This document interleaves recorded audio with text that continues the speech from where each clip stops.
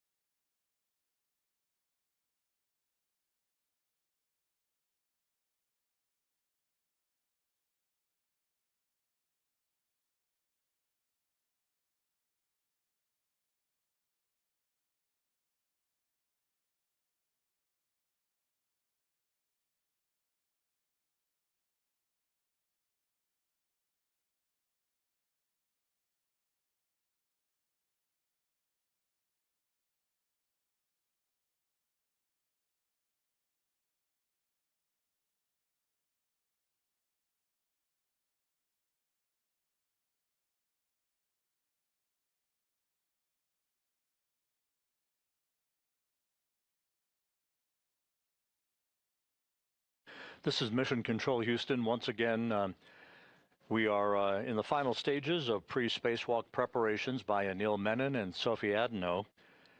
They will be exiting the Quest airlock to begin the 282nd spacewalk in support of space station assembly, maintenance, and upgrades. We're running some minutes ahead of schedule.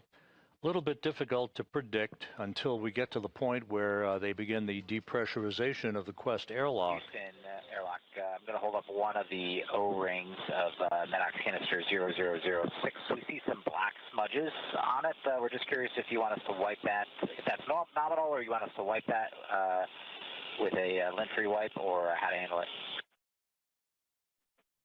And stand by, we are in a KU transition, so about 20 more seconds and we'll be able to see it.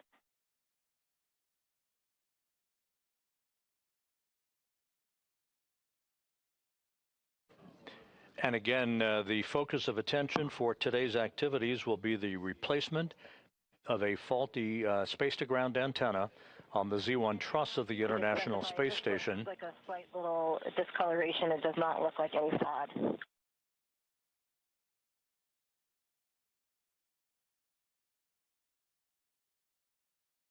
Okay, we copy. Stand by.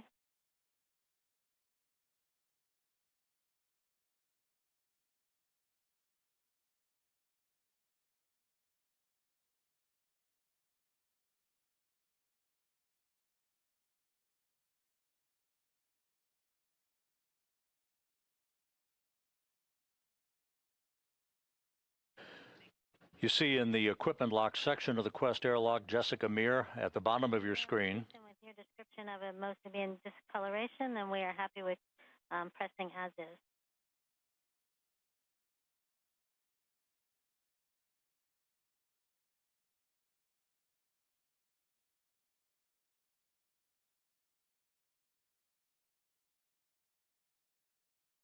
Copy. Jessica Meir and Jack Hathaway are assisting Anil, Menon, and Sophie Adenot in their pre-spacewalk preparations. A short time from now, they will mount devices called SAFERs. Those are simplified aid for EVA rescue backpacks on each of the crew members. Those are jet-powered backpacks that would be used in the highly unlikely event that the crew members would become untethered outside of the Quest airlock during their spacewalk activities. They would have a means to propel themselves back to structure and back to the safety of the International Space Station. Once the SAFER units are installed, the two crew members will be moved inside the outer section of the Quest airlock. That is the crew lock section. The hatch that you see right there at the hatchway, that hatch will be closed and sealed, and the two spacewalkers, Menon and Adenot, will then conduct final communications checks and final suit systems checks before they switch their suits onto internal battery power to mark the official start of today's spacewalk. We have about a 5.5-minute animation that will be showing momentarily that will detail all of the activities associated with today's excursion to replace a faulty space-to-ground antenna. Our day will start with EV1 in red stripes and EV2 in white. Crew will egress the International Space Station from the airlock and will both be carrying a tool bag. EV1 will translate to an external pallet forward of the airlock to retrieve a foot restraint that they will take as they translate starboard to set up and ingress the Space Station Robotic Manipulator System, or robotic arm, from the S1 truss. Once EV1 is ingressed, the robotic arm will back off from structure and then maneuver the crew up and over the main truss to the space-to-ground antenna, or SGANT, worksite. Meanwhile, EV2 will translate aft and zenith around the airlock to the Z1 truss. Here, EV2 will set up the worksite to remove and temporarily stow the failed SGANT antenna. Next, they will translate up the antenna boom to prepare the SGANT for removal. Shortly after, EV1 will be arriving on the robotic arm. The two crew will work together to install locks over the antenna's gimbals to restrain it from motion during handling.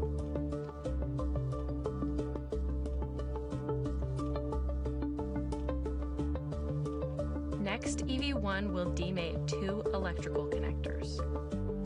The crew will then work together to release 4 bolts holding the antenna to the boom. EV1 will remove the SGANT from the boom back away from the worksite. EV2 will translate down the boom to the temp stow location.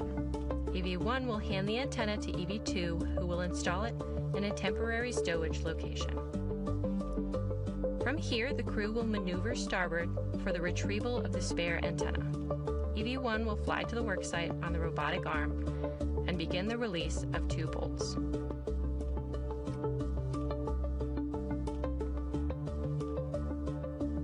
EV2 will translate along the truss to this worksite and assist EV1 with release.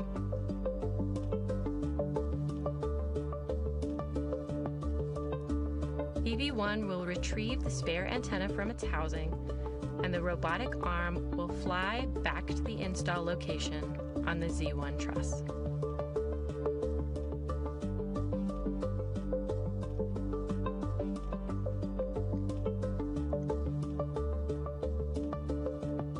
EV2 will translate back along the truss the same way they came, passing by the airlock on the way.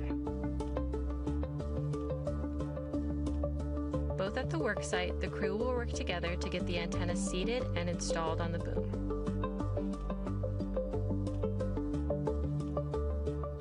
Next, the two crew will release and remove the 2 locks from the spare antenna's gimbals and install a thermal cover.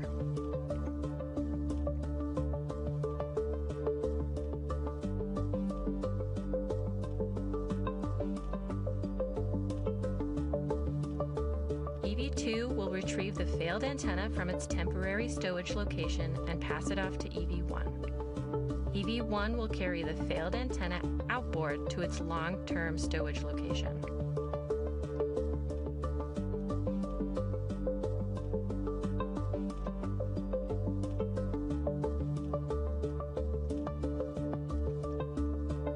EV2 will work to clean up the Z1 worksite before heading back outboard. EV2 will drop off the tool bag at the airlock before continuing translation to the failed antenna install. Crew will work together to get the failed antenna stowed and 2 bolts installed.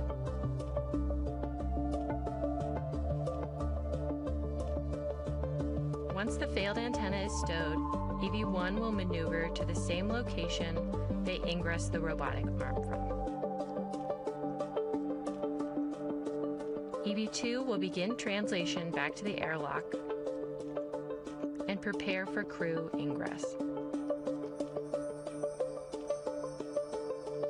EV1 will egress the robotic arm and remove the foot restraint, which they will be stowing on an equipment platform nearby.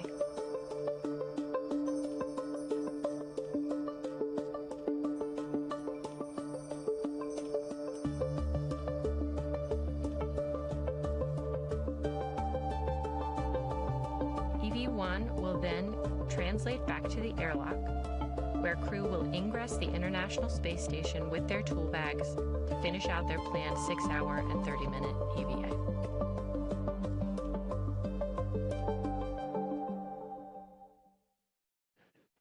And that was a look at today's activities for Anil Menon and Sophie Adenot, the NASA astronaut and the European Space Agency astronaut who will be venturing outside of the Quest airlock a short time from now to begin the 282nd spacewalk in support of space station assembly maintenance and upgrades.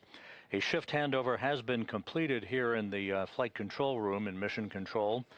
At the bottom of your screen, you have Flight Director Chris Dobbins, who is the flight director for today's spacewalk. To his left is Chloe Mering, the flight director who will preside over the next spacewalk on August 25th that will see crew members go outside the Quest airlock for the third time this month to conduct a variety of different tasks in reconfiguring systems and electronics on the outside of the station. But today's focus of attention is the replacement of this faulty space-to-ground antenna that was first delivered to the station on the STS-127 mission in 2009. It has been parked on ESP-3, the external stowage platform number 3, on the outside of the space station, the only spare space-to-ground antenna that remains available for use on the station.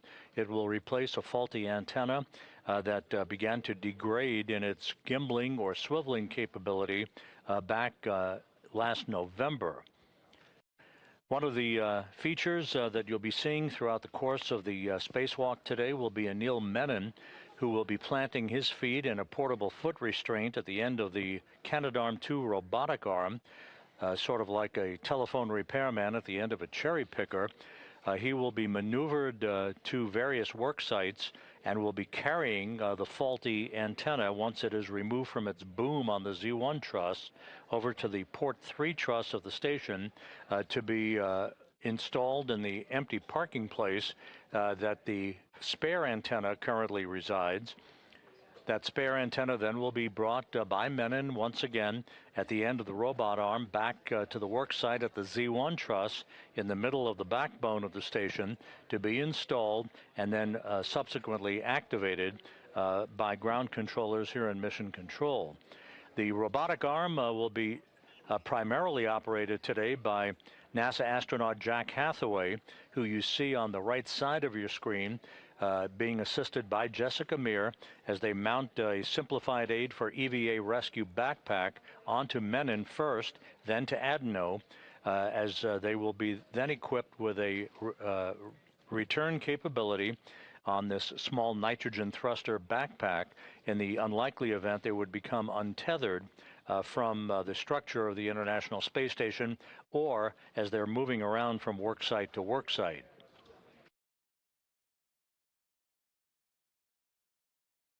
Earlier today, the crew was breathing pure oxygen to cleanse the nitrogen out of their bloodstreams, preventing any event of decompression sickness from occurring once they step out into the vacuum of space. They also conducted a light exercise period where they moved their lower extremities back and forth to increase their metabolism, thus hastening their ability to remove that nitrogen from their bloodstreams. All of that went very well, and the crew is just moments away now from being moved inside the Quest airlock, the outermost section of the two-section Quest airlock, to hook themselves up and prepare for placing their suits on battery power that will mark the official start of today's spacewalk.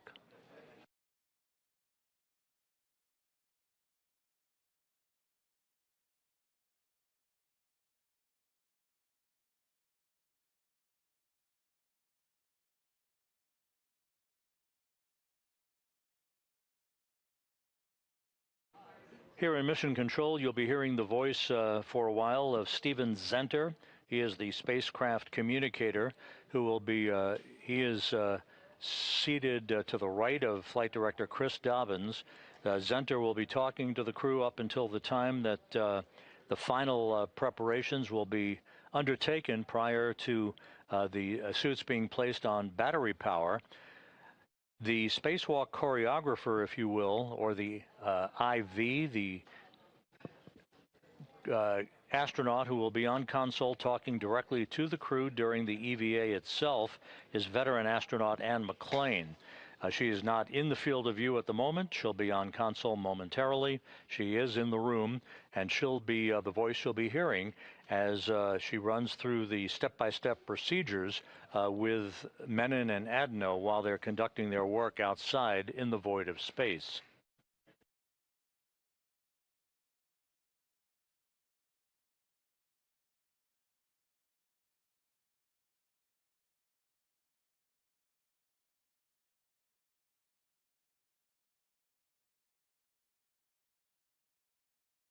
Once the crew lock section is depressurized, it will do so in a multi-step fashion, going first down to about 5 pounds per square inch of pressure in the crew lock from 14.7 pounds per square inch.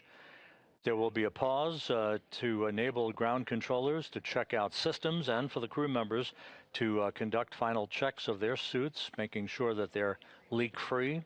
The suits underwent a leak check earlier this morning, and both suits were found to be in good shape, no leaks, with all of the systems operating as they should. Once that momentary pause in the depressurization of the crew lock is conducted, the depressurization then will resume down to vacuum, enabling the two crew members to open the outer thermal hatch and then the hatch on the crew lock section prior to placing their suits on battery power.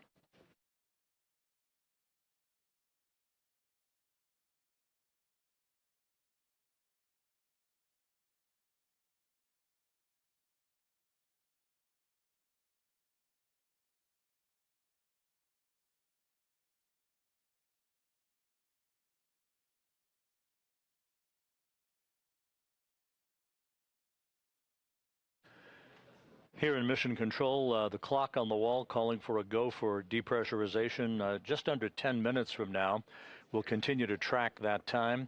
Once the depressurization begins, which is implied to start at about 6:36 a.m. Central Time, it will be about 30 minutes or so before we actually begin the spacewalk that is marked officially by the suits being placed on battery power. That puts us about 25 or so minutes ahead of the timeline, but we'll continue to track the official start time for you as we get a bit closer.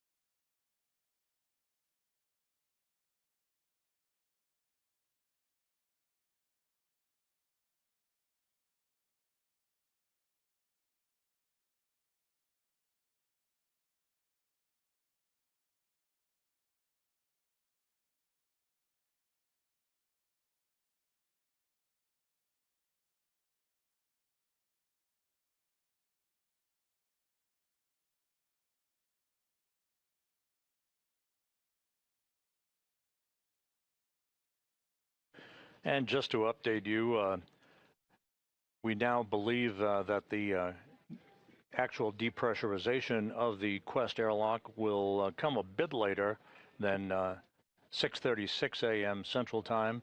As you can see, Anil Menon wearing the suit bearing the red stripes on his legs as EV1, or extravehicular crew member number 1. He has moved into the crew lock section of the Quest airlock. Sophie Adenot, still in the equipment lock. She'll be outfitted with her safer backpack shortly and will join Menon in the crew lock just a few minutes from now.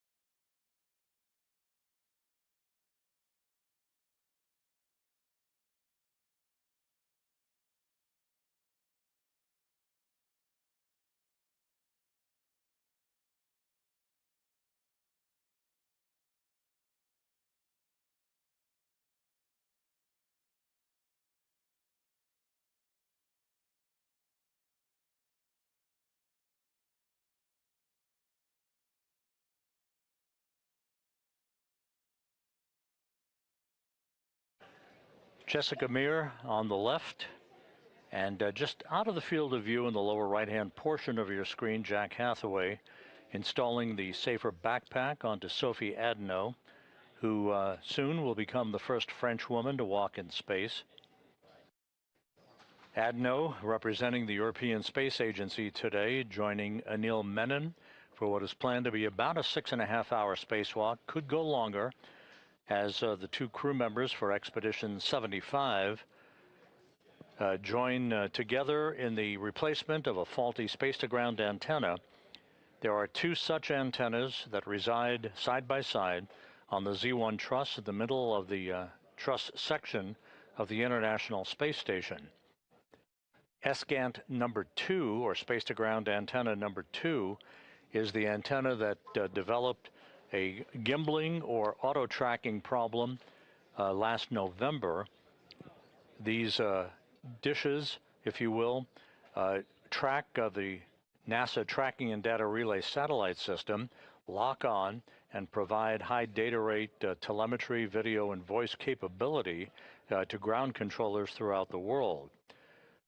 Since the problem with ESCANT number 2 cropped up last November, the ground control team switched over to the use of ESCANT number 1, and that has been functioning just fine. But in order to restore full redundancy to the system, we are replacing ESCANT number 2 with a spare that resides on external stowage platform number 3, one of 3 such spare parts platforms on the outside of the space station. ESP3 is located on the P3, or Port 3 truss of the International Outpost. Once the two crew members exit the Quest airlock, they will check their tools and tethers and make their way over to that work site to begin setting up for the removal of, first, at the Z1 truss, they'll set up for the removal of the faulty antenna that will be parked along a handrail, and then we'll move to the P3 truss to get the spare antenna, and maneuver it back to the Z1 truss for its installation on the boom and the hookup of cables and connections. You'll be hearing a lot today about bolts. The pistol grip tool, the space age power tool that is used to unbolt and bolt a variety of bolts and connectors on equipment outside of the International Space Station. You'll be hearing a lot about gimbal lock bolts, bolts to release the failed space-to-ground antenna from its boom, bolts to release the spare from ESP number 3, and to work the process in reverse with the installation of the new antenna and the parking of the faulty antenna on ESP3, where ultimately it may be returned to Earth for upgrades and repairs.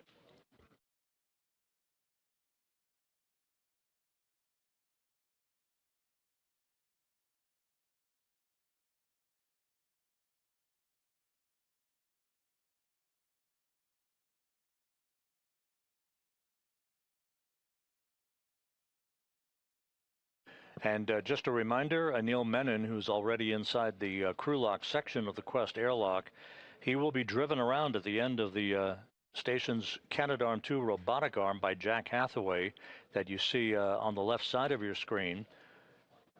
Hathaway will be the prime robotics operator once Menon has gone outside and planted his feet in a portable foot restraint that will be attached at the end of the Canadarm2.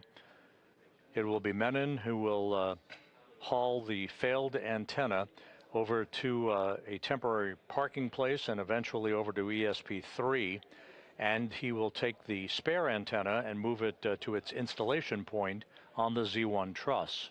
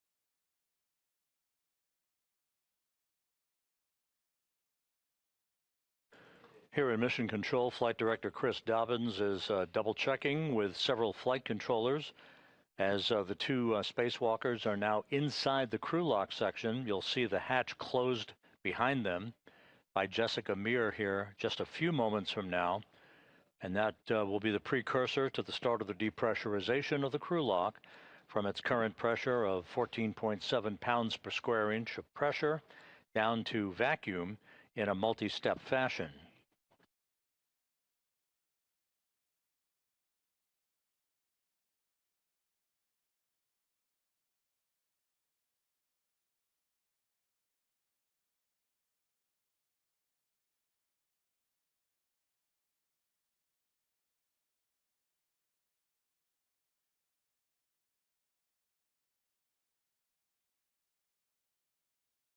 The flight control team are reporting back to Chris Dobbins that everything is in order, no issues being worked whatsoever, either with suits or systems, and so we're just standing by for the final few procedures to make sure that the two spacewalkers are comfortable inside the crew lock section and in the right orientation for when the hatch is closed behind them.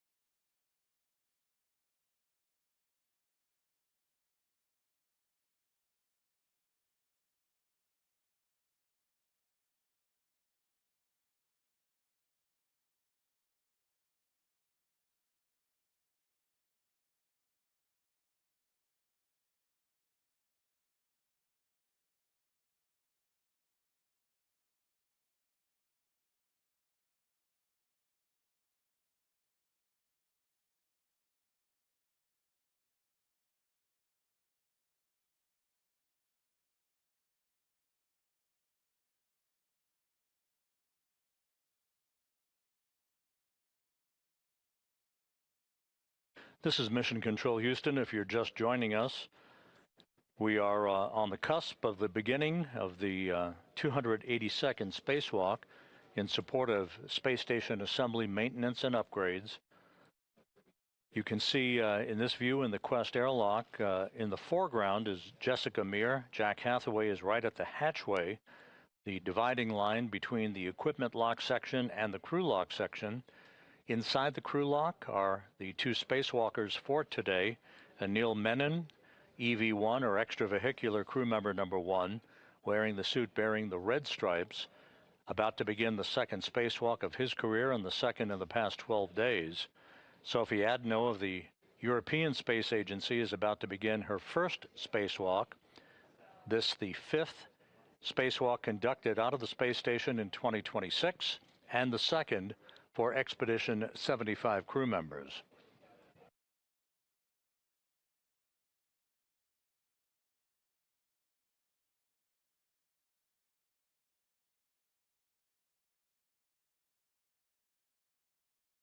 And for those of you who are just joining us, we mentioned this earlier, but it bears repeating. The spare space-to-ground antenna that is going to be installed to replace the faulty one today was delivered to the space station some 17 years ago in July of 2009 on the STS-127 mission and installed on a spare parts platform called ESP number 3, external stowage platform number 3, by Dave Wolf and Tom Marshburn. The antenna that is being replaced, the one that's faulty, was delivered on the STS-132 mission in May of 2010 and installed during an EVA by Garrett Reisman and Steve Bowen. So a pair of legacy hardware in play today as we work to restore full redundancy to the high data rate communications capability for the International Space Station.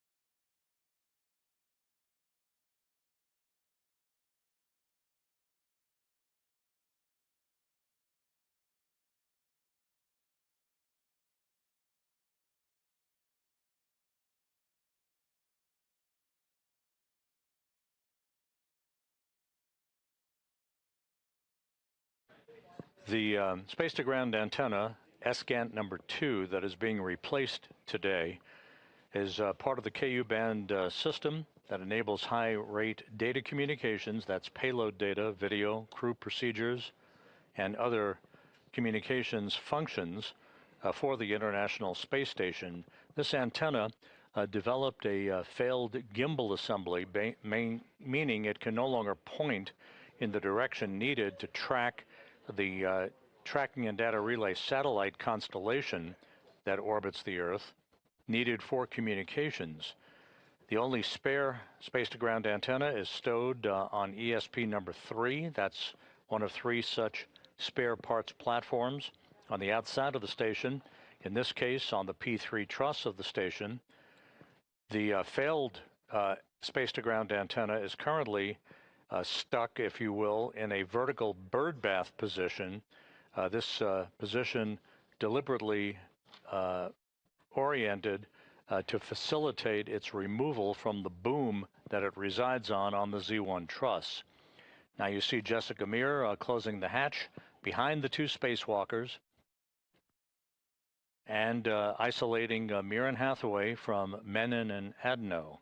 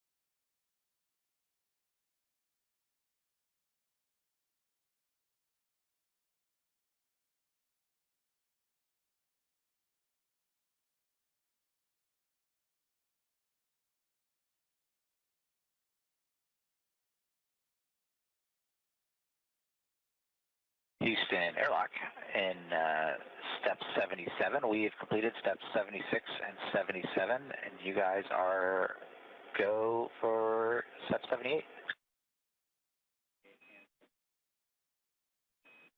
We copy, Jack. Step 78 and 79 are in work.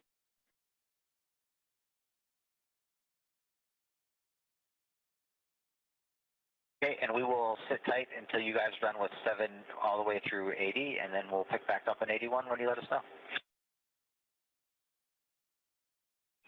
Copy, those are in work.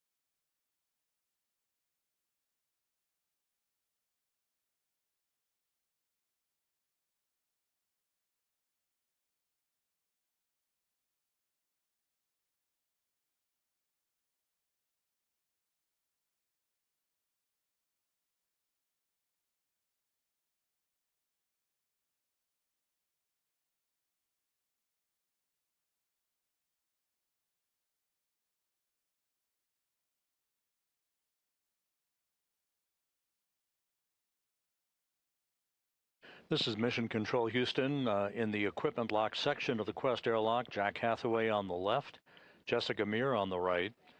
They have moved the two spacewalkers for today, Anil Menon and Sophie Adenot, into the crew lock section that's behind the hatchway that you see there.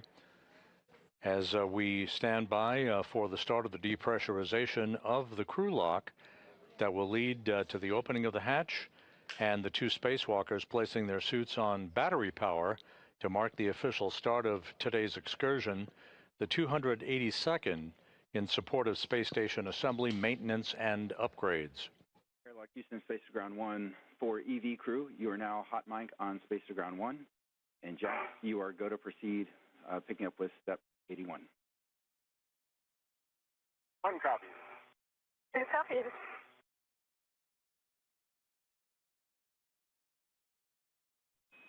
And we hear you both.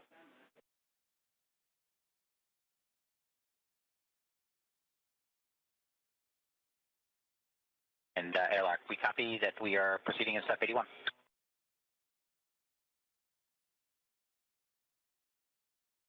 Sophie, I want you to just look and not touch. Can you check on the UIA that the depressed pump power switch is indeed in the off position? Depressed pump power off OSS. Verify that the depressed pump enable LED is on ON. Say again. Verify the depressed pump enable LED is illuminated, is on ON. Naval LED is on ON. Okay, and Houston airlock, we're waiting for your go to do the crew lock depress cue card in step 84. Stand by for about 30 seconds.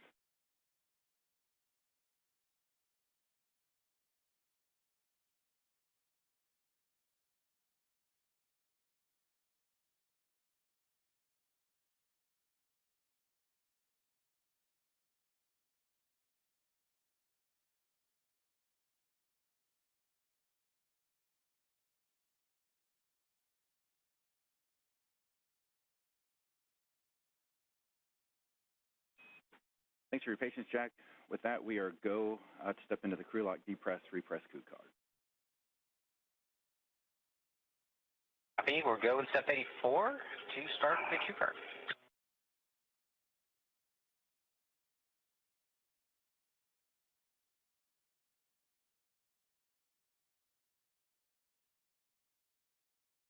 Sophie, I am on the crew lock depress cue card. Step 1 on the UIA. Go ahead and take the depress pump power switch to the ON position. Depressed pump power on ON. All right, we're going to wait for 10 seconds, and then I'll give you your next step. Copy.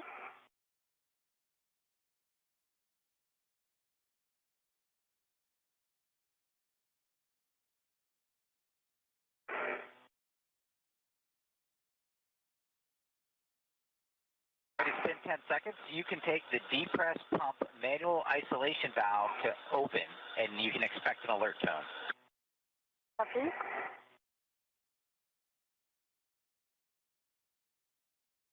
Manual ISO valve open. Copy, it's open. You guys can monitor your suit P gauge and make sure it stays below 5.5. If it gets up there, then let us know. TV2 copy. One copy. And with everything going very smoothly, the depressurization of the crew lock now underway. This will be done in a two-step fashion, first down to 5 pounds per square inch of pressure, and then finally down to vacuum. That will enable the two crew members to open the outer thermal cover and the hatch to the crew lock before placing their suits on battery power. So if I turned on my lights just for... Yeah, I'm doing the same. This is my box. Thanks.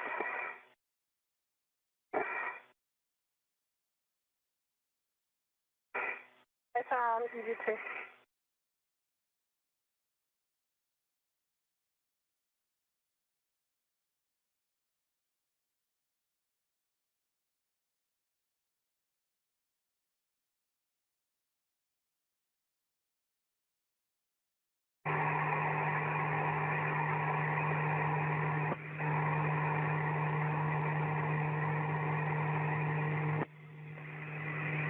With the start of the depressurization of the crew lock underway, we are estimating a start time almost right on the pre-published time of about 7:35 a.m. Central Time, 8:35 a.m. Eastern Time. We'll continue to track that start time for you as we get a bit closer.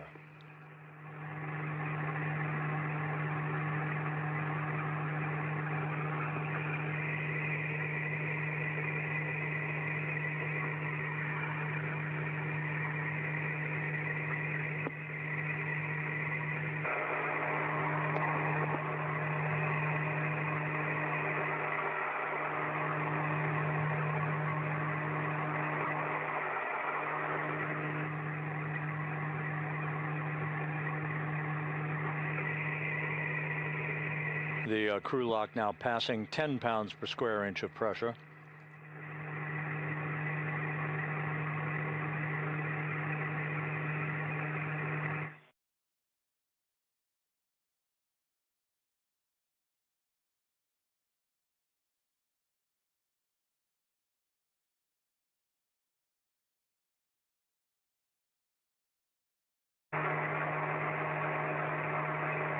What's happening?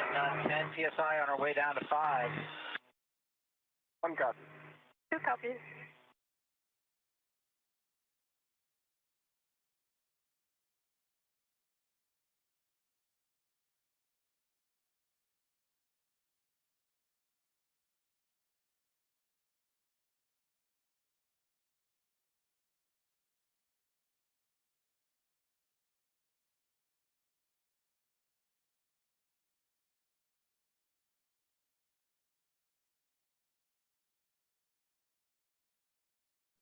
As the depressurization of the crew lock continues, the International Space Station is flying from southwest to northeast across the Pacific Ocean, just about to fly directly over Samoa.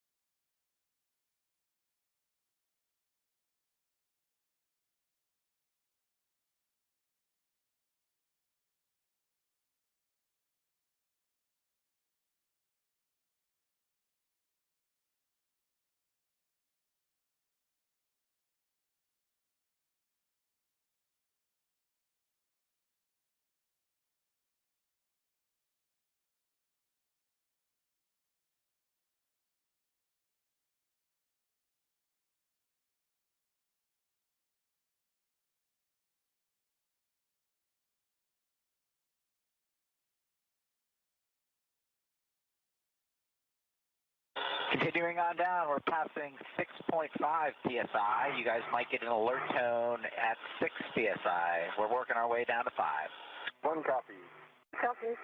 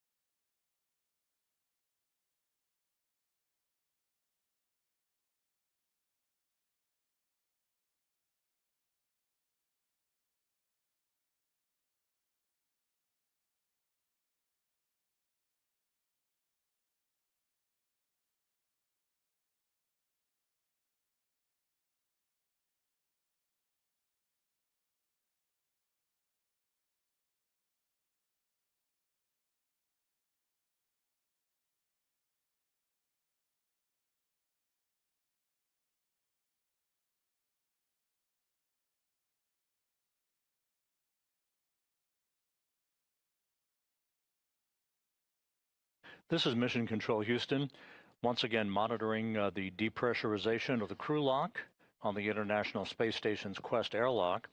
You see Jack Hathaway in the equipment lock as he keeps a watchful eye on the 2 spacewalkers who are behind that hatchway.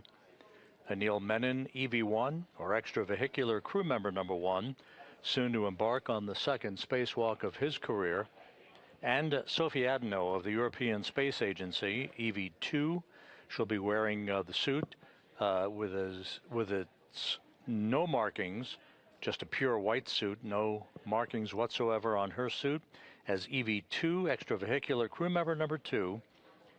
Menon will be first out of the airlock, followed by Adenot. They will set up their tools and tethers, turn on their helmet cameras, and then begin to make their way over to start the process of removing the failed space-to-ground antenna that is sitting on a boom on the Z1 truss of the International Space Station. 2 space-to-ground antennas reside on the station who live side by side to each other. The failed antenna will be replaced by a spare that is housed currently on external stowage platform number 3, ESP number 3, that is on the P3 truss or port 3 truss of the International Space Station. You'll reach out and put your hand on the depressed pump manual isolation valve and take it to close. You should get an alert tone. Depressed pump man isolator valve is closed. All right, glad to hear that. Now we're going to get into a leak check. So both EV1 and EV2, if you'll take your display switch to status until you see a leak check question mark, and then a long yes to execute, follow the displayed instructions, and let us know when you're done. Copy. 1 copy.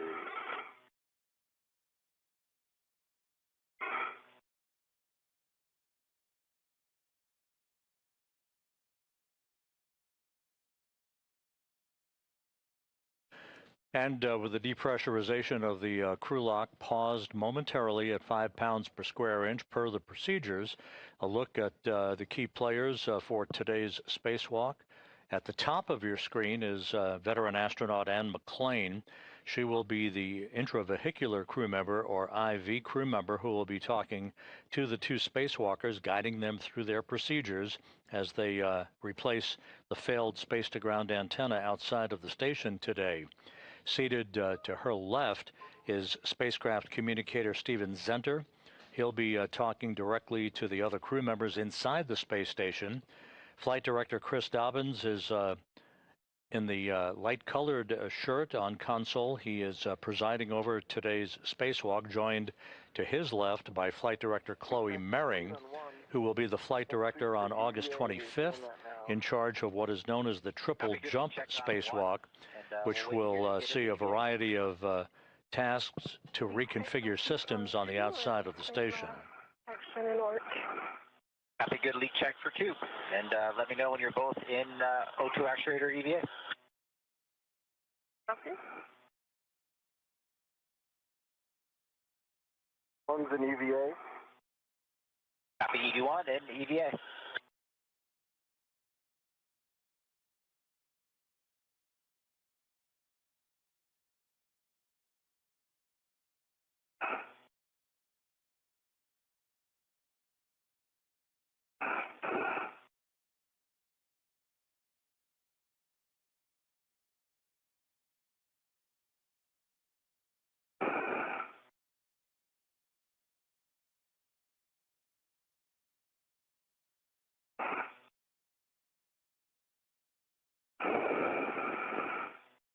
EV2, EVA.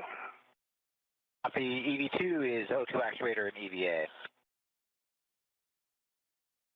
All right, next step, we're going to continue the depress. EV2, take the depress pump manual isolation valve to open. You can expect an alert tone. Depress pump man ISO valve open. Copy, the man isolation valve is open. I'm taking the emergency MPAD out here to the open position as well. And if both EV1 and EV2, monitor your suit P gauge. Make sure it stays below 5.5, and if it gets up there, let us know. 1 copy. 2 copies.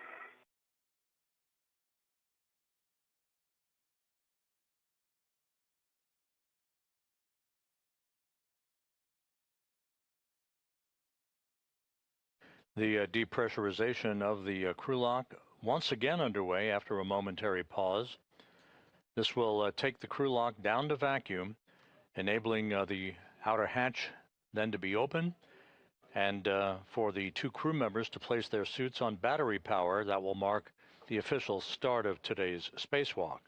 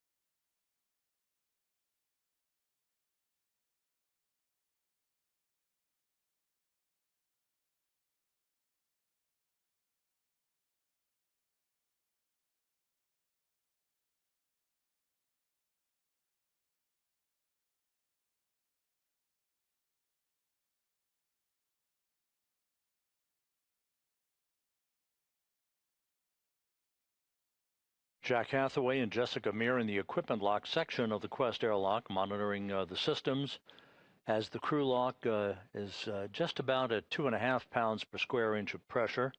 Once again, moving steadily towards vacuum.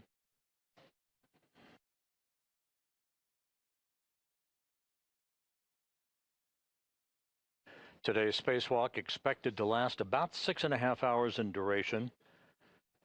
There is a lot of work with pistol grip tools, the power tools that will be used to unbolt and rebolt a number of connectors and points on the space-to-ground antennas to remove the failed antenna from its boom on the Z1 truss of the station, and to replace it with the spare antenna that currently resides out on the port 3 truss of the complex. We are decreasing through 2 psi. It's time to take the depress pump off. So, Sophie, if you would take the depress pump manual isolation valve and take it to closed, please. It is depress pump man ISO valve closed. Copy, the isolation valve is closed, and on the UIA, take the depress pump power switch to off, OFS. In work?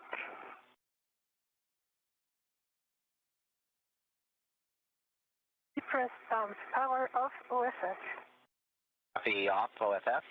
You guys are awesome. You're going to crush it out there, and we will be here waiting for you in a couple hours to bring you back inside. And with that, Houston, and you got them. Jack and Jessica, nice job getting the crew ready. Anil and Sophie, it's game day. We are on step 11, and we're ready for your initial tether config. Good to hear your voice and ready to do some work. Thanks, Jack and Jessica, and here goes the tether config. I'll start with mine, but on the left side, I have a D-ring extender that's connected to a waist tether. The small hook is closed lock black on black, and the large hook is connected to that D-ring extender, so it forms a loop, and that large hook is unlocked. On my right side, I've also got a D-ring extender. The small hook is closed lock black on black, and the large hook is on my MWF unlocked. And then on the right side, the red hook goes direct. My D-ring, closed lock black on black, and that goes to the red reel unlocked. And on the red reel is the green hook, closed lock black on black, and the yellow hook goes to the green reel. It is closed lock black on black, green reel is unlocked, and the anchor hook is on my MWF. I've also got Sophie's anchor hook on my red reel, closed lock black on black, and I'm going to hand it over to Sophie to start her tethers and connect them up where I left off. Copy, Anil. Thank you very much. So I'll start with my left. I have a D-rig extender on which there is a small hook of the waist tether, gate closed, locked, hooked black on black.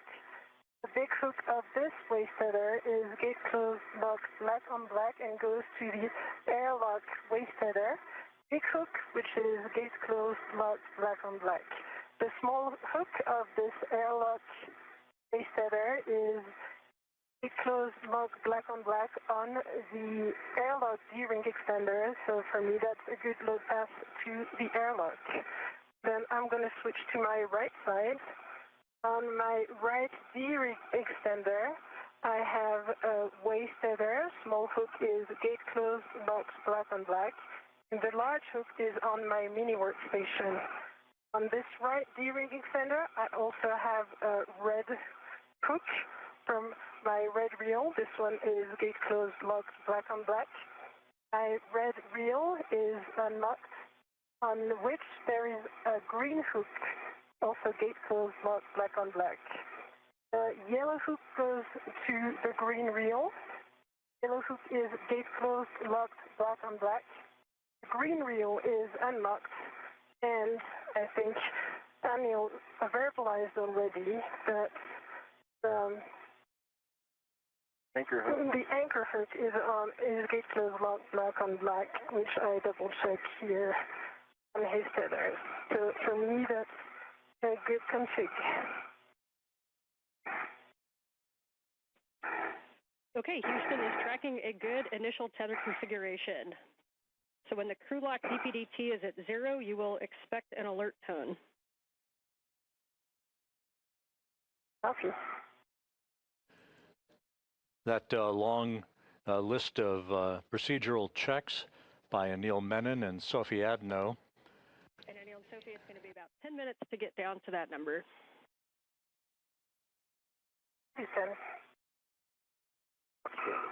You're hearing the voice here in Mission Control of veteran astronaut Ann McClain, who has taken over spacecraft communications duties. She is standing there in the lavender jacket. She will be talking directly to the two spacewalkers, guiding them through their step-by-step procedures as they replace a failed space-to-ground antenna on the Z1 truss of the International Space Station. The spacewalk officer for today's spacewalk, Sandy Fletcher, here in Mission Control, happy with the tether configurations that were reported by Menon and then Adenot just a moment or two ago as the precursor to the crew lock going down to full vacuum. That will occur momentarily, setting the stage for the opening of the outer hatch and the suit's being placed on battery power to mark the official start of this 280-second spacewalk in support of space station assembly, maintenance, and upgrades.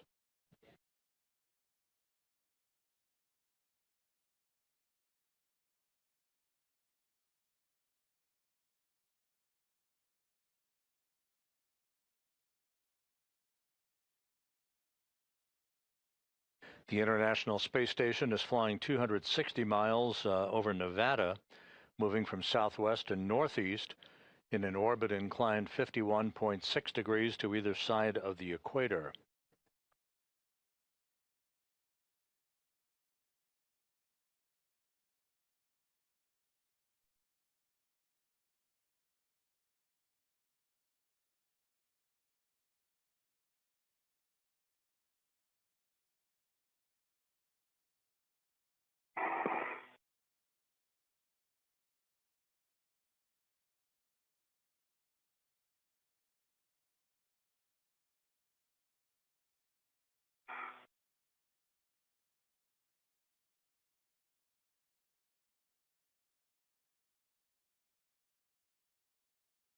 The space-to-ground antennas that are the subject of today's spacewalk activities, there are two of them that auto-track, if you will, basically move or swivel to point themselves in the direction of the tracking and data relay satellite system, part of the Ku-band system that enables high data rate communications for payloads, video, crew procedures, and other systems on the International Space Station. The failed antenna, first identified with degraded performance last November. Sophie, the depress is looking good. We're just under 1 PSI, and reports from the EVA group is that was one of the clearest tether configs that they have ever heard. Off to a good start, Ann. Thank you. Thank you. And McLean reporting a good report card for the two spacewalkers on their tether configurations before they venture outside of the crew lock into the void of space. The failed space-to-ground antenna, which first exhibited degradation in its performance back in November, has a failed gimbal assembly, meaning it can no longer point in the direction of the TDRS constellation that's needed for proper communications. So the spare space-to-ground antenna, which is on external stowage platform number 3, out on the port 3 truss of the station, will be brought into play today, first delivered to the station on the STS-127 mission back in 2009.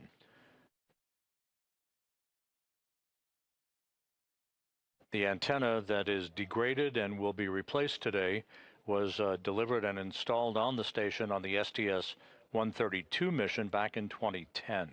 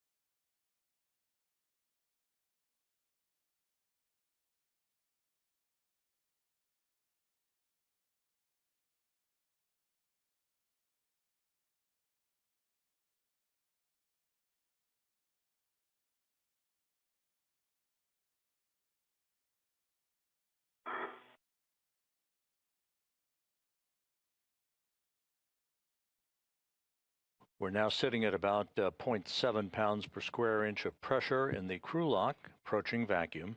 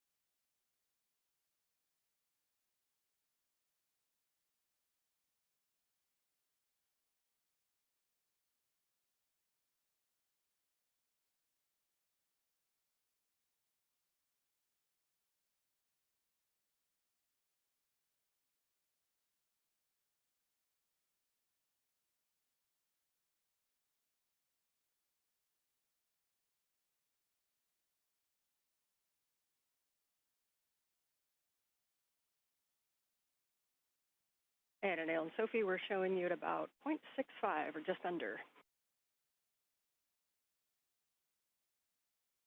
Good copy.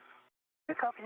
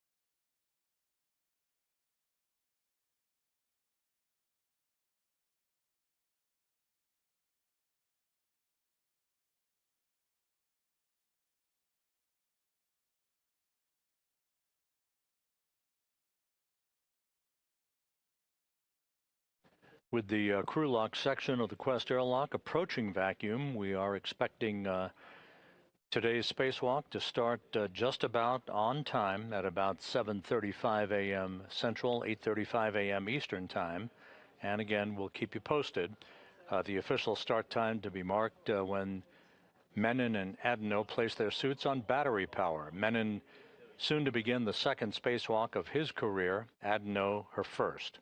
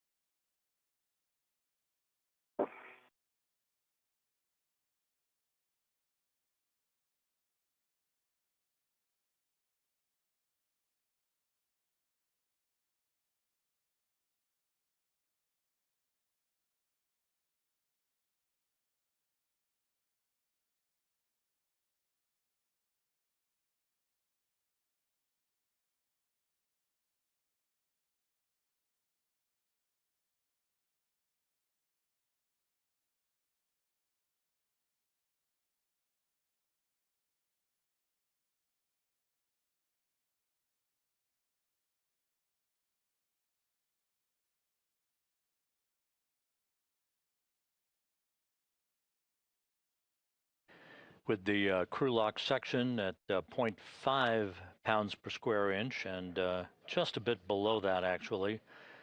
The spacewalk officer here in Mission Control, Sandy Fletcher, is good to proceed with the next series of steps, final communications and leak checks prior to the time the crew places their suits on battery power to mark the official start of today's excursion.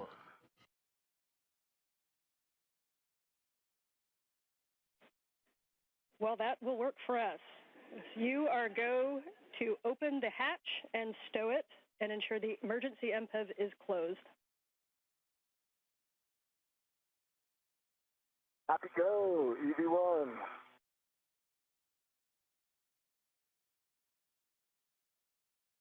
And Anil, you don't have to worry about that. And The MPEV, that's for Jack.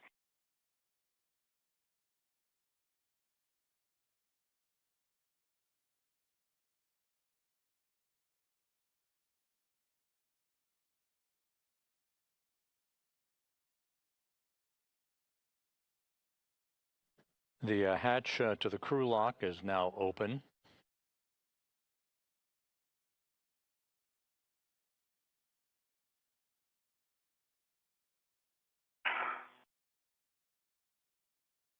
All right, open and stowed. Standing by for the crew to put their suits on battery power. I put down my visor. Copy, visor down, EV2.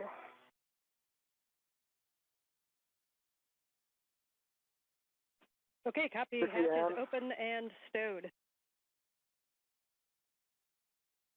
Confirm, EV1. Okay, we are now moving into post-depress. On your DCMs, switch power to BAT, stagger your switch throws, and expect a warning tone. EV1 is going to go first. Confirm. That. Okay, EV2 going now. That.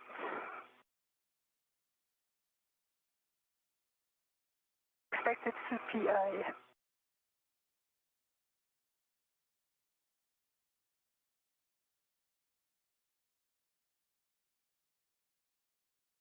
And for EV2, Sophie, did you say that power is BAT? Power is BAT. I have CPI. What's expected? Copy EV1 and 2, powers to BAT and suit PI message. And that is expected, you're right. At this time, you can switch your display to Pro and verify a functional display. EV1 sees functional display. EV2 functional display. Copy, step 3. On the UIA, EV2, Sophie, switch power EV1 and 2 to off, OFF. And check that the LEDs all 4 go off. Copy. In work. EV1 power off, OFF. And 2 LEDs off. EV2 power OFF and 2 LED off. Copy. Step 4, for both crew, you can remove your SCU from your DCM. You'll install your DCM cover and stow the SCU in the pouch with your pouch Velcro closed. This is Mission Control Houston, with Menon and Adenot having placed their suits on battery power. The official start time for today's spacewalk, 7:29 a.m. Central Time, 8:29 a.m. Eastern Time. The 282nd spacewalk in support of space station assembly, maintenance, and upgrades now officially underway. Start time, 7:29 a.m. Central, 8:29 a.m. Eastern Time.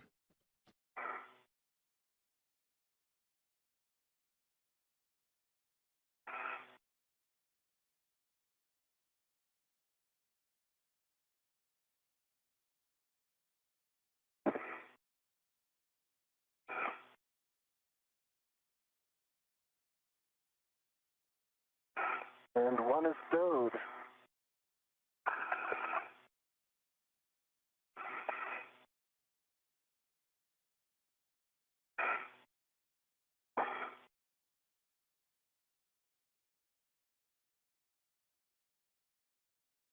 Anil Menon will be first out of the airlock, followed shortly thereafter by Sophie Adenot.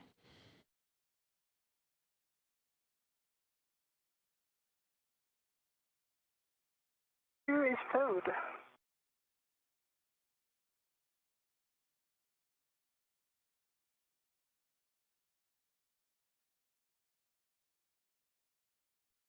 For EV2, Sophie, we understand SCU is disconnected and in the pouch. SCU is disconnected and in the pouch. Copy, thanks. And we'll wait on EV1 to proceed. EV1 is disconnected and in the pouch. Copy, and can you both verify that your DCM cover is installed? DCM cover installed. DCM cover is installed. Copy. EV2, Sophie, check that the deep press pump man ISO valve is closed. Press pump man ISO valve closed. Copy. Both crew, on your DCM, take your temp control valve to max hot, which is lower numbers. Good opportunity to use the mirror.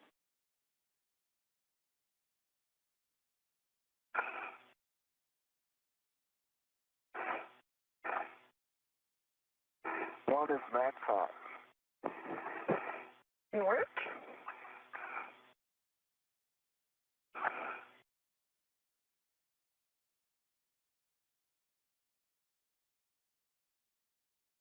To max hot. Copy. Both crew and max hot. You can switch water on ON. On, water on. Water on, ON. Copy. Both crew, water on.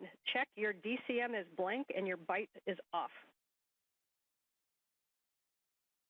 EV1, DCM blank, bite off. EV2, DCM blank, bite off. Copy. This time you can set your temperature control valve as desired. Please report those settings, and a reminder throughout the EVA to let us know if you make TCV changes, and best practice is not to do large changes over 2. 2 copies. 2 copies, TCV 5. TCV 6 on 1.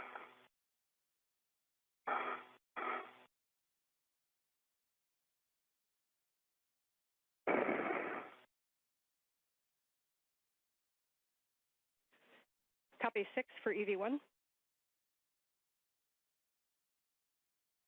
And EV2 had 5. Yep, 5 for EV2.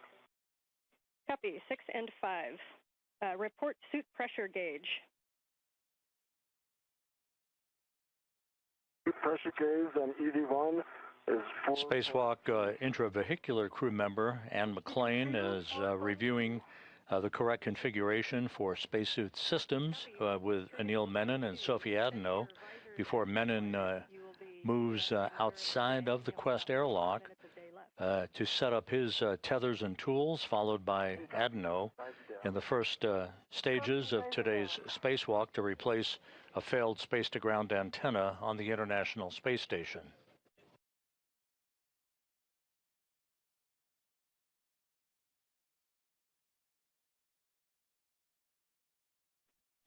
And standby 1 while we check suit data.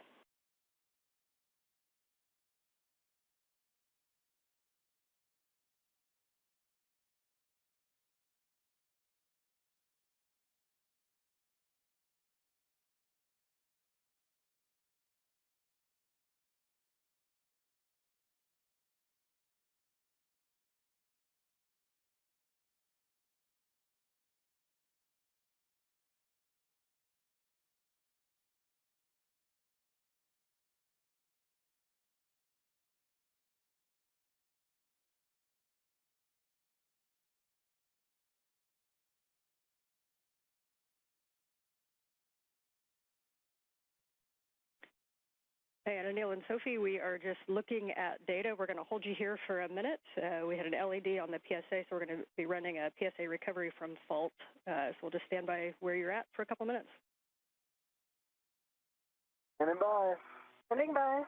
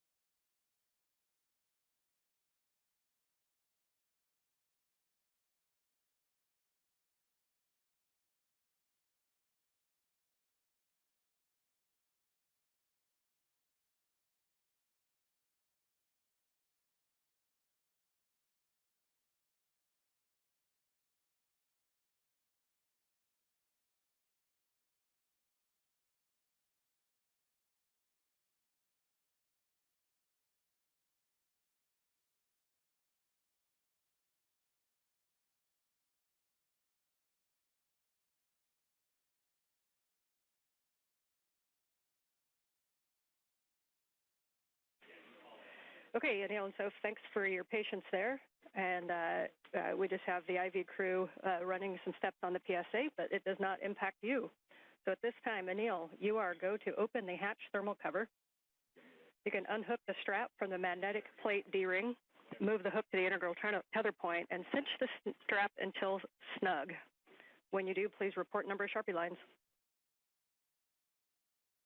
Hey. Opening the thermal cover now.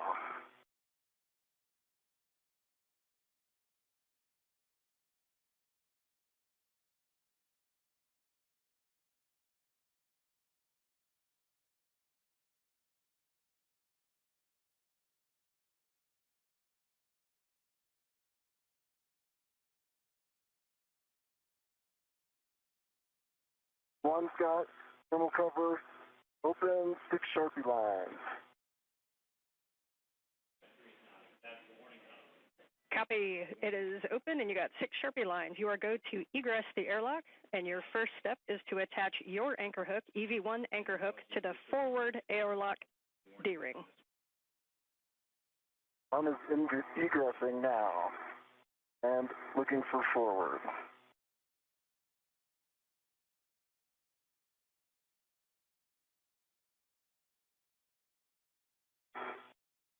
Okay, your tethers are looking good from here and all good. It is.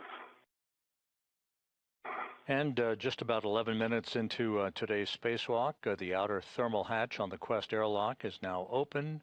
We'll be seeing Anil Menon exit the airlock momentarily, followed by Sophie Adenot, who is now the first French woman in history to conduct a spacewalk on behalf of the European Space Agency. Will do. Crew look back number 1. Dan, I've got my safety tether in the forward airlock D-ring. That anchor hook is closed lock, black on black, giving me a good load path to structure. Copy and concur. You can now attach the EV2 anchor hook to the aft airlock D-ring.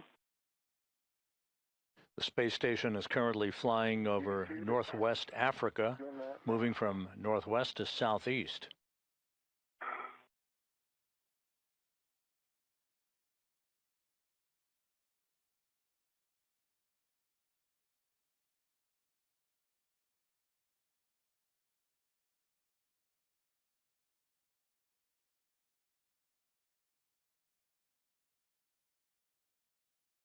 And EV2 is on the aft D-ring, closed lock, black on black, giving Sophie a good load path to structure. Sophie goes to unlock her waist tether, and I will get in position for that crew lock bag 1.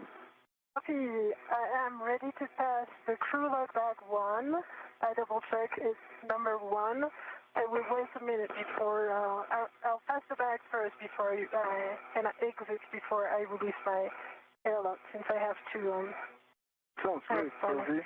I'm going to get my BOT ready. Yep.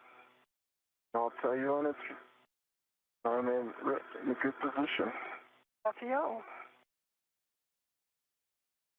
And we concur with all your words. Great teamwork. And Anil, eventually you'll go on the forward side. And then, Sophie, as you release the crew lock bag to him, please just let us know if you are leaving the large small in the airlock or if you're taking the large small with the crew lock bag.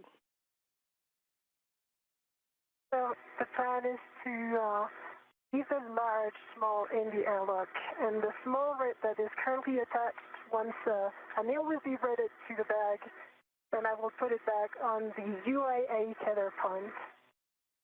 Hey, Sophie, I'm reaching for the bag. I see you. I see you have control of the bag.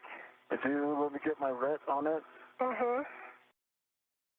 That is Anil Menon, who's just outside of the Quest airlock, receiving the crew lock bag with tools and other equipment needed for today's replacement of the space-to-ground antenna on the Z1 truss of the station. Put this on my BRT, and then I will clear some space, or I'll get ready for that RU bag.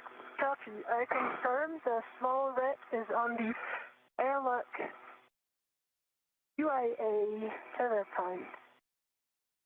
Great to hear. And I'm getting ready for the bag, but take your time for the medium RU bag. Be back. Give me a second to get this VRT squared away. Sure. Take your time.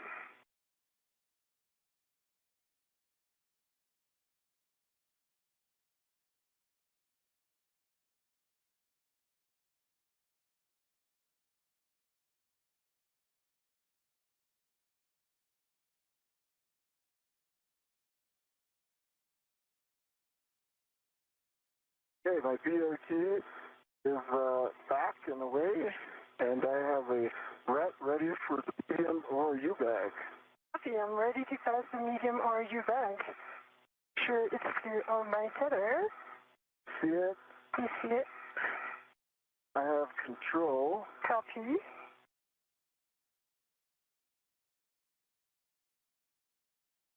I now have a rat on the handle. Copy. And let's see. Let's see the airlock rat. I'm going to shake it. It's right here, right? Yes, I confirm. Okay. It's coming off. I'll tell you when it's released. I am ready. Okay, it's coming back to you. Copy. I have the rat. You have the rat. Yep. Okay, I'm clearing some space.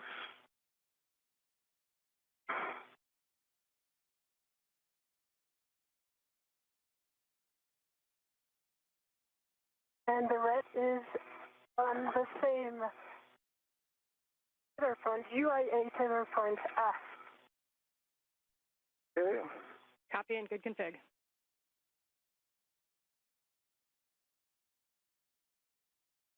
And I am ready to egress whenever you give me the go. You have the go. Copy. Egressing now.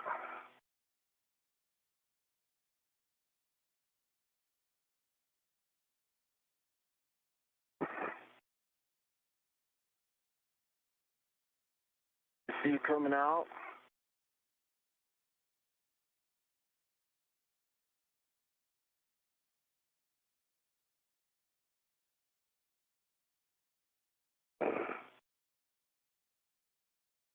Your hands.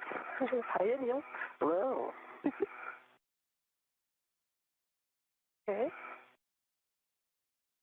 I am going to the aft side. I already have a local, so I keep it. And now I'm putting my end effector. All right, I'm out. I'm ready for the body check. Oh, maybe before. Yeah, I'll take my bag before. Yeah, that's true. As you like. That's a good idea. Okay, I'm just move some tangles here.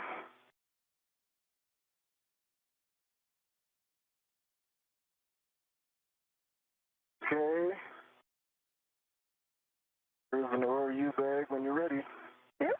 for my VRT. Good time. Nice egress. We can see both of you on the camera, and you guys are looking great.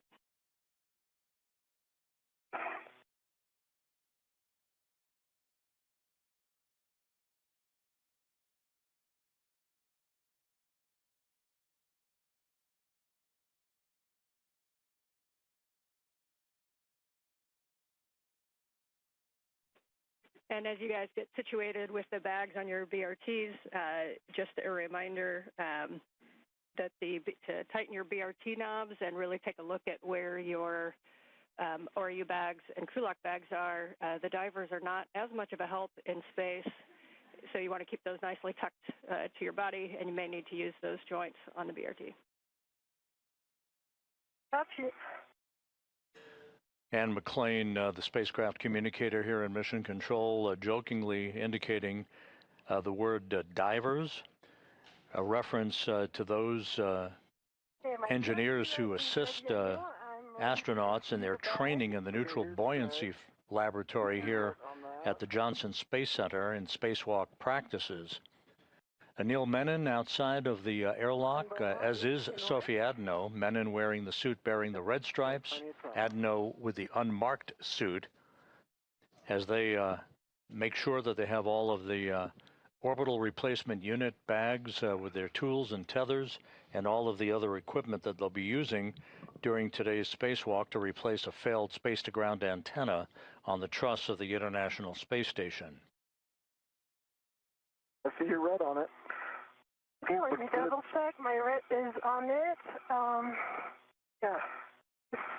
I'm just going to put the large hook where I expect it to be. Like here. Here it goes. I'll let you release my ret. Yeah, I'm ready to release your ret.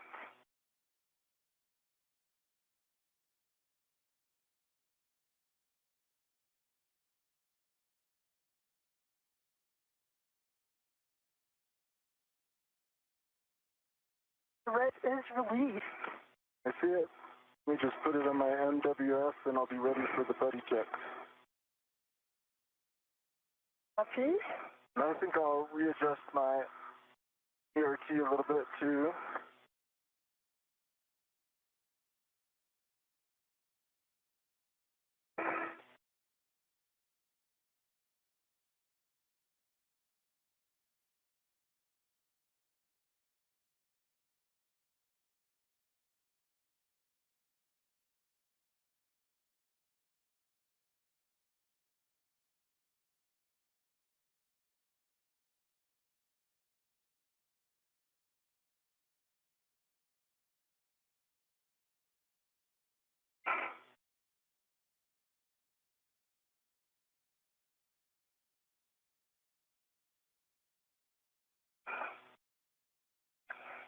Okay, just want to make sure my tethers are on the right side of the ERT and it's in work.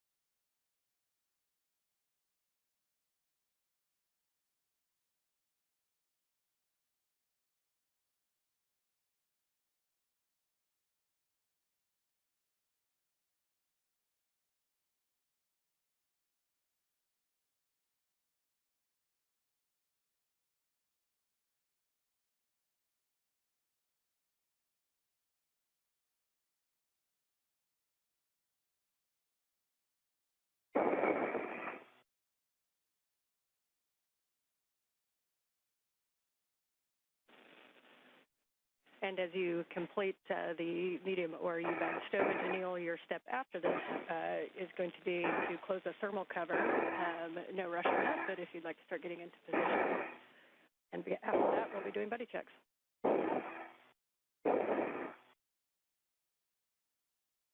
Yeah, in order for him to close the thermal cover, I will need to change my status position. Standby 1, I've got it. I'll just hold the thermal cover here. Yep.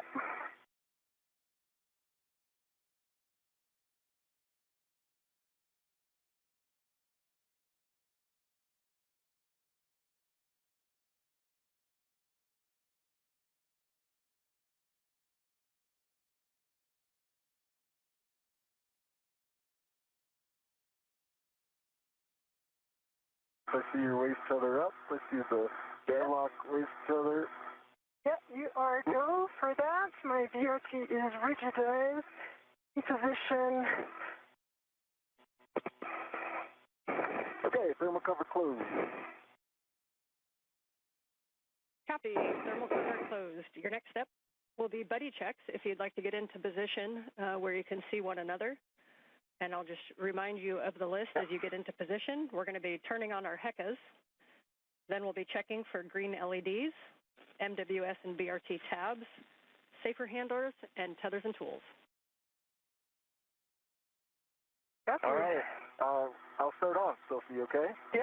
I see one green light. I see your 4 lights, headlamps are on, just confirming that for you. I see your 2 safer handles are down, and I see your 3 tabs are up. Taking a look at your tools and tethers now, and while I'm doing that, think about your hat and gloves. Okay, my hat is dry and gloves are baseline nominal. Tool and tethers look good. The only thing I have for you is your left waist tether. It goes off of your D-ring extender on the outside of your BRT to that circular handrail. Yeah, so I see that. just be aware when you take it down on the outside. Yep, I see that, and for now I will leave it like this because it decouples from the tethers. Let me check for you. I see one good green HECA light. I see your 2 helmet lights, nominal.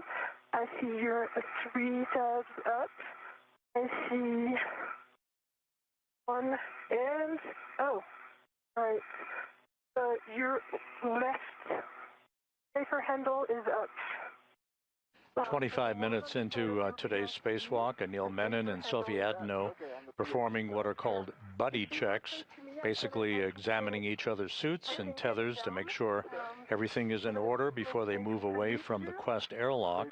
They're also reporting that their HAPs, or helmet absorption pads, are dry. That's the way they should be in their helmets, and that their gloves are looking good as they set out to the work site that will enable them to begin the first part of today's spacewalk, the procedures to remove a failed space-to-ground antenna from the Z1 truss of the station.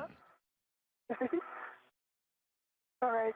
Let me check your tools and config. I see the tether config is good and all the sliders are as expected. Tools and tethers look good to me. And see your bag resis on your BRT. And yeah, that's awesome, Anil. Okay. And Sophie, can you just confirm that you checked both safer handles, please? Yeah, both safer handles are down. The one that was up was ISO valve on the left side. Now it is down. The 2 are down, I can confirm. I've got a dry hat, Dan. Copy, thanks, and copy HAP. So at this time, Anil, you can begin your translation to ESP2 forward. Reminder as you go around that the WIF 6 is where you're headed, and that is the portmost WIF on the front of ESP2. Sophie, at this time, you can perform some translation adaptation to get used to your new environment. Welcome to space. Thank you. Copy all. Adaptation. I will do minimal adaptation and feel very good now and ready to go. I'll just wait for Anil's tethers to be clear before I leave. Okay, good plan. And just a reminder for both of you as you translate to take a look at those handrails and don't slide the gloves on the back of the handrails. If you see any strikes or anything, let us know.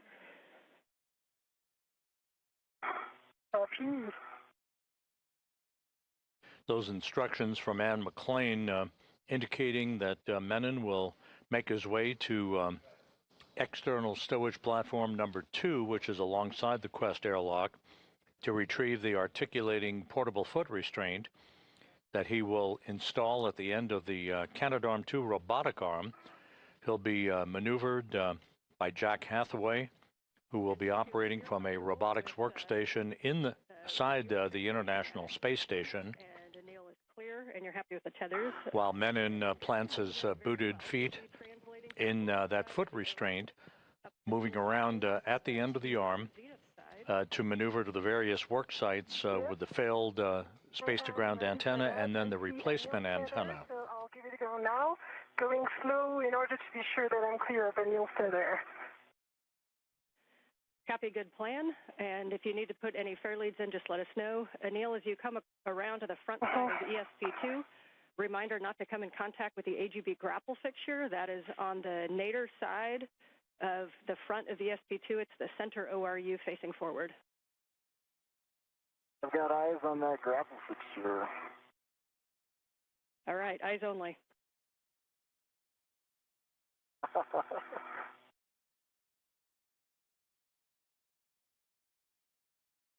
Anil, I see your tether. I leave it on my left, and I double check that it's not my bag. Yep, and you'll find as you come around the corners is when that bag's going to want to swing. So you're going to be coming around to the forward side of the airlock, and as you come up, we're going to recommend that you stay starboard of the CETA rail to keep your tether routed that way.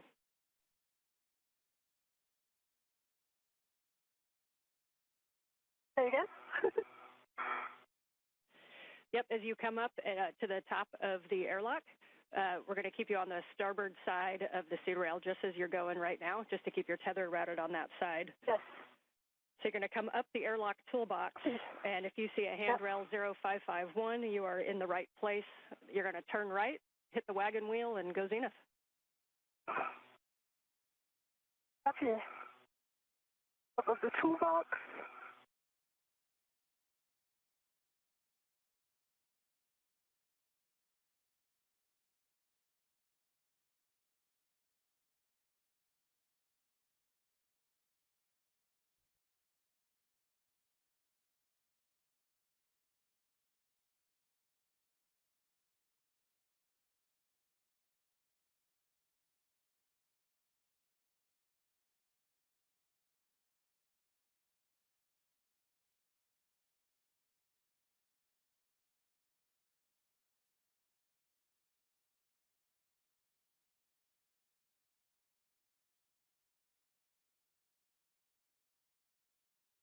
I'm going to take the forward pass, the V1. Okay, we understand you're going to go on the forward path. So a reminder, it's probably easiest to translate on the high-pressure gas tanks. They've got those handrails that'll put you right at the base of the forward path to Z1.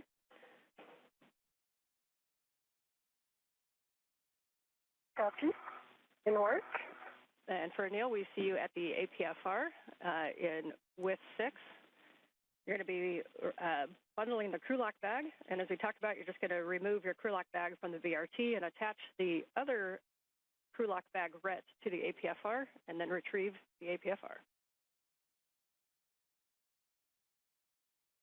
Crew lock bag is on the APFR, so I'm going to move the APFR now.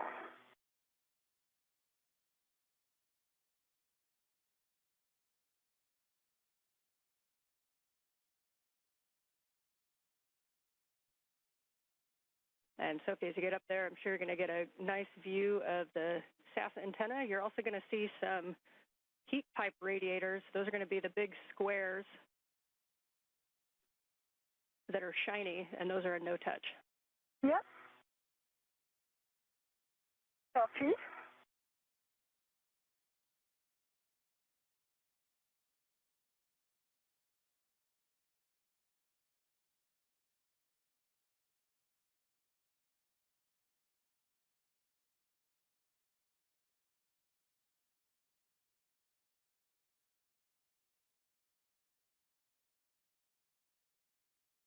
I changed my mind going for the F side of Z1.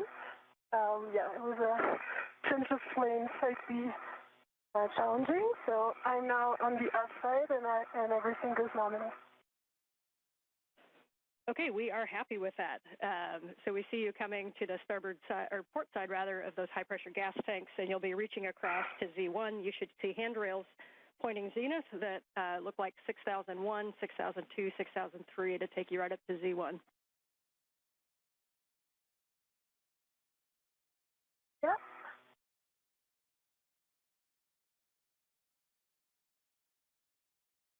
I'm mindful of the ATSR and the SOSA antenna.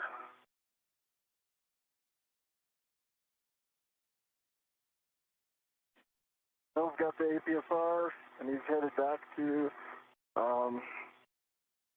S1. Okay, we concur. Reminders, you come back around toward those airlock toolboxes just to keep an eye on tethers. Sophie's going to be tracking up from the airlock to the starboard side of the cedar rail. Sophie, we see you arriving up at the Z1 worksite. Welcome. Your first step is going to be to temp stow the ORU bag on the S-cant boom handrail. Reminder to be slow translating on that Z1 boom and avoid sudden stops or cyclic loading.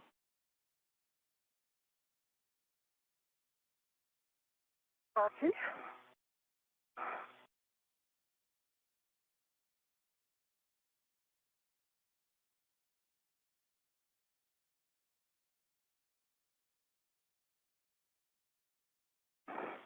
Sophie Adenot is making her way to the Z1 truss. This is the center section of the backbone of the station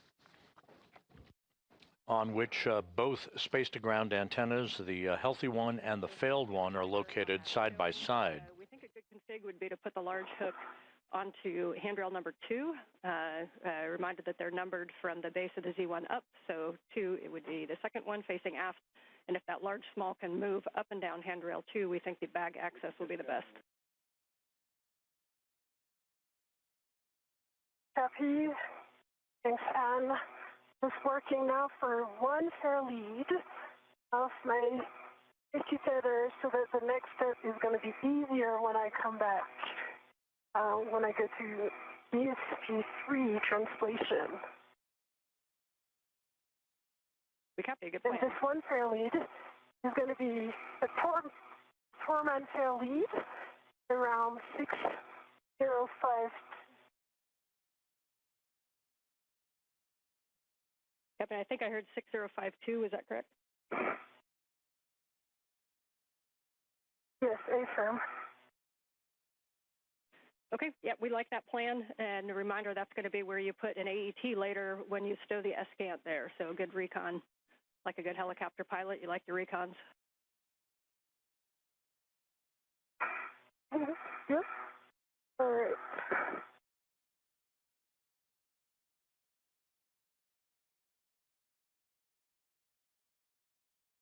And I got to look at that EPFR as I was passing the starboard one.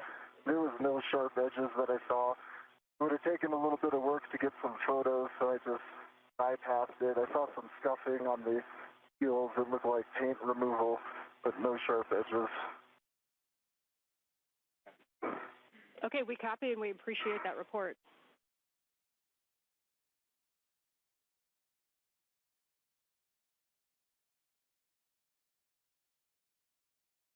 Okay, Sophie is in position for the bag stowage with local on 6051 and end effector on number 2. Copy, we like that plan. Once you do have that down, then you can pause there for a glove and HEP check after your translation.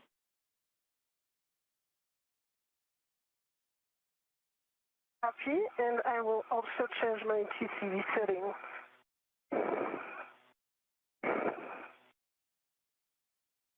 We copy change of TCV settings. 38 minutes into today's spacewalk, Sophie Adenot is at the Z1 truss of the International Space Station. She'll be removing a heat shield from part of the mechanism on the boom of The apparatus upon which the failed ESCANT is mounted, it's called an AGIT, which is an acronym for the Antenna Group Interface Tube. This is essentially the mechanism on the boom upon which all the electronics are interwoven. She'll be removing a heat shield from that boom as one of the first steps in the removal of the failed antenna. Meanwhile, Anil Menon, you're looking at the helmet camera view from Menon.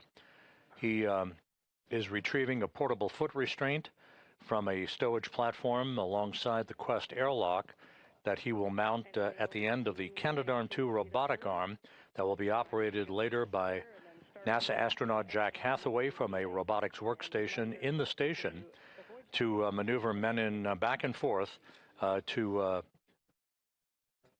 position the failed space-to-ground antenna once it is removed from its boom on the Z1 truss, and then ultimately to maneuver the spare antenna to that location on the Z1 truss for its installation.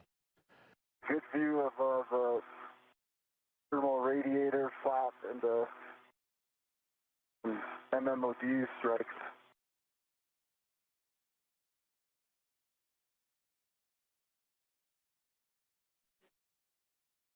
The MMOD on the one. Okay, we copy the report. Thanks.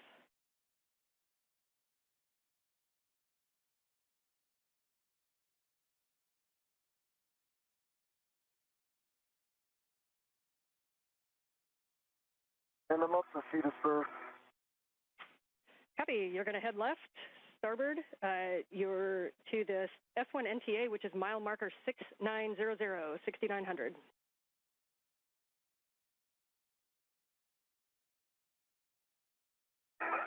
And Sophie, as you get things stowed, your first action is going to be to remove the heat shield. So you'll be opening at that bag, and you'll be tethering to the agate heat shield and to put it in that bag.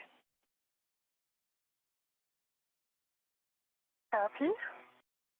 Right now, I can confirm I have 2 AET, 1 on the handrail 2 and 1 on the handrail 1, and I'm currently removing my VRT. The bag is a good config. I'm going to stitch it down so that it doesn't fly away. And Sophie, I am in place now, so if you have some comms, Sophie, now's the time. Otherwise, I would start chatting with Jessica. Yeah, got plenty of them. I know my next step is the heat shield, and that's coming right after the VRT storage.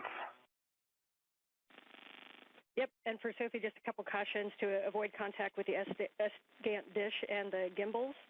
And the max loads on the ESCANT is 45 pounds, which is 20 kilograms.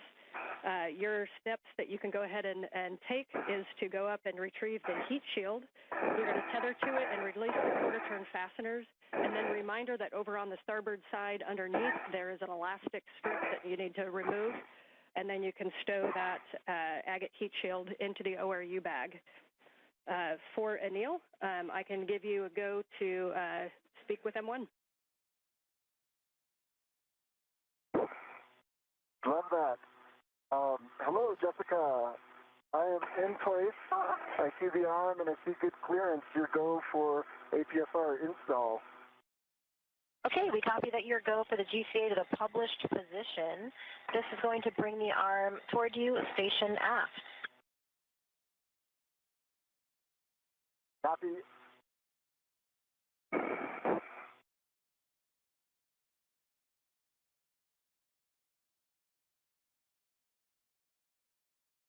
Anil, we're starting the arm motion in 3, 2, 1.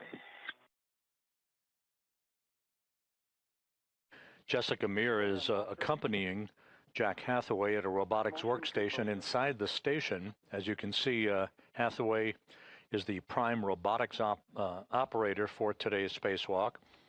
maneuvering the Canadarm2 into the right position so that Menon can install the portable foot restraint at the end of the arm. He'll be riding at the end of the arm to move the space-to-ground antennas, the failed one and the replacement antenna, back and forth for the replacement work that is yet to be accomplished during today's spacewalk, which is now 43 minutes in duration.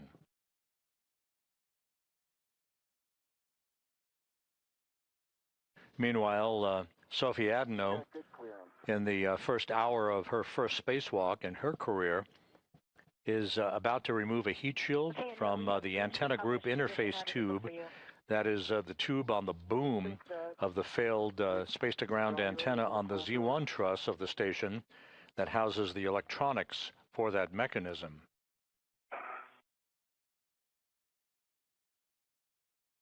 Let's call GCA complete here. Okay, copy GCA complete. Stand by while we get breaks.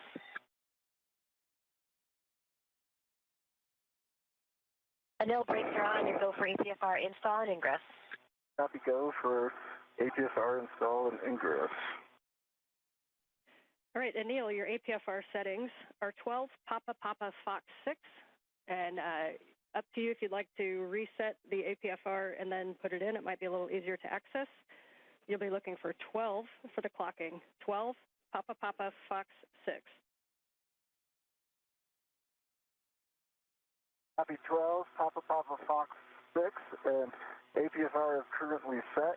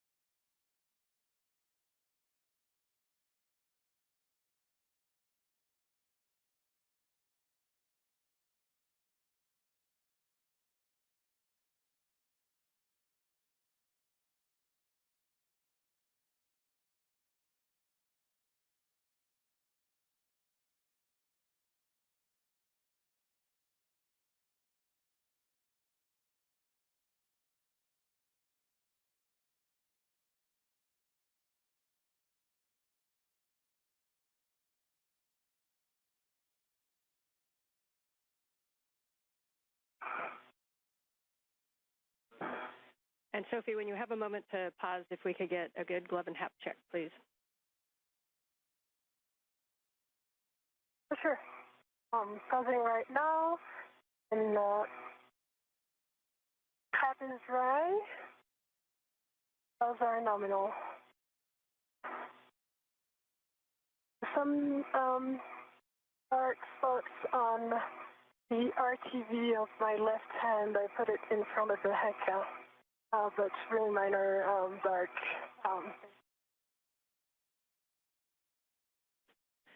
Okay, we copy the markings. If you have any other information like color or size, that's great. Right now, we'll take that as a nominal glove and hap check. Nominal color is black, and size is just less than a fingernail. Yep, thanks. And Neil's got APFR. Neil's got the APFR installed, 12 Papa Papa Foxtrot 6. And I got a locking collar, black on black, good pull, twist test. Pitch knob is depressible. Anil Menon installing the portable foot restraint at the end of Canadarm2. Sophie Adenot reporting that her gloves look good and no issues with the helmet absorption pad in her helmet. It's nice and dry, just the way it should be, as we pass the 47-minute mark in today's spacewalk. The two spacewalkers, Menon and Adenot, setting up shop for the removal of the failed space-to-ground antenna. This will involve installing 12 gimbal lock bolts to prevent any inadvertent motion of the dish on the space-to-ground antenna during its transport over to its temporary parking place on the truss of the station, and ultimately for its installation on ESP3, which currently houses the spare space-to-ground antenna that will replace the failed antenna later in today's spacewalk.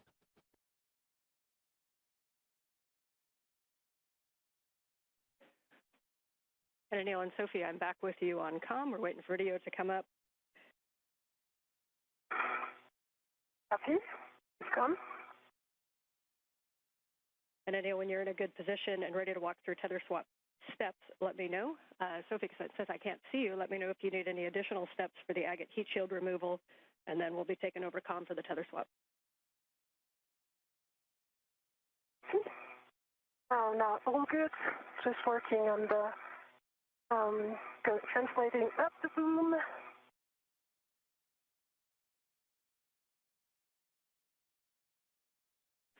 Okay, copy. And since we are in our first night pass, as you can tell, reminder that your helmet lights have 3 settings: off, spot, and flood. And each time you push the button, you get a different setting if you need it. Thanks for the reminder. Thank you. And Anil's ready for the tether swap. Okay, Anil, for the tether swap, the first thing that we're going to do, you have a waist tether down, I assume? Waist tether's down and defector is down.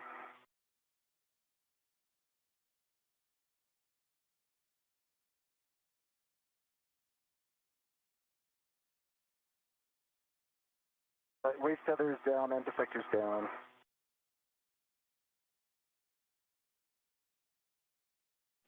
Hey, Sophie, how copy? I copy you loud and clear. All right.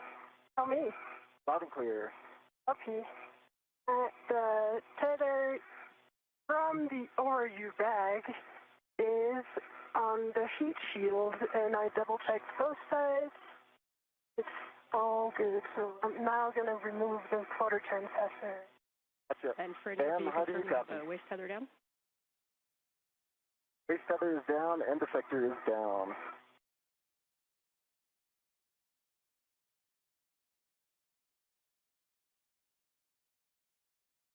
I'll copy, Ann. We hear you, Neil. Ann is troubleshooting a headset issue. I hear you loud and clear. I can relay some information if needed. Anil, I hear both Ann and you. Okay, Yeah, I Anil, hear Sophie, Ann comm and check. you. Loud and clear, Ann. Loud and clear. Great, let's keep going. So Anil, you've got your waist tether down. Your first step is going to be to lock your green hook on your red reel. Green hook is locked on red reel.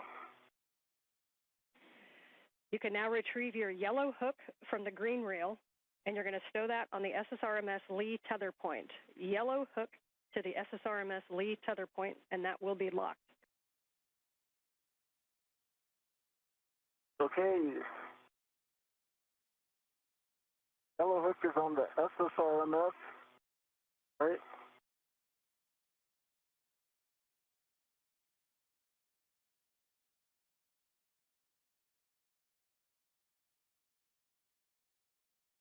And yes, from yellow hook Yellow to hook is it's on and it's locked.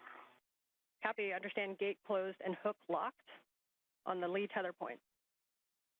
You can now, Gate closed, locked. all right, and then check that your red reel is unlocked. Red reel's unlocked. Copy, you can now lock your green reel, and then you're going to retrieve your green hook, and you're going to stow it on the S1 NTA handrail. So lock the green reel. Okay, I'm going to transfer to cross, then I'll do that and report back. Copy, and if you need it, the S1 NTA handrail is directly above mile marker 6870. And McLean working with Anil Menon to make sure that all of his tethers are in the right configuration. He is at the end of the Canadarm2 robotic arm. Alongside him, Sophie Adenot, as they set up shop for the beginning of the process to remove the failed space-to-ground antenna on the Z1 truss of the International Space Station that began to exhibit degraded performance last November. It is or down. And all the other sides are 100% covered with aluminum shield. There's no risk of fraud because everything is attached, and I'm in the process of removing it. Okay, we copy the report. We do not see it in the camera view. The camera view, just so you know, ends right where the agate handrails start, so just below the heat shield, and we're talking about the report. Okay, let me go up so that I can show it to you before finishing the removal. Do you see it now? That's a good view. Thank you. All right. Okay, I'm going to finish the removal.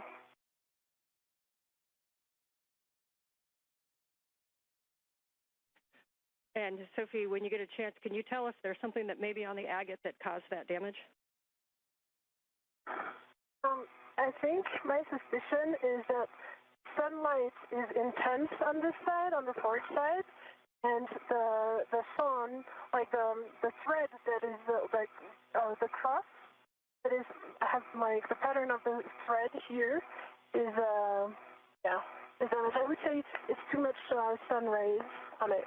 That said, I see that the app side also has the beginning of this right where the thread is in a pattern of cross. And I can point it with my finger. It's right here. There's no risk of fraud, but it's of course not sufficient, I guess. Okay, copy. We have a decent view of it. If you wouldn't mind pulling it down and right, and just then we'll get a little bit better view of that. We really appreciate the report. Okay, down and right like this. That is beautiful, and then just slowly move it to the right, and we'll be able to see the whole thing. Okay. Every side of it has a little bit of aluminum torn stuff. Again, the heat shield that Sophie Adenot is displaying is basically the wrapping around the antenna gimbal interface tube, the agate, as it is called. It's essentially where the electronics are located on the boom where the SGANT antenna, the failed antenna, is housed on the Z1 truss. And for Anil, I'm back with you for your green hook on the S1 NTA handrail. Yeah, I am just unwinding tethers here. I think with the crew lock bag, got them looped, but I have a solution, so I'll be unwound soon. Okay, copy. Just let us know when you're ready to proceed. Will do. For Sophie, as you get the heat shield into the ORU bag, your next step is going to be to retrieve the gimbal locks, and for installation, you can either BRT in position and then grab them from the ORU bag, or if you need to grab them and then translate up and get in position, that's fine too. Yeah, so I'm going to wrap myself to the gimbals. And I just folded the heat shield inside out so that it doesn't get more damage. And I'm going to tuck it under the integral adjustable here so that it's really well protected. We like that config. Thank you. Of course.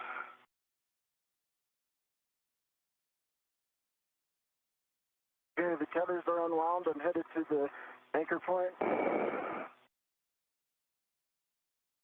Copy. Good work. So you'll be putting the green hook on the NTA handrail above mile marker 6870. It's just to the inboard side of the stanchion that says 07.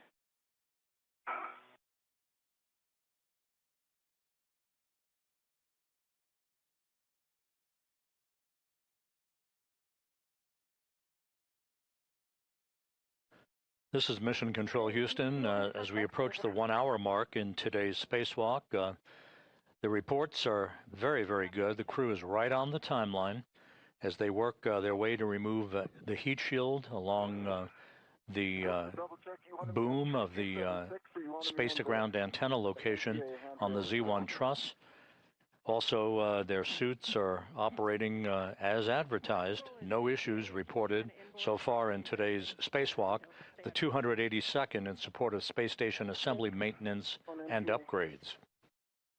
In this view, you see Anil Menon wearing the suit bearing the red stripes as he prepares to accompany Adenot in the removal and installation of a series of gimbal lock bolts. There are two sets of these bolts. The first set is 4 bolts. The second set consists of 8 bolts. They will restrain the antenna from inadvertent movement during the time that it is not only removed but transported to its temporary stowage location on the truss of the station and eventually on external stowage platform number 3.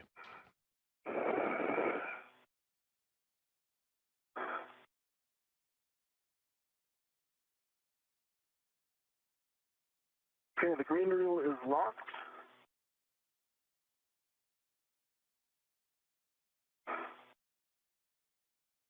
Copy, green reel locked, and you'll be retrieving the hook to the handrail and then unlocking it.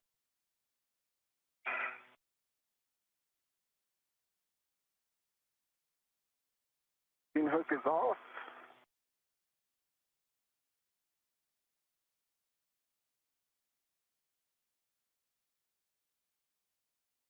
And the green hook is on the handrail.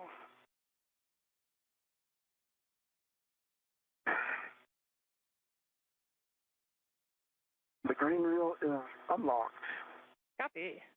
Your next step is to ingress the APFR. We recommend you'll be head zenith, and you can use the pump module handrail as to stabilize yourself for ingress.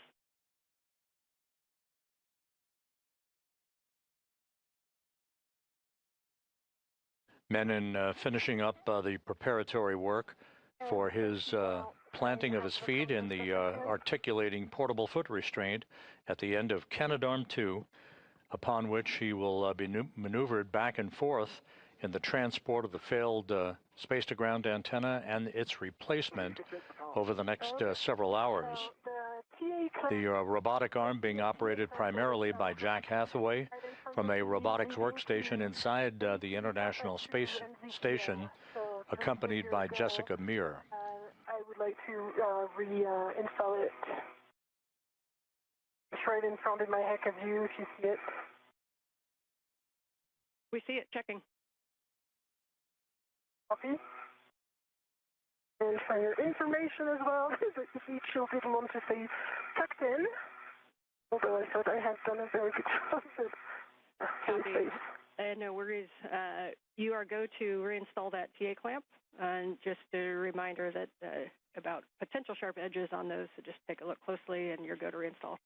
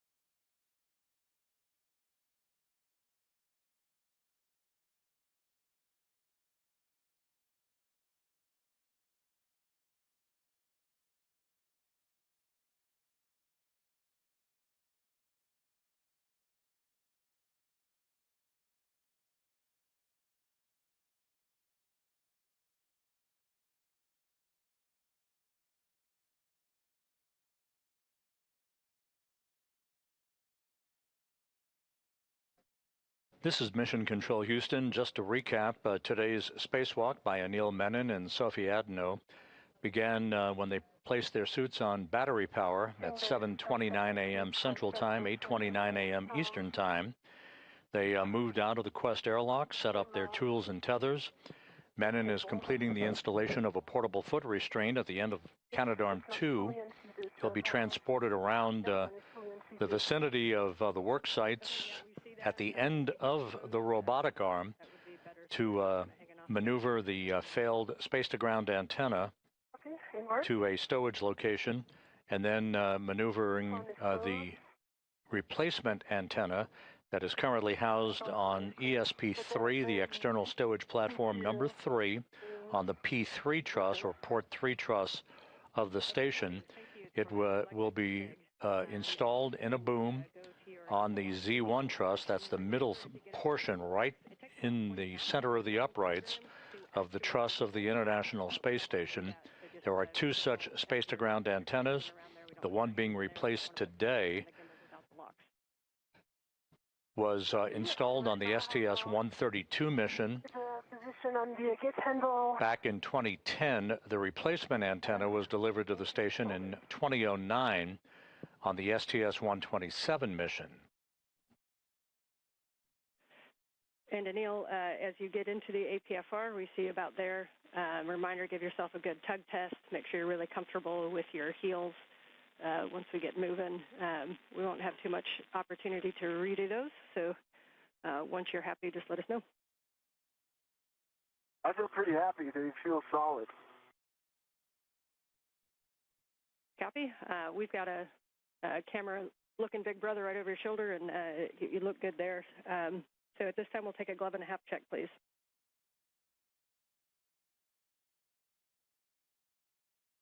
Half dry. Those are nominal. Copy. I'm going to give you the comm here in just a second for your first, to build your frequent flyer miles on the arm. But for Sophie, for the gimbal locks, we're going to have you, once you get into position, I'm going to give you a couple steps so Anil can take the comm. You'll take gimbal lock number 1, which is the one with 4 bolts, and that's going to install on the aft side, so 4 bolts on the aft side, and you're going to manually put in approximately 2 turns in any order on those bolts. You're going to continue to do those. Turn count is important, so please notice and report those turn counts as able with comm. Copy. And McLean reporting to Sophie Adenot about the beginning of the work to install gimbal locks on the failed space-to-ground antenna. These gimbal locks are physical locking pins used to secure the antenna's movable joints during launch, installation, and today's transfer operations for the spacewalk. The published backoff position. And Jessica, how copy? Got you loud and clear now. All right, let's do it like we practiced. I'm ready to go to the backoff position. Okay, we copy. You're ready for the backoff. We'll get set up.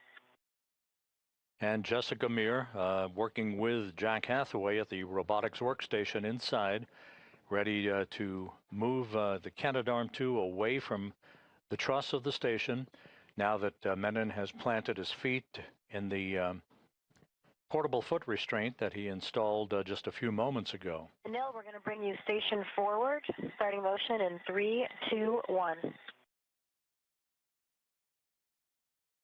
I see motion, good motion. I've got good clearances, as I know you do.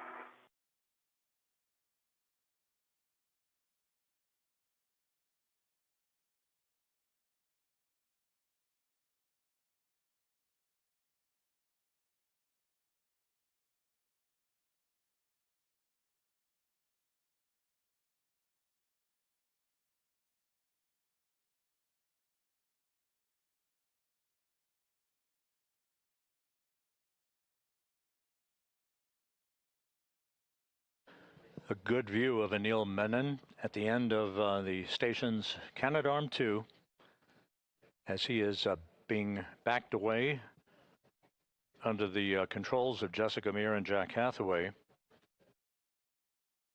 He'll be maneuvered to the Z1 truss to join Sophie Adenot for the procedures to install gimbal locks, these locking pins on the failed space-to-ground antenna before it is basically disassembled from the boom upon which it has resided for the past 16 years.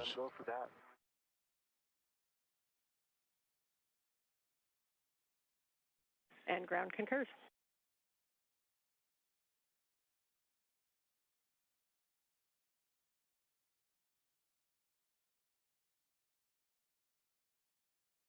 And Sophie, as you get set up, if you need to redo RETs, you can. And BRT to 003 is our recommendation. It looks like you're just about to get that in place. Nice work. I'm already BRT to 003 and working on the install of the number 1 gimbal lock. Copy.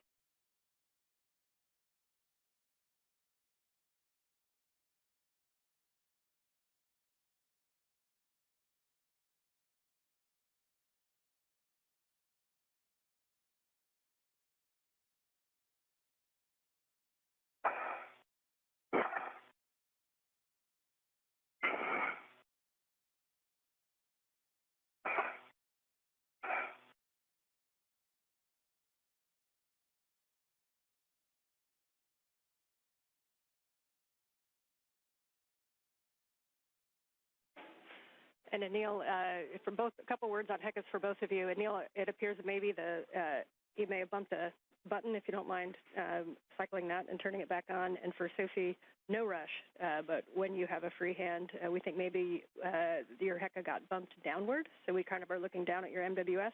Still a great view, don't stop what you're doing, but when you have a chance, we're going to move that back up. And then my green light was on, but I'm power cycling it. Copy, thank you, good info. Copy.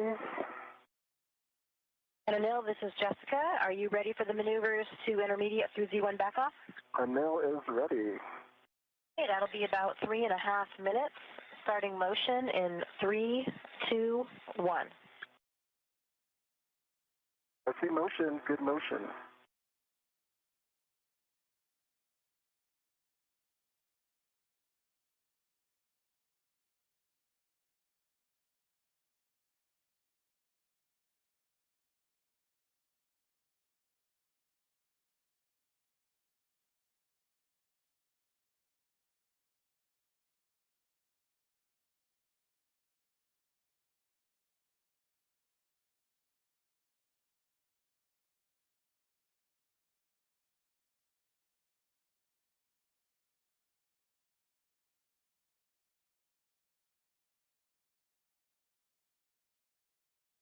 Once these 12 gimbal locks are installed, these locking pins to prevent any inadvertent motion of the dish while it's in the process of being removed and transported to its temporary parking place. The actual release of the failed antenna will be through 4 bolts that will be driven by Adenot with the assistance of Anil Menon. 4 bolts holding that space-to-ground antenna on the boom of the Z1 truss on the station. I think I'm going to have to wait for Anil to install it. And now what I see is that if I put the 2 bottom ones, Charlie and Bravo, into their location, then the 2 top ones are too high.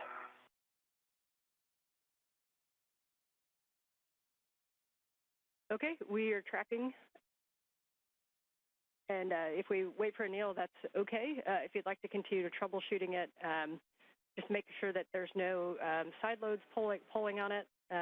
Maybe one of the AETs, or if gimbal lock number 2, it looks like it might be kind of stuck behind one of those NZGL cables. And if you free that, it might give you a little bit more of a push. Uh-huh. I think, yeah. From what I observe, I mean, I'll try this, but from what I observe, it's distance between the top and the bottom bolts, which is not good right now.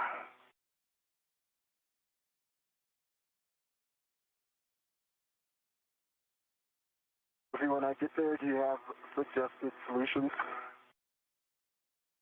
Yeah. So ideally, if you could get a hand like to the key handle to try to change slightly the alignment. But from what I observe from here, it seems aligned. It's just the distance which just doesn't seem right. Like there's 1 centimeter difference, which is kind of interesting. Okay, I just locked the other red. I'm gonna give it another go. Now there's no side load at all. Okay, we are tracking and we're talking about it. Okay. And can you, for my purposes, can you remind me what bolt you're looking at? Charlie Bravo and Delta Alpha.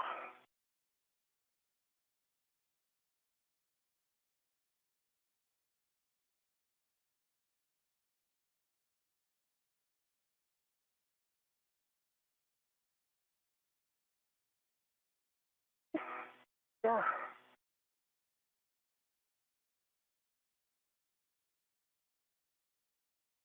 What would be easier then is I would take care of Charlie and Delta to check the alignment, and you would take care of your side, the starboard ones, which are Bravo and Alpha.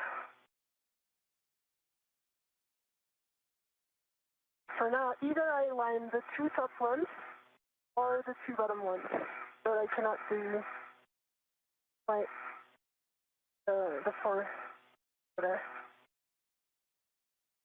Copy. And we copy, Sophie. We're talking about it also. Copy. And so to clarify, you believe that if you hand start, say, Bravo Charlie, that Delta and Alpha will not reach, or if you do Delta Alpha, that Bravo Charlie will not reach? Is that a good read? That's a good read. But I'm slightly too later oriented, so I would be able to confirm only if I move, which is kind of tricky right now because I have the 2 gimbals and all the equipment, so it's better to wait for Anil in that position. I tried to, yeah.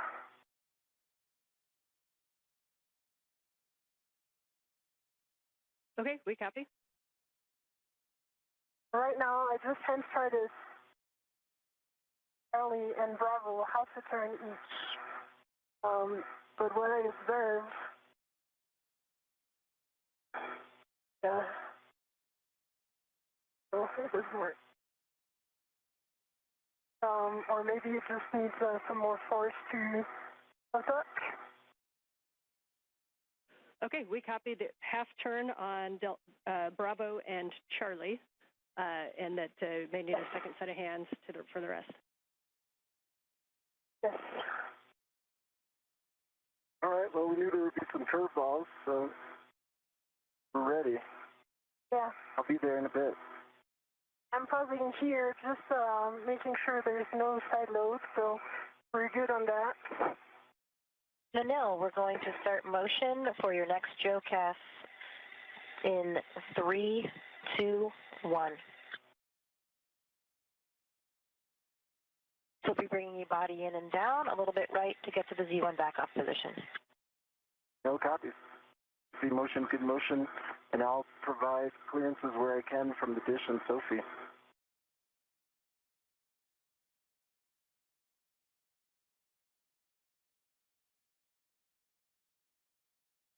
I see the day is coming, so I'm going to turn my visor.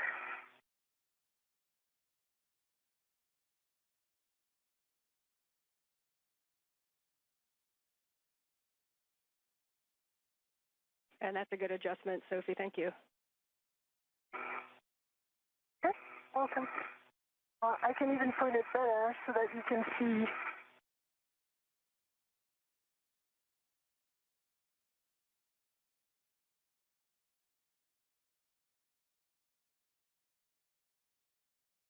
I have a very good view of Anil, of the arm, of the SESA antenna.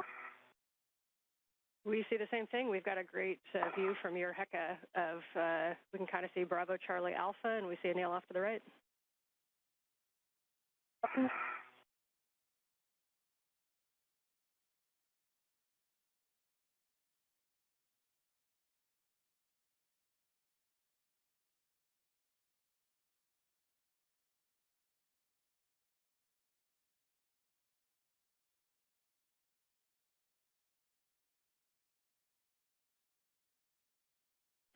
And Sophie, if you're able, we understand half turn on Bravo and Charlie. If you're able to go to the full 2 turns, we think it'll be a slightly better config for those 2 bolts.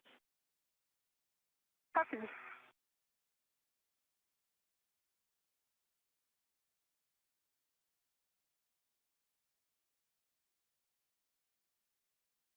It's a full 2 turn on Charlie and Bravo. Copy 2 on Charlie and Bravo. Thank you.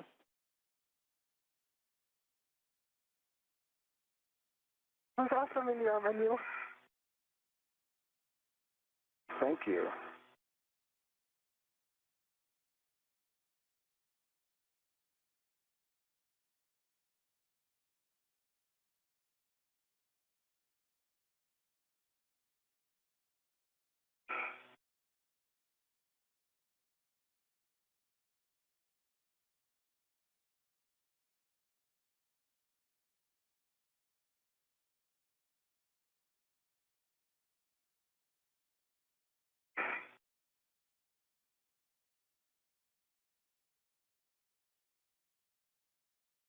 All right, I got good clearances here still. Yeah. Excuse.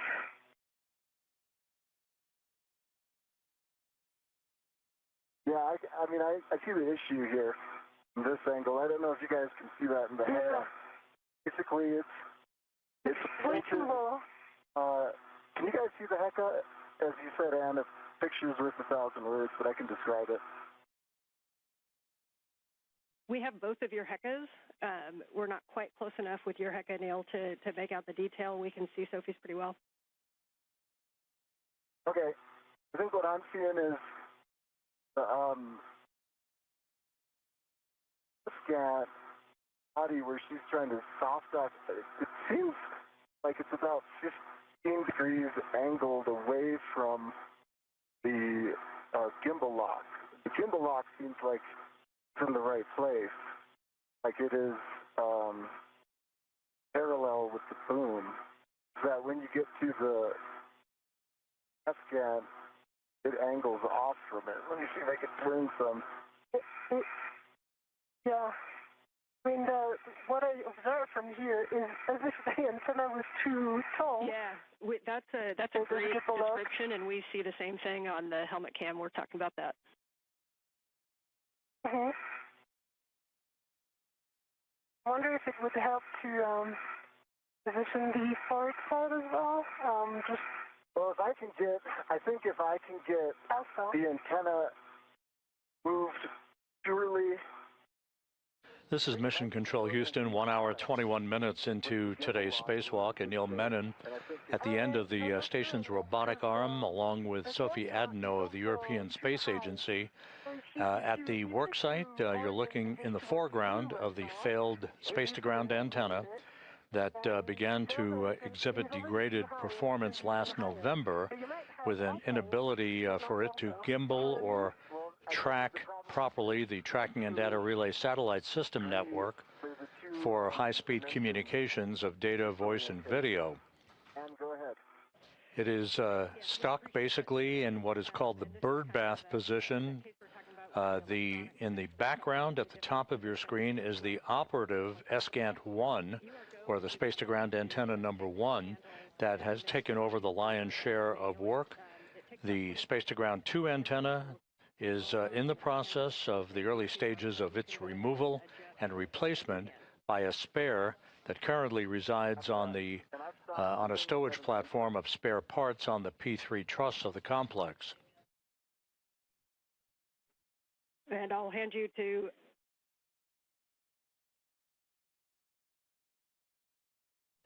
the two spacewalkers are in the process of attempting to install two sets of gimbal locks. These are physical locking pins used to secure the antenna's movable joints during its installation and spacewalk transfer operations, such as we are seeing today. Yeah, I'm trying to not reposition myself. That's it. And Sophie, it was a good call to just wait. I don't think this would have been something you could have resolved. Oh, yeah, there's a big delta. It's not a small alignment issue.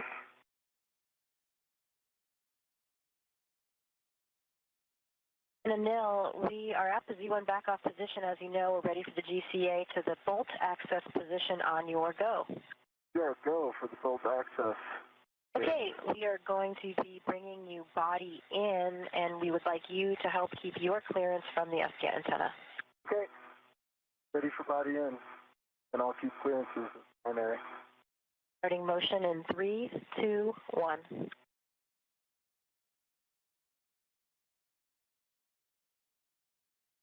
I see motion and good motion, and I've got good clearances. I've got a meter from the T-handle, the hand extended.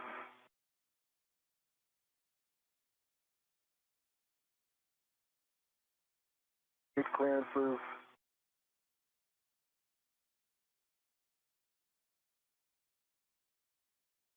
I'm good. I've got a meter distance. I'm personally moving my body nadir, so I've got good clearance.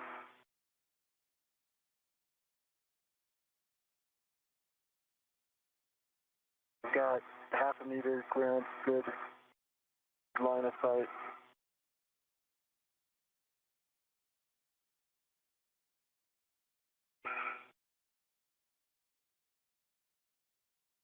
We got good clearance. And I cannot see anymore the SATA antenna, so I cannot check anymore.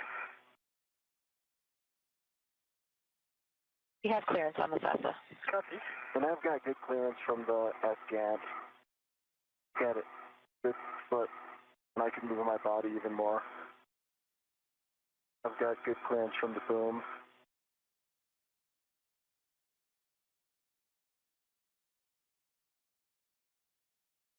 Got a foot, I've got a lot of body travel I can put into this to create more space, plenty of room.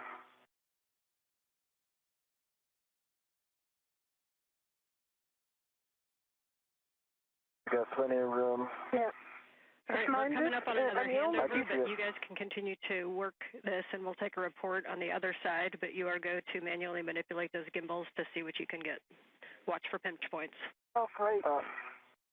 I think we can get this, Ann. I've got high confidence. We see it. Okay, working on Delta. And there is much joy in MCC. Okay, 2 turns on Delta. 2 turns on Delta. Copy, 2 turns on Delta. Okay, Anil, we have reached the published position. And in mid-sentence, we've hit a short gap, in our tracking and data relay satellite system communications, not related to the space-to-ground antenna work that's ongoing. Okay, copy, go. Menon and Adenot working on the installation of these locking pins before the failed space-to-ground antenna can be removed from its boom. Bravo, Delta, Alpha, in this order. She might be on handover, so... I'm here. Yeah. I think maybe... Okay. So, hey guys, hey, nice job. We copied 2 turns on all bolts. You're going to now retrieve the PGT. They both work. We recommend using Sophie's PGT with a 2-inch rigid. Sophie, so Anil, because I'm kind of stuck in the movement, I'm going to give it to you. Yep, I got it covered, Sophie. So what I suggest, I align the bolts and the PGT, and you brace and and put the motion in. So that I'm going to stabilize this on the bolt. Okay, I've got your PGT. Is it CALD? Yes. Okay.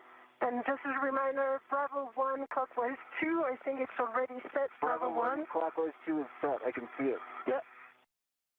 Okay, tell me which bolt. You start with Charlie, and I'm going to get you towards Charlie. Okay. All right, we like it. Bravo 1, clockwise 2. Understand Cal is complete. Bolt Charlie first.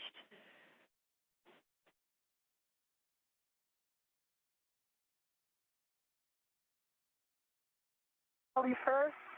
Okay.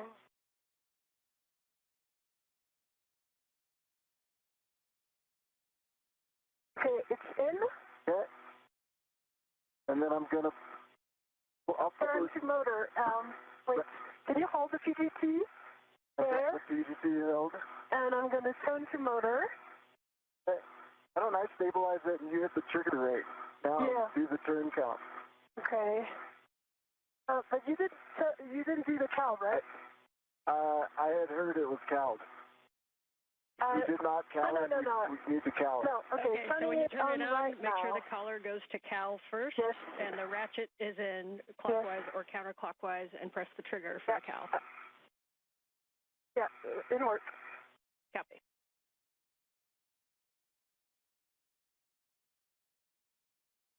We'll CAL it and give it to you, Sophie. Copy. Okay, good CAL, 41 volts. Copy. Copy. Verify settings. Bravo 1, clockwise 2. It worked. Bravo 1, clockwise 2 is Bravo 1, clockwise 2. Okay, and a reminder, make sure your ratchet's back in the motor. Ratchet is in motor, confirmed. Okay, you are go to drive Bolt Charlie. Okay, Anil, can you, do you have access to this PGT? For me, it's, I'm not in good position right now. I'm going to turn like this. Yes, PGT. We have the LED test right now, so clockwise 2, sorry. The collar is out of Cal. Yeah, we are now in clockwise 2, Bravo 1, clockwise 2 confirm. Okay, I'm pressing. Can you activate the trigger? I sure can. Are you going to do the count? Reminder that turns are very important, so if one of you can give us the count at the bolt.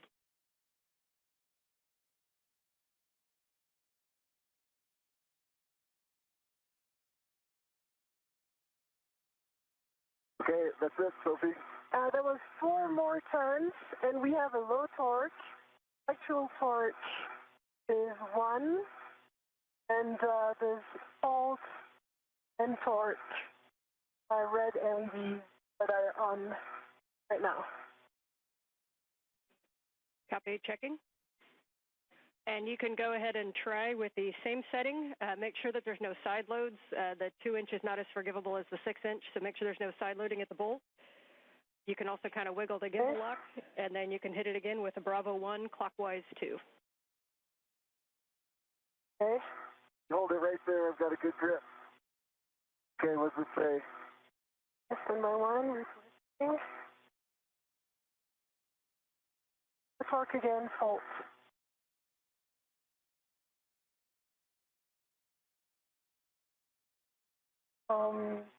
There was initially I had 2 hand turns, and then we turned 4 turns, but 6 total, and low torque. We copy low torque, and we copy that you did get no additional turns on that second one.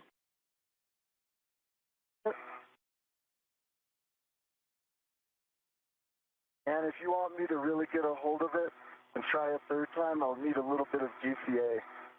I can do it. Yeah, we do think you guys can decide if it's GCA or if Sophie needs to reposition. We do think that that the PGT needs to be braced a little bit harder, so maybe clocking it down so that the PGT handle is directed nadir more towards Sophie or in a place where you can have 2 hands on it with your BRT. If you don't think that's going to work, then we'll look at GCA. Okay, Sophie, you can help stabilize it, but it's just barely out of my reach to give it like really strong hold. Okay. So then I need to reposition. And it's going to take a while. Would it be easier for me to just GCA in?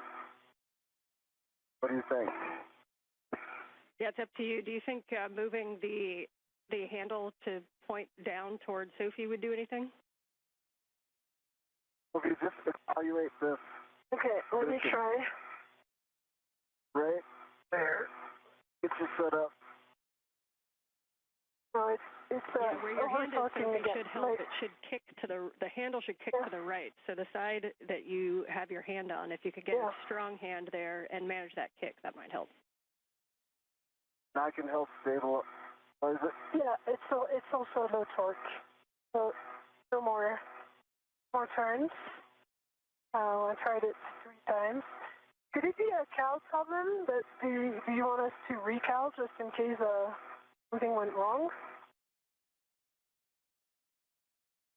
We do not think it's a cal problem. Standby 1. Okay.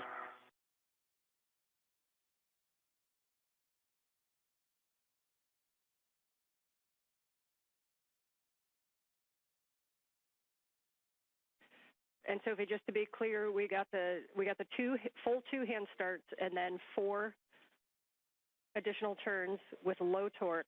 Have you gotten any additional turns or any good torque indicator? Yeah, okay, so right now we have green torque light, and actual torque is 12, and I pressed 4 times the trigger, and now that was a total of 1 more turn, so that would add up to 5 with the PGT plus 2 hand turns, 7 total, and 12 actual torque. It subjectively looked good to me, and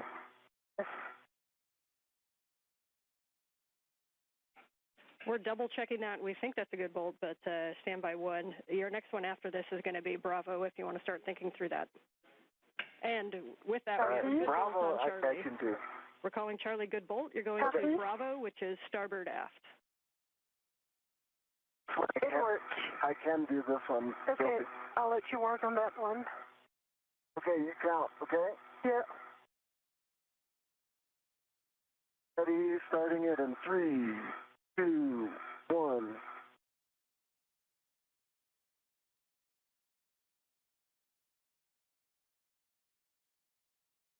That's 4.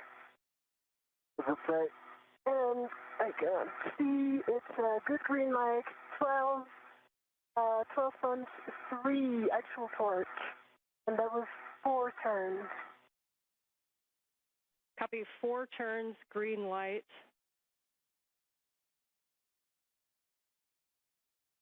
We're checking. Copy.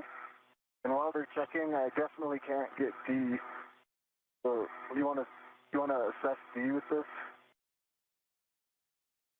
In work? All right, we're going to call that a good bolt. Yes, I heard you guys talking about Delta. You are go to drive Delta, Bravo 1, clockwise 2.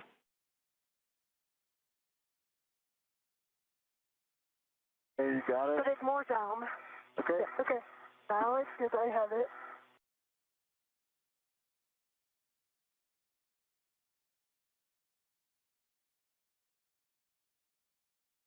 Okay. I can help you stabilize it right there. Okay, ready? I'm starting in 3, 2, 1, go.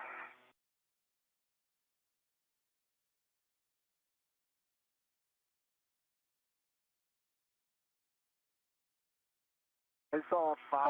4.5. Okay. 4.5 probably. 4.5. With green light, 12.1 torque.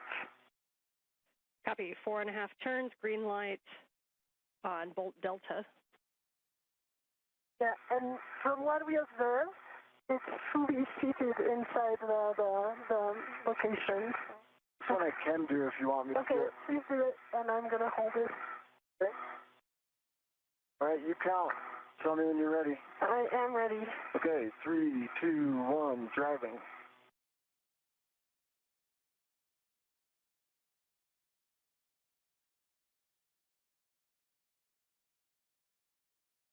And 3/4 on this one, and I see good green line, 12.1 torque. Okay, 4 3/4, 12.1 torque, green light, and we'll hold there for a second. Just a reminder between bolts, do me a favor and wait for a go. We've got to do math down here. Copy. So let's, Anil, for us, while they are doing their math, let's stow the PGT and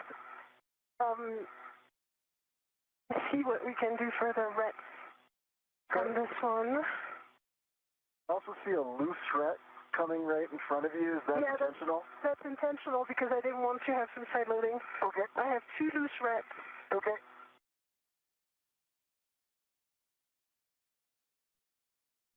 Okay, and for the crew, you can go ahead and move to gimbal lock number 2. Reminder to pull that around to the port side for the AET routing.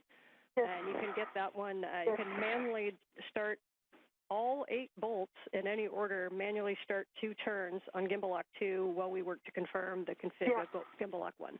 So, Anil, copy, Anne, good copy. Anil, can I, before doing that, please, can you release this AET and unlock it? It's going to go back to the bag. That's right, sorry, the ret. The ret number 22 that you see right here. This one, that is shaking. Okay. Yeah, this one, because this one is one from the bag, and I am actively rerouted to the other side of the AT, so we are good. Okay, this ret's off. It's coming towards you, okay? Copy. You want to guide it so it doesn't get snagged? I'm going to release my BRT, reposition to the port side. Okay. What would you like me to do with this ret here? Let me get in position, and then I would like you to turn it back to the bag. It should be going directly to the bag. It belongs to the bag. Okay.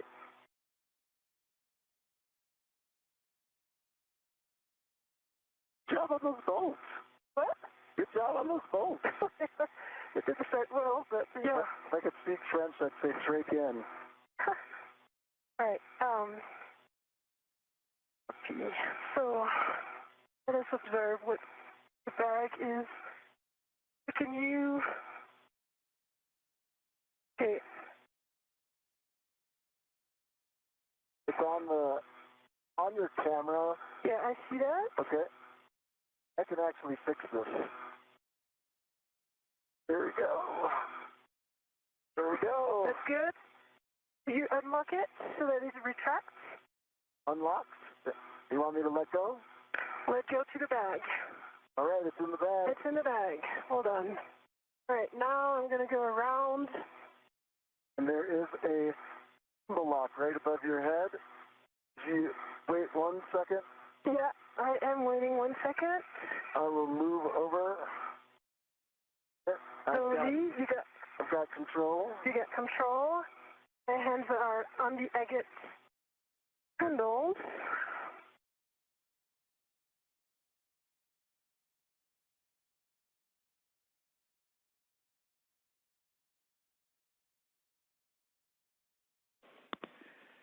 All right, nice work on that, you guys. Much rejoicing after the move of the gimbals and getting that lock number 1 on. We see you working number 2, and again, just a hand start on each one of those bolts in any order. Copy. I'm working on my BRT for now on the forward one. This is Mission Control Houston. And just do me a favor. 1 hour, 42 minutes into today's spacewalk. That'll help us. As you watch the work of Anil Menon and Sophie Adenot outside of the International Space Station, Menon, his feet planted at the end of the station's robotic arm, wearing the suit bearing the red stripes. Adenot is in the unmarked suit. They have completed the installation of the first quartet of gimbal lock bolts. These are physical locking pins to make sure that the space-to-ground antenna, the failed antenna, does not inadvertently rotate out of their maneuverability capability. during the transfer to a temporary parking place and then to a stowage platform on the P3 truss of the International Space Station. The same will be the case for the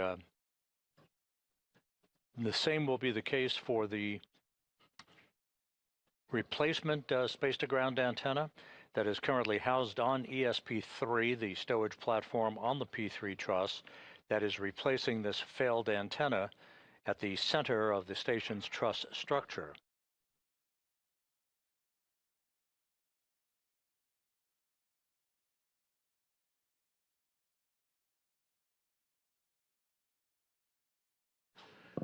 The crew is continuing to work just about on the timeline. The first order of business, of course, the removal of a heat shield at the base of the boom upon which the failed space-to-ground antenna resides. Now the installation of these locking pins to restrain any movement by the space-to-ground antenna dish during its transfer to its stowage location. This will be followed by the removal of the antenna itself and Anil Menon carrying the antenna at the end of the robotic arm to to the external stowage platform number 3 on the port side of the International Space Station. The station and its crew members are currently traveling 260 miles above the Earth, moving from northwest to southeast, about to move directly over the Cabo Verde Islands. So that's 2.5 turns on Gulf. 2.5 turns on Bolt Gulf. 2 turns on this one. Sophie, which one's this? Foxtrot. Let's go, Anil, now to Echo and Hotel. Second for to the hotel? top one, yes, affirm. It works. She's directing me. We haven't put the turns in yet. Yep, and Anil, I see you on Echo, and Sophie, I see you on Hotel. Yeah, 3 turns on Hotel. 3 turns on this one. Yeah. Okay, understand. Can you 3 tell me turns what on this each. one Please is? stop at 2 Echo. turns on the hand start bolts. But we got 3 turns on Echo, 3 turns on Hotel. And now you work on Kilo, Anil, and I work on the mic. Yes. Yep, and we can see Mike and we can see Kilo. Okay, that's 2 turns and a half on Mike. 2 turns on Mike. No, Turn. 2.5. Turns on this one. Hello. 2 turns Kilo. on Kilo, 2.5 on Mike. Yes, now working on Juliet and Lima. 2 turns and a half on Lima. 2.5 turns on Lima, and reminder we want about 2 turns. And go ahead, Anil. Yes. 2 turns on this last. Juliet. Juliet. Thank Yes. you. Glad you got them memorized. I can't see them. I can Okay, see them. and Fox, did we get Foxtrot? That's the one that's closer to Yes. Anil. All, And Oh, that that one one with was track in two. 2 turns. We can go for the PGT. yes. Let's go with yours, Anil. Hey, get my PGT now. It's already cowed. Okay, It has and 41 volts. we think Sophie's PGT with a 2-inch rigid might be easier. You're welcome to use either. The first bolt is bolt Foxtrot. Yeah. That is the one that is, yep, Sophie can see it right there. It's closest to you, Anil. It's one of the bolts that goes to the SGAT, so it's the lower It's here. one on your right. Okay, I'm going to guide Anil on the bolts. I have good view, and I'm aligning these. It might be right about yours being easier just because. The 2 spacewalkers are working in tandem to complete the installation of these gimbal lock bolts. These are physical locking pins used to secure the antenna's movable joints during its transport. In this case, it's transferred to a stowage location once it is removed from the boom. This is the failed space-to-ground antenna that the 2 spacewalkers are working on at the moment. We are 1 hour, 47 minutes into the spacewalk. Everything is proceeding on schedule. And we got Bravo was clockwise 2. Yeah, Bravo that's 1 good clockwise 2. setting. We are happy with that. Bolt Foxtrot. Okay, I'm on Foxtrot, right, Sophie? Yes, you're on Foxtrot. Let's go. 1, 2, 3, you count turns, okay? Yes.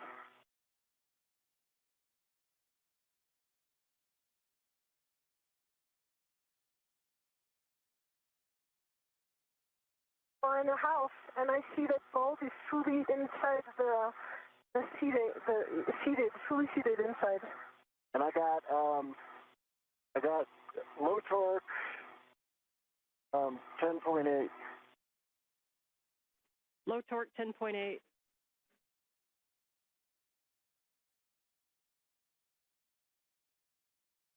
Okay, let's hit that bolt one more time. Just a reminder, try to be in a real good bracing position, no side loads. If you need to wiggle the gimbal lock at all, this first bolt might have a tendency to side load more. And bolt Foxtrot. All right, I hit it again, and I got good torque, green light.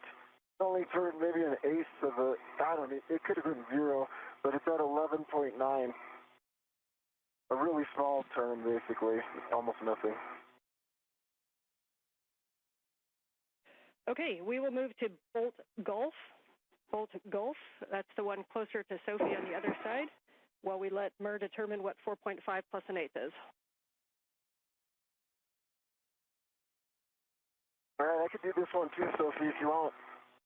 Okay. Okay, you ready to count? The space-to-ground antenna that the crew is currently working to install these locking pins on, this is the one that exhibited restricted motion beginning last November and a degraded performance in its inability to auto-track or gimbal, if you will, swivel to point itself toward the That's 5. tracking and data relay satellite system satellites that orbit the Earth in geosynchronous orbit in a constellation as the hub of NASA's communications system. 5 turns. Your next bolt will be bolt Echo. Echo. This particular antenna was launched and installed during the STS-132 mission back in 2010. So after 16 years of yeoman's work, it is being removed and is being replaced by a spare that has been housed out on a stowage platform on the port side of the truss of the International Space Station since 2009. Right, green light, 12.1. Copy, and say again, turn count for bolt Echo. 5.5. And it's fully seated from what we observed. Copy, 5.5. And you are going to move on to bolt Hotel. The symmetrical part closer to me. Okay, is it this one? A-firm. It's A-firm, and I'm ready to start counting. All right, ready? 3, 2, 1, starting.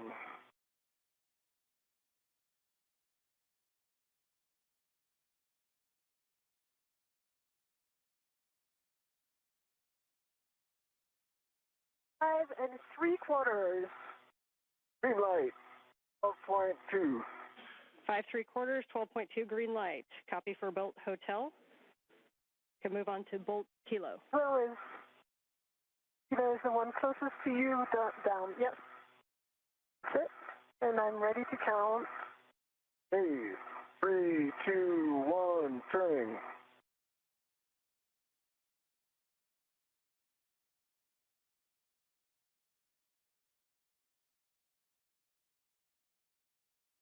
Four and 3/4. Green light, 11.8.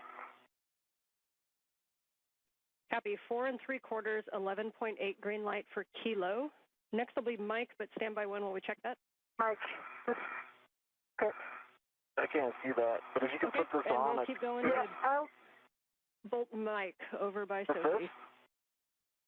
Nope. Is it this one, sir? No, it's this one.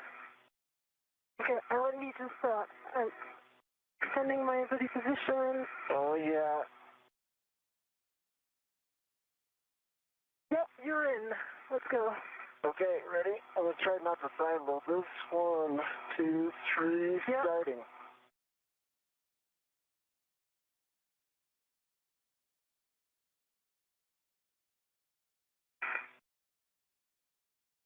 4 3/4.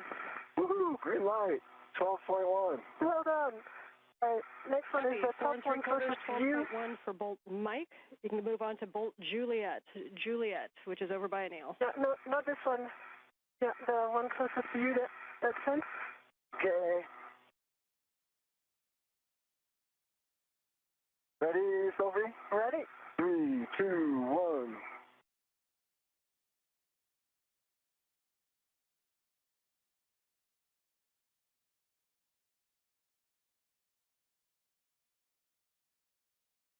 4.8 turns.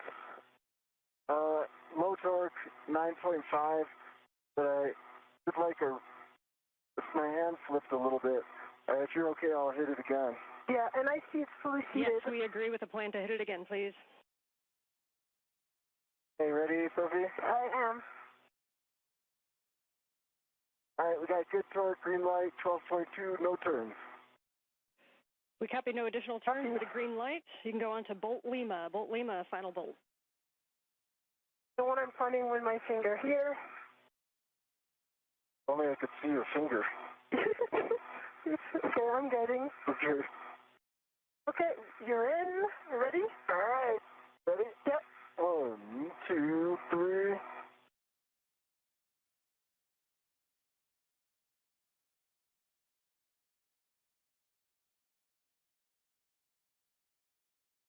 It's 5 turns. Light, 11.4. Copy, 5 turns and 11.4 green light.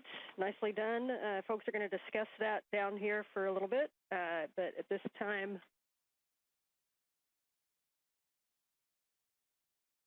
It's 11.9. I might have said 4. My old age.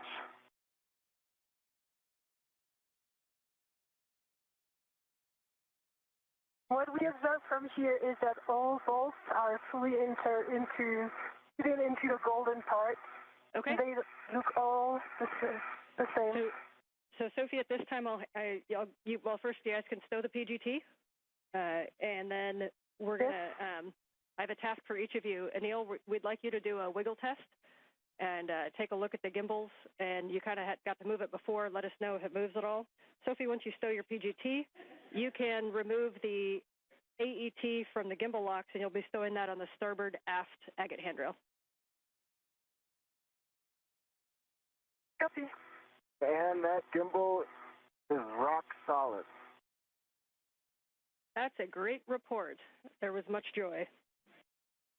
Approaching the 2-hour mark in today's spacewalk, Anil Menon, you see him, his feet planted in a portable foot restraint at the end of the Canadarm2 robotic arm, declaring success as he and Sophie Adenot have driven a total of 12 bolts, these gimbal lock bolts, these locking pins in place to secure the failed space-to-ground antenna from any inadvertent motion after it is removed from its boom on the Z1 truss and transported to a stowage location. Copy that.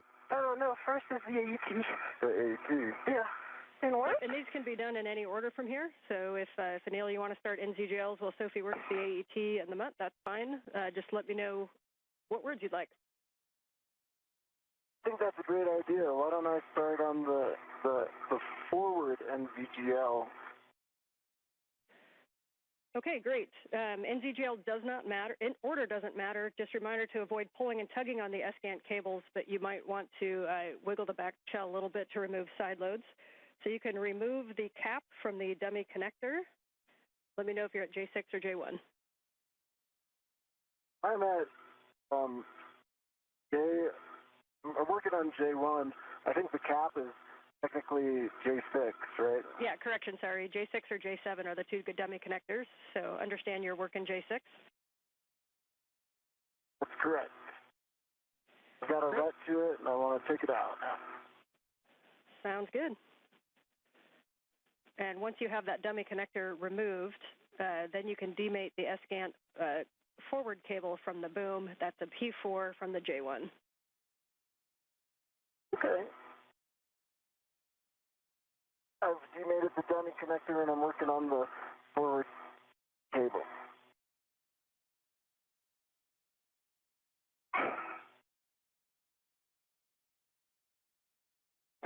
over center now, and it's off. The O-ring, there's a pink O-ring in the plug that looks to be wedged in by friction. I'm trying to get a heck of view on it. Otherwise, okay, I understand you're looking at the dummy connector O-ring? No, the dummy connector's off.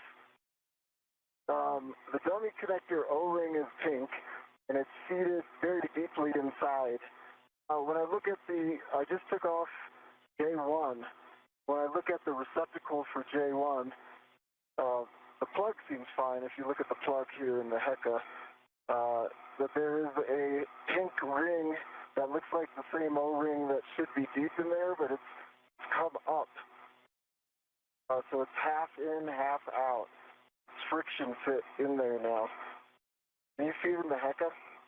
I feel like I could probably push it in with the right tool, or I could ret to it and take it out.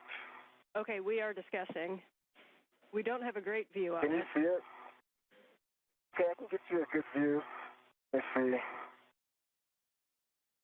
Okay. If you can give me a progressive taxi to the A1. Yeah, J1 is just on the left side of your helmet cam right now. So if you look to your right or twist to your left a little bit. Yep. And now it's behind the cable. If you can move that cable out of the way, we'll be able to see it. Yeah, you just want to know if that O-ring is. Can I help, or am I good to go retrieve the metal segment? Hey, go retrieve the metal segment. This is a analysis thing. And Anil, we can't quite see it because of the shadowing. Can you confirm, is the whole thing offset but symmetrical, or is it angled inside of that connector? It's angled inside. Gosh, I wish I could get you a good view. It's like my helmet's right there. All right, I will just describe it. Oh, I'll be quiet. Let me know if you need more words.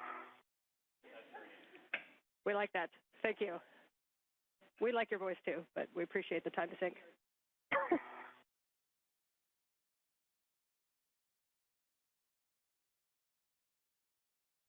Okay, you are going to put the cap on there.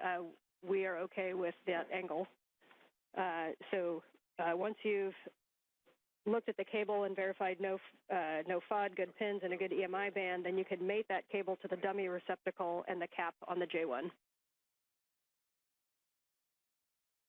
We probably won't be so forgiving of the new one.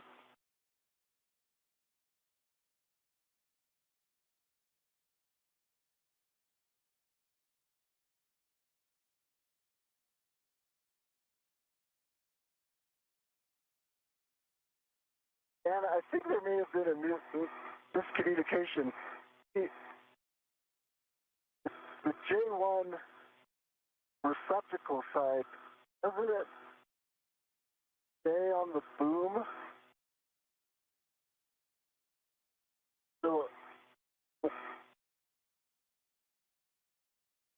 okay, and say that one more time. Like when we bring in the new one's going to attach its NGL to this back. Okay, you're talking so the J1, so the O-ring is in the J1 connector that's on the boom. Is that correct? That is correct. Okay, appreciate that clarification, and yes, we'll be using that one again later. So copy that you've got the NZGL cable to the dummy receptacle, and now you can put the cap on the J1 boom connector. Okay, I'm going to put the cap on, but the pink does stick out 50%. Like that O-ring sticks out 50% from there, so I can try to flatten it in by putting on the dummy connector, if that makes sense. Yeah, we're checking. Yeah, if you want to try that, we're good with that.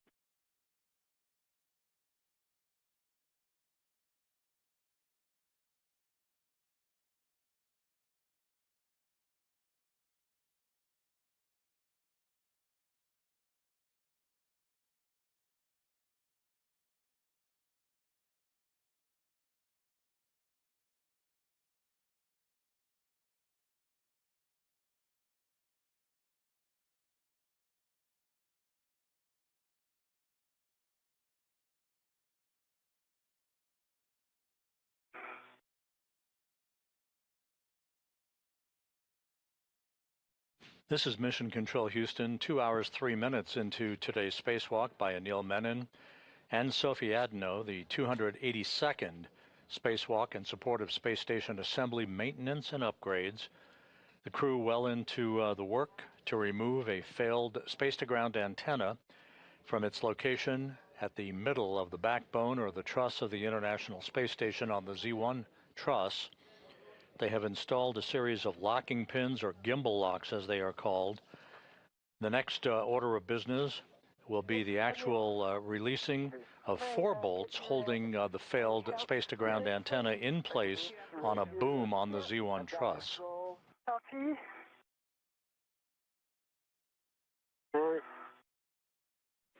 And we came back from a handover, so Neil, if you had any other words that we may have missed them on the J1. I said I don't know if you caught it, but if we put in the plug, it's gonna be hard to get the. Sorry, I went to go get something, and sorry, if we put in the plug, it's gonna be hard to get that pink rubber O-ring out again. But if the decision is to take it out now, it's partially out, and I think I could get it out. So I'm just verifying that you want the plug in and attempting to flatten it in there. Okay, we understand. We're talking it.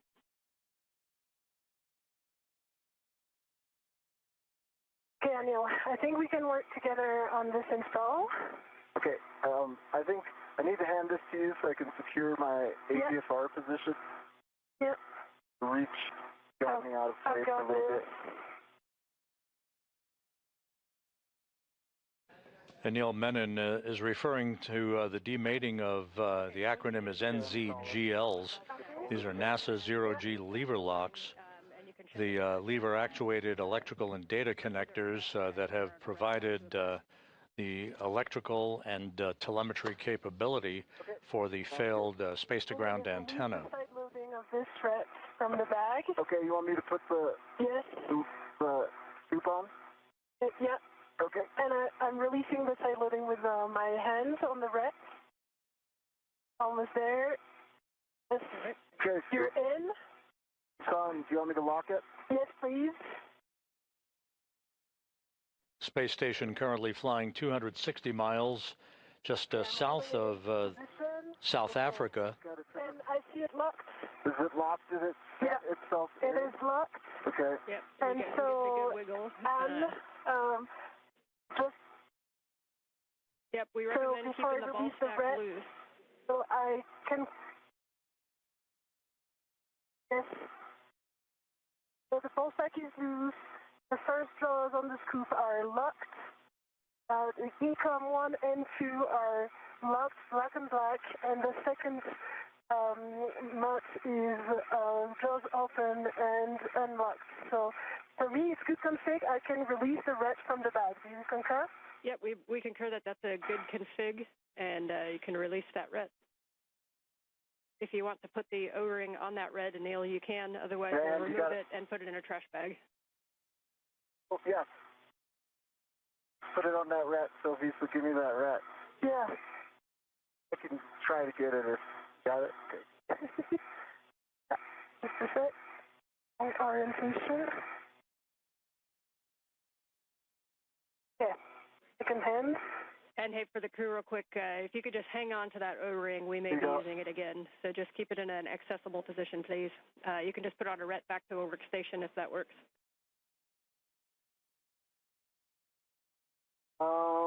I should keep it on my person then. Okay. Okay, we like that plan. Good config. Nice work on the scoop and mutt ball stack. That looked pretty simple in the scheme of things. And we'll be going for the second connector. Okay, confirm I released the red from the bag. We don't need it from the O-ring. You release the ret, Sophie. I'm going to put the O-ring on this AET right here and keep it behind my workstation. Copy. Okay, we like that config. The things that we have left are the other NZGL, and then we'll be releasing torque using the ratchet wrench. So if you guys want to work the last NZGL, then we'll get in position. Okay, let me work on the NZGL. I'll work on this cap, and you do your thing with the O-ring. Okay. Okay, so you'll be removing the cap from the... Again, the acronym NZGL refers to a series of electrical and data connectors that have held the space-to-ground antenna in place on the boom and relayed both power and telemetry capability during its functional days. This antenna began to display a degraded capability last November in its ability to auto-track the tracking and data relay satellite system satellites, the constellation of satellites that orbit the Earth in geosynchronous orbit about 22,300 miles above the Earth. The situation with this particular antenna continued to worsen, causing flight controllers to transfer the prime load of communications capability from the station, the high data rate transmission capability, to the other S-Gand 1, that is located alongside of the failed antenna on the Z1 truss of the International Space Station. Yeah, okay, it doesn't work. Now with the two of us. Okay, ready? Yep. And we're sure we got it up, yeah? Yeah, lever aft over center. Okay. You're good. Okay, I've got good leverage here. Yep, and me here. Okay. 3, 2, 1. Steady pressure. Okay. I think this is a RET scenario. It is a RET scenario. All right, and you can wiggle the back shell, making sure there's no side loadings on there. And then reminder, if the sun comes up, you can keep it shaded, might help too. Oh. Okay. Now let me go in front of it. Okay. And put some shadow. It is. Okay, if I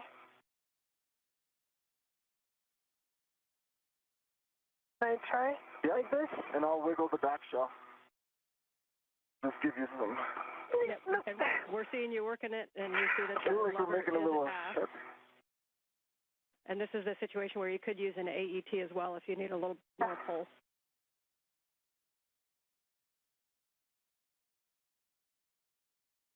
I think we, why don't you put the large hook on the backside and see if you can... Try? Yeah, see if you can push out. So, would you take the large hook of my... Yeah, you can use that large hook, and I'll do it. Okay. This? There. Got it. Yep. I have it. You got it? And then it'll go like this. Yeah, and still some shadow.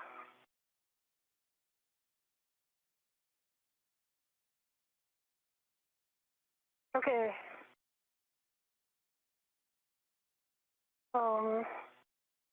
Maybe we can also put an AET around. And pull? And pull. Yeah.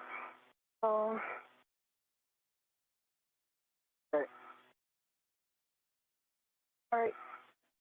Yeah, so our ideas down Try here is one you more can put time. an AET yeah, down. and I'm going to help you push like this. Oh, 1, 2, 3. Stand by 1. Okay. Stop doing that. Yeah. Just want to be sure I'm not doing something stupid with my gloves. We're good. Gloves nominal. I see it moved from 1 millimeter on this side. Okay. Did you see it move as well on your side? Not significantly, no. Oh, okay. So? Like, the blue line doesn't match perfectly, so I think yeah, that's normal. The blue line never matches when it's mated. Okay. As you guys are working this, our thoughts down here is there's some keying in there that it could be caught on. So a couple options are to tap it with the hook, just kind of dislodge that. You can also use an AET to wrap around and pull it.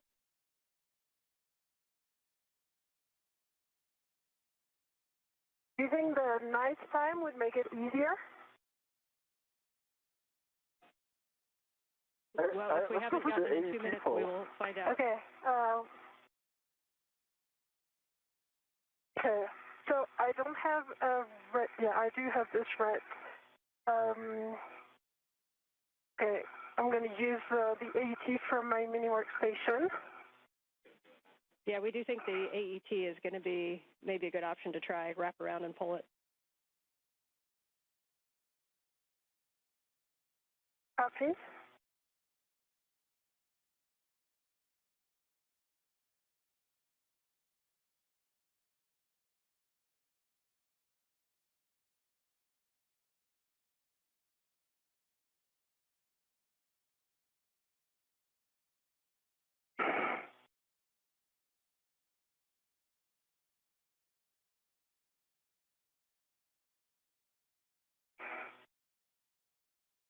No, I think it's going to be faster to use the AET from here. And one note, Sophie, when you're pushing, there's kind of two parts in that shell, and if you're right against the kind of the bottom of where the connector, that's the jack that kind of stays there. So make sure you go up a little bit to push on the actual connector. Okay. So I do have one red to AET that was on the agate handle. Okay, yeah, we can use that one and wrap it around. Just make sure you're not right at the base. You want to go up from the base so that you're on the actual connector.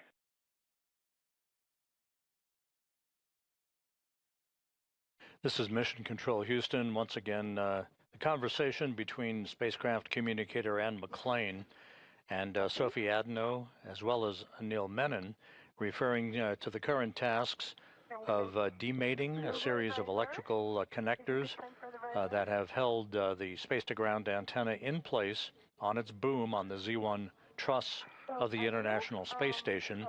This in preparation for the unbolting of a series of 4 bolts holding the antenna on the boom. That will be the final task in removing the failed space-to-ground antenna.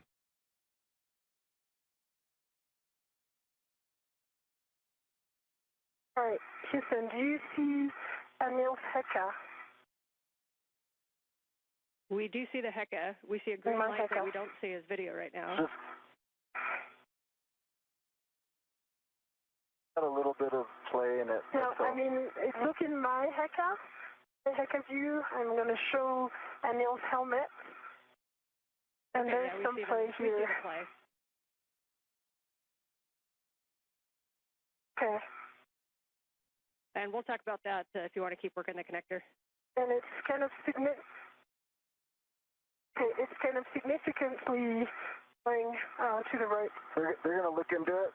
Let's tackle this, and then Ann, please give me a reminder to put the plug back into the J1 place. I have not done that yet. It's on my person. Copy. We will remind you of that.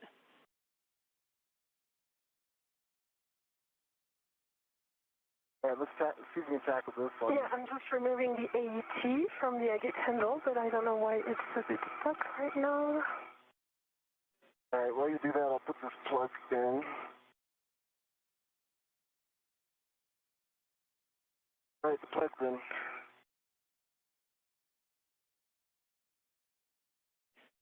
And you guys had mentioned it, but we want to make sure that handle is fully thrown aft, and that you didn't sense any damage or weird sensation when you moved that. Is that correct? I did not. Aft. Is there any utility to moving it forward again and then aft? But aft, it's full aft over center. No yeah, weird you can sensation. try that if you want to verify aft.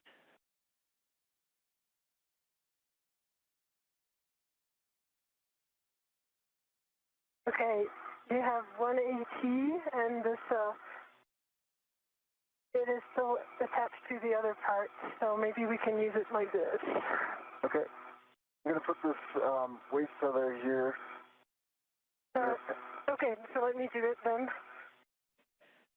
Okay, and for Sophie, for that AET, what we want you to do is wrap it around, not closest to where it connects, but a little bit up, sort of just below where you check over center, and then you want to try to pull that.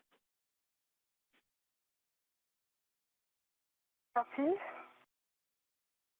And at the same time, Anil, if you want to check side loading, I know it's a smaller cable, but we'll just want to if we can wiggle it while she pulls, we might be able to dislodge this.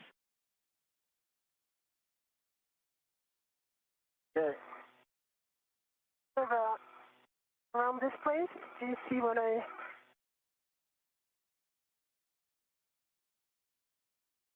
Okay. I'm in good position. 3, 2, 1. 3, 2, 1.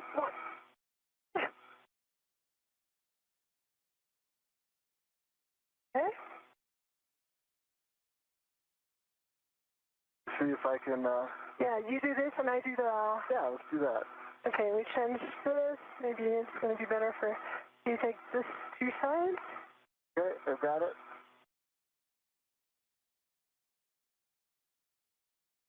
Take this.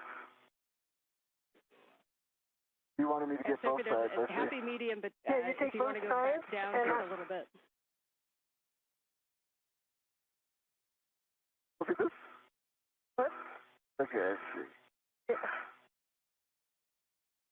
I think we need to unlock it from the agate handle there. Yeah, if it makes it easier for you. Yeah. It is read it to me, so we are good. All right, and Sophie, for the positioning of the AET, if you put it kind of right over the linkage, then that's going to be a good position. Right over the linkage. Okay.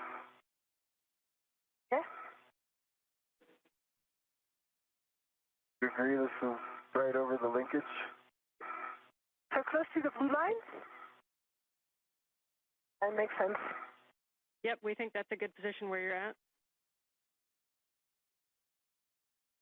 Okay, you ready? Yeah, I was just like at the limit of my APFR. Okay. 1, 2, 3. Yep. I would need a GCA to get like my legs into this. You're still able to pull some force, and me too. I could put about like, I don't know, I feel like that was maybe like 20 foot-pounds. Yeah. Okay, let me go in another body position, like this. It's called the AET. Okay. And then we'll try this. All right, Anil, if you need a GCA to get it better into position, you can work with M1 to get yourself into a better leverage position if needed. One by one, we're trying one more thing. Okay, I'm going to push against this and pull like this. 1, 2, 3.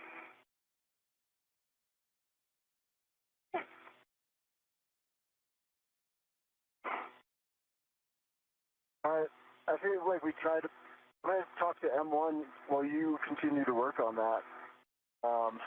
We're good with that plan. Jessica, how copy? We are with you on 1 now. Okay, basically what I'm trying to go is head up about 30 centimeters. That should give me a better leverage position where I can use my legs to put some force into this. I've got very good clearance, body right, and from the agate handle I can lean back a little bit as you do that. Okay, maybe I can look a little bit as well. I tried again once and it didn't work. I'm going to pose right here.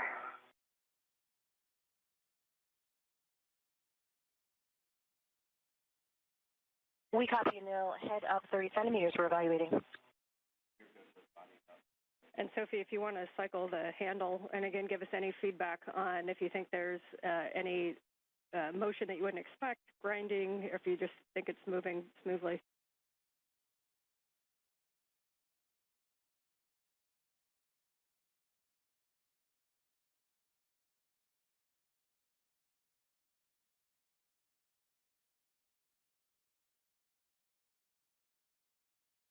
I know, brakes are off. So, You just around.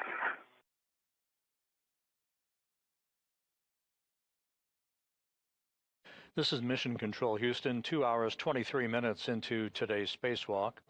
Anil Menon and Sophie Adenot continue to work with efficiency in the process of removing a failed space-to-ground antenna from its boom on the Z1 truss of the International Space Station. This particular antenna began to exhibit crankiness in its ability to gimbal or auto-track NASA's Tracking and Data Relay satellites. Last November, the situation worsened, prompting flight controllers to swap strings, if you will, commanding paths from the Space-to-Ground 2 antenna, which is the focus of attention that you see in this view, in the bird bath position, as it is called, where it is basically stuck in place, to the Space-to-Ground 1 antenna that is parked right alongside of it on the Z1 truss. In order to maintain full redundancy in the high data rate transmission capability from the station to the ground, we are in the process of removing this failed space-to-ground antenna, and later this afternoon we'll replace it with a spare that resides on a stowage platform of spare parts that exists on the port truss, the port 3 truss of the International Space Station.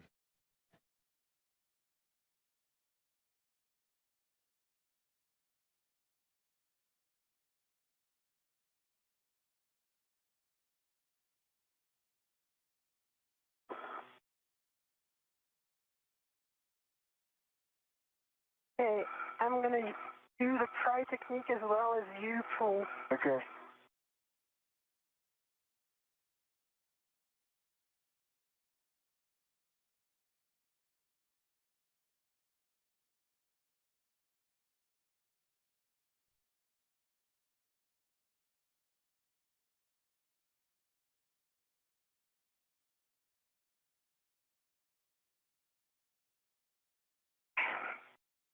You want me to get it? Yeah.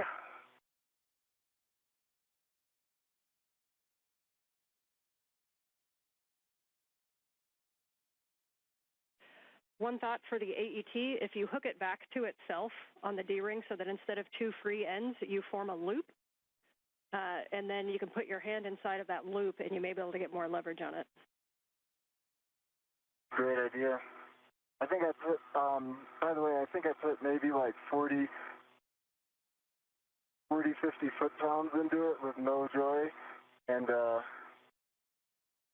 we were also trying to do the remate at some point without trying really hard, but it was difficult to remate, in case that helps.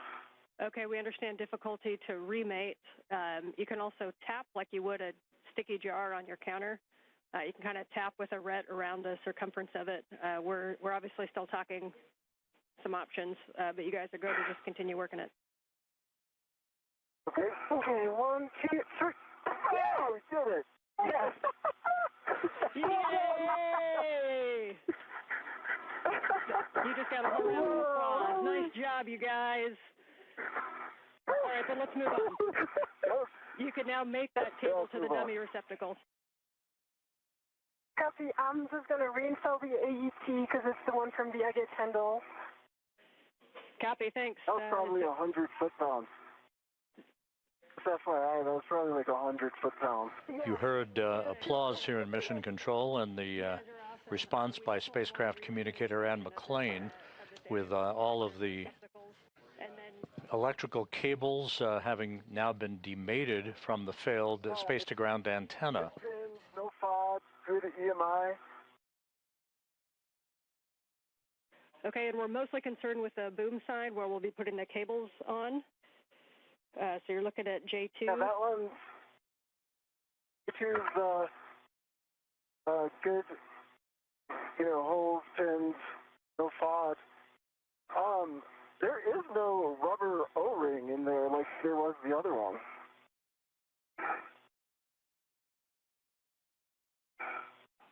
Okay, that's expected. So let's get that cable. Once you got a good inspection, you can connect P5 to J7, the dummy connector, and then the caps on the boom, both boom connectors, please. Okay, it's in the dummy connector. No, not yet. We're missing inside here. Yeah, we're missing like 5 millimeters. And is it okay if we leave it on the dummy connector with like maybe 5mm gap? Once these caps are placed on the dummy connectors for these electrical cables, Menon and Adenot will begin the work to release the torque on the 4 bolts that are actually holding the space-to-ground antenna onto its boom. They'll go in slow, deliberate fashion to release the bolts, approximately 8 turns per bolt. And that will fully release the space-to-ground antenna. Menon will haul that antenna over to a temporary parking place and ultimately onto external stowage platform number 3, where the replacement antenna, the spare, currently resides. Not for the Astros? What's that? How many curveballs was that today? Enough. Okay, the cap is installed, and I release my wrench. And so, here's another one. I've got a free piece of FOD right here. It is the, it's the,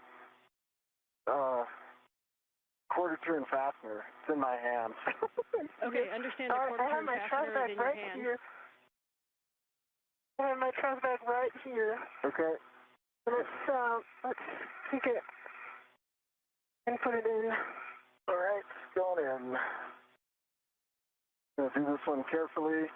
Yep. Okay.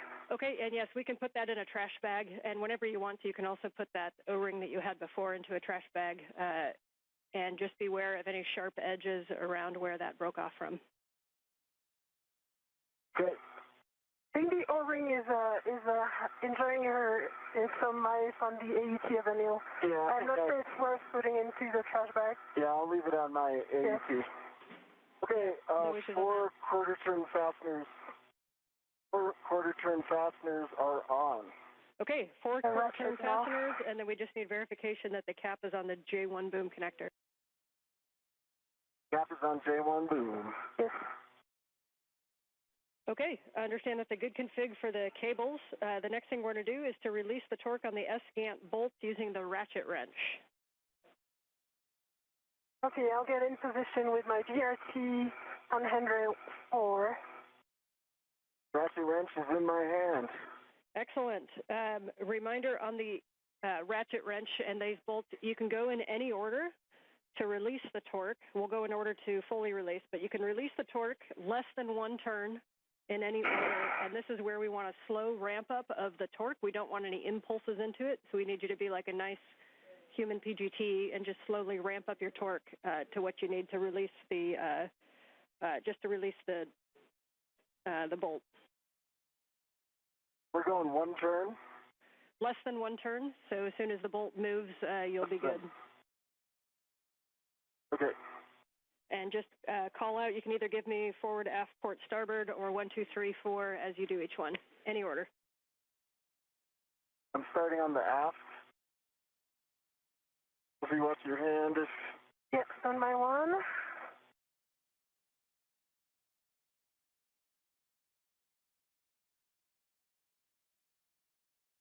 Quarter turn on the aft. I'm going to put in another quarter.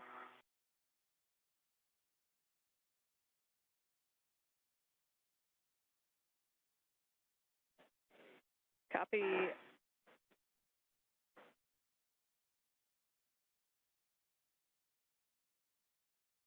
Another quarter turn on the aft, total of 1/2. I'm going to put in another quarter just because it does feel tight. Okay. We're okay with that on the aft. There's another quarter turn, so 3/4 turns. I'll stop there. Copy. 3/4 turns on the aft bolt. I'm going to go the starboard bolt. Sophie, then I'll hand off to you, okay? Copy. I have good DRT stability.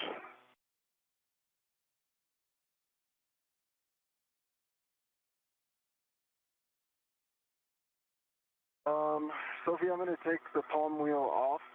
Interfering. Okay. Need help? I think I can do that. I've read it to it. Coming off.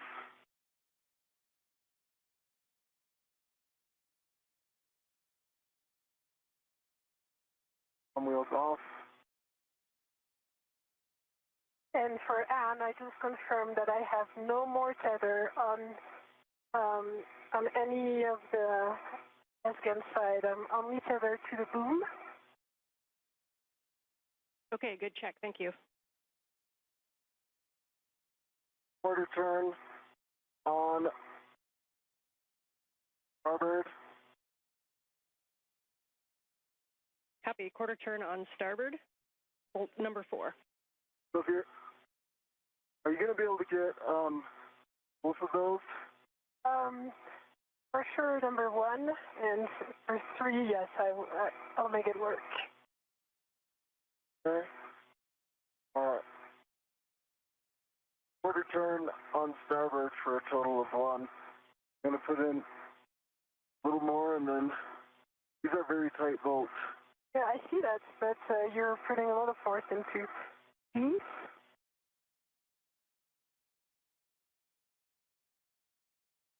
Okay, I'm going to hand this off to you. Got it? Question for you. If I'm going to get that bolt 2, I'm going to need to take out the GCA. Do you want to do both of those bolts, or do you want me to start talking to Jessica now? Bolt 3, sorry. Yeah, both 3. I think I'm going to be in good position to try. Okay, I'll stay here. Yeah.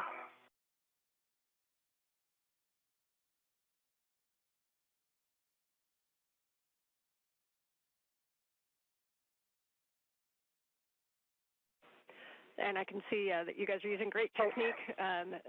Just wanted to really make sure on all these bolts that the socket is fully engaged on the bolt head. You guys are doing it right, but just asking you guys to do an extra check, because these are the only bolts we have.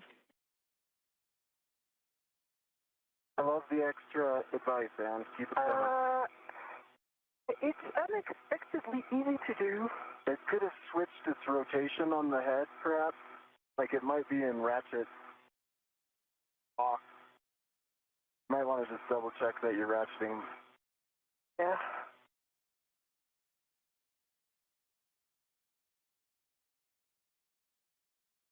Oh, that was good.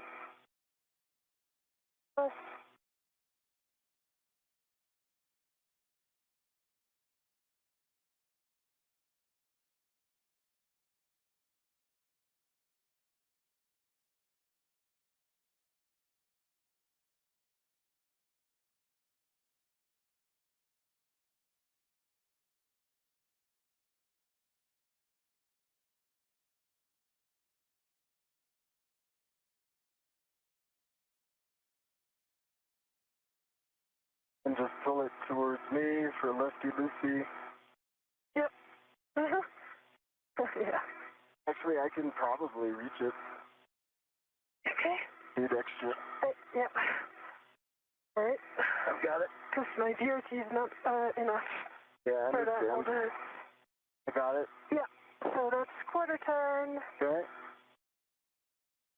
Move into my hand. Good night. Another quarter turn. Good strength, Sophie.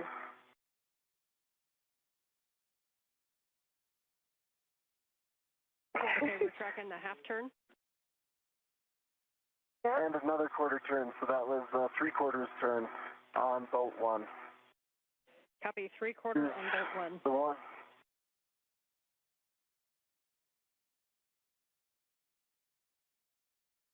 If there's anything I can do to stabilize you, let me know. I can kind of reach around here.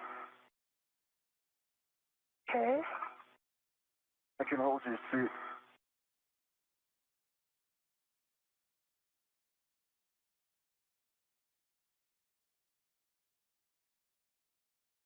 All right.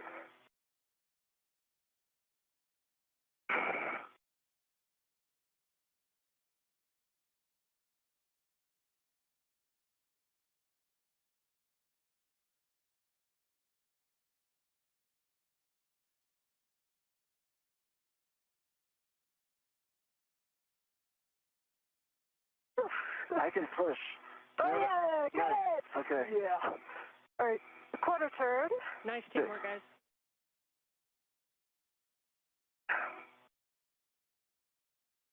Second quarter turn. Third, and one more. That's just a little one turn. Okay, nice job. I've got Well, that was a huge torque. the control of the ratchet wrench. I'm putting it back. Copy. Okay, you guys can stow that ratchet wrench in the crew lock bag. And I'm going to have you set up to do the bolts, but we're discussing some things down here. So just going to get set up to do these bolts. And reminder, we're going to release 3 bolts, and then we're going to get set up to fly this. So bolt 1 is going to be the last bolt. That's the port bolt. But for right now, you can retrieve EV1's PGT. And Anil, you can ret to the ESCANT tether point. And once Sophie has Anil's PGT and you're retted, we're just going to hold here for a sec while we're talking. Copy.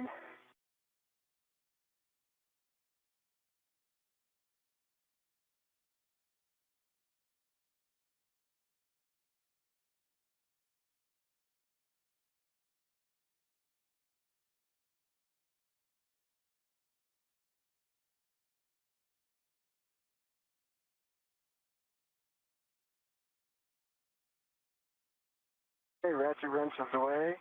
I heard ret to the tether point. I'm putting a ret down, Sophie.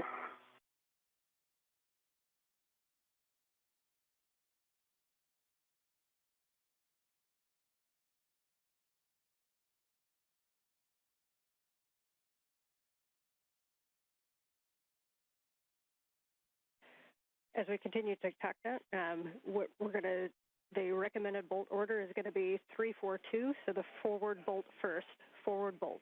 So that would be Sophie driving the forward bolt with Anil's PGT, and Anil will be retted to the tether point on the ESCANT handle. Don't drive yet. Okay, I'm currently retted. I'm currently retted. Can you give us the PGT settings? I think it's Bravo 4. Bravo 4, counter 2. Bravo 4, counter 2.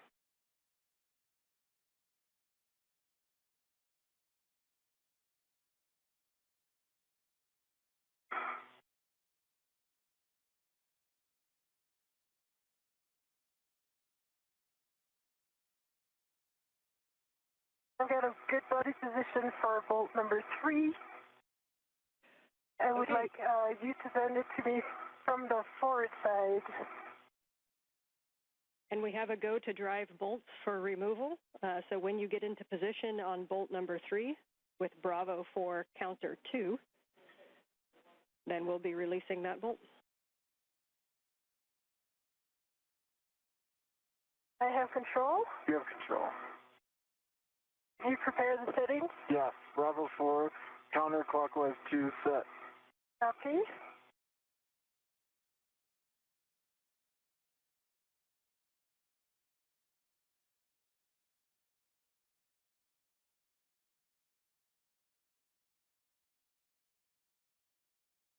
Okay. This is Mission Control Houston, 2 hours 42 minutes into today's spacewalk. Anil Menon and Sophie Adenot are in the process of breaking torque on the 4 bolts holding the failed space-to-ground antenna onto its boom on the Z1 truss of the International Space Station. You're go to drive, and we'll expect approximately 8 turns. The crew spent a little bit more time than had been planned in terms of installing locking pins, or gimbal locks as they are called, on the failed antenna so that no inadvertent motion of that antenna dish would occur during its transport to a parking location on the truss of the International Space Station. So we continue on with today's spacewalk, 2 hours, 43 minutes into the 282nd spacewalk in support of space station assembly, maintenance, and upgrades. Okay, Cal pass, 40 volts. I'm going to reset you to Bravo 4, counter 2.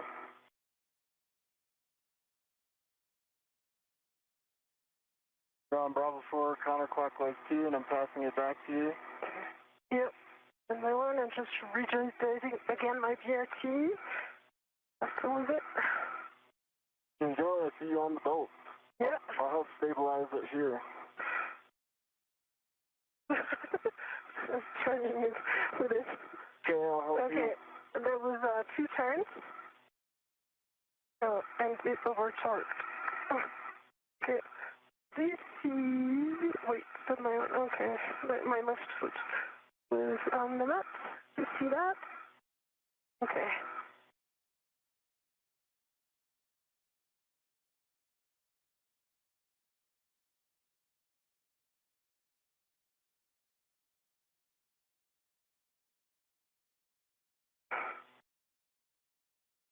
Just confirm it's still on Bravo 4, counterclockwise 2. I'm here, I cannot see. I can see it from here. Okay. Yep. There you go.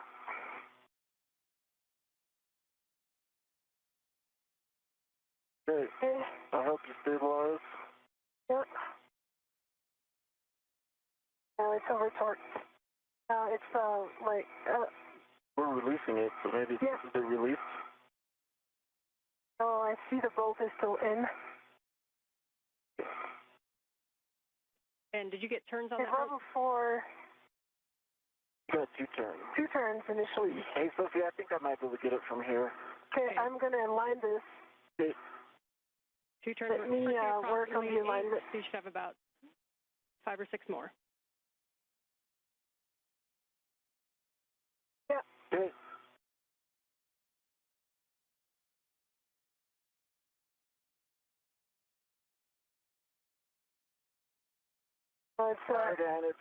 It's not overcoming the torque. Copy that the PGT is not overcoming the torque. Yeah. And we are definitely on counterclockwise 2. Okay, we are going to need to grab the ratchet wrench again and try to release that torque. Copy. Copy.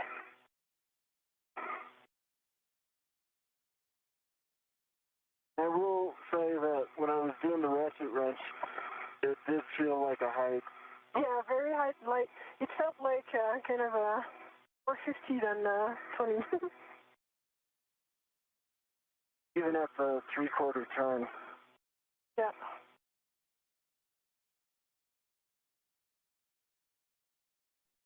Yeah, we copy that it was a little bit of a higher running torque than inspected when you were doing the ratchet wrench.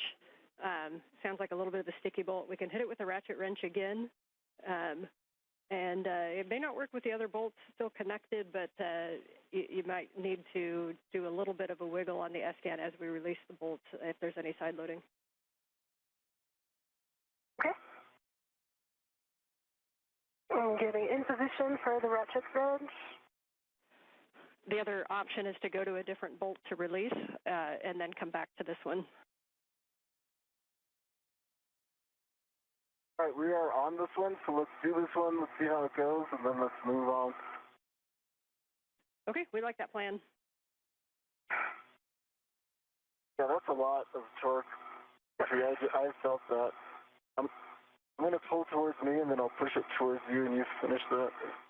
And you're going to use the ratchet wrench until you feel the bolt kind of loosen up, and then we can go back to the PGT.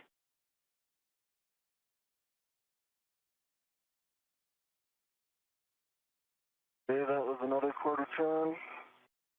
Another 1/4 turn. It's still very tight. Tracking an additional half turn.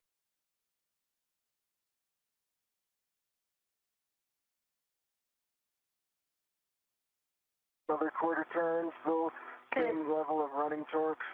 Yeah, do you want me to... Yeah, you can pull it. Yeah, I'm going to pull it so that we're kind of efficient from there.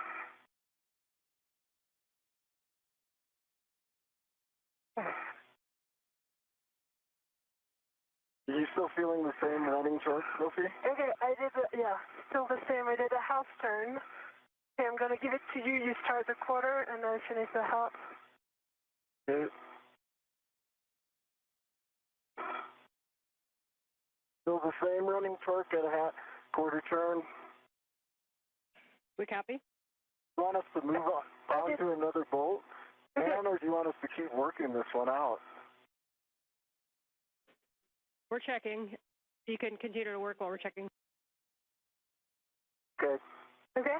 Why don't you just do quarter turns if you have good leverage there?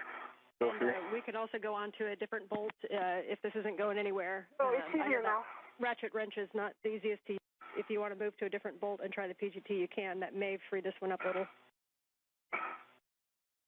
Sophie says it's easier now. It's easier now. We probably put another turn into it. Okay, I did one more turn, and now it's very easy to do. All right, let's go to PGT. Okay. Sophie.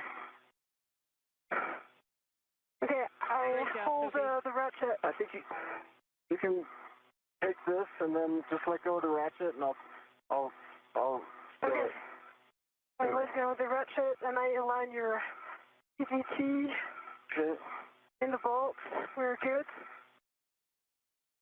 Okay. Ready? Yeah. I'm going. You're counting. Yeah.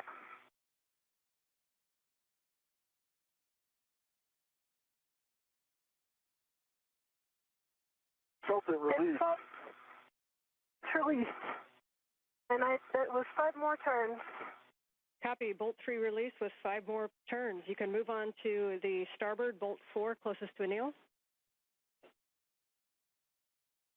Okay, starboard bolt 4. I'm worried we might be in the same boat here, but I'll give it a try.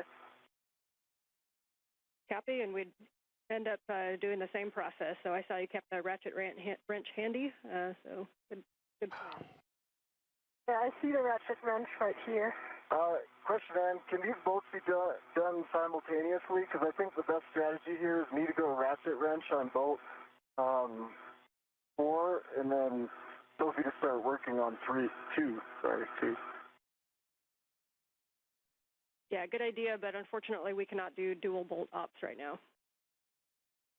Okay, I'm going to go ratchet wrench on bolt 4 then, largely because the PGT doesn't have a good fit.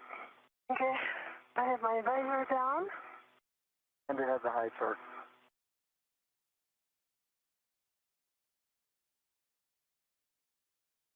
Yeah, we're good with that plan, Anil. Thanks.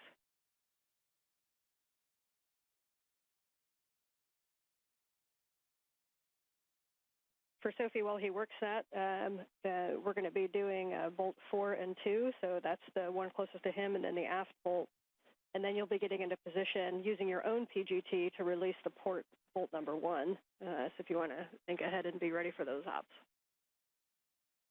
Yeah, but I was thinking that might be difficult with the PGT.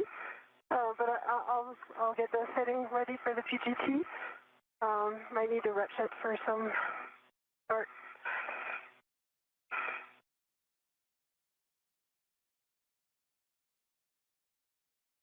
And yes, we concur. We'll see how these ones go if we expect to need the ratchet.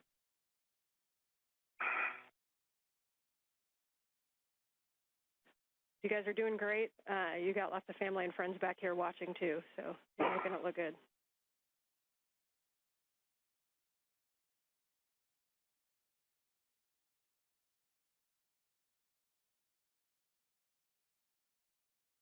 As we approach the 3-hour mark in today's spacewalk, Menon and Adenot continue to work in concert with one another on releasing the 4 bolts that are holding the failed space-to-ground antenna in place on its boom.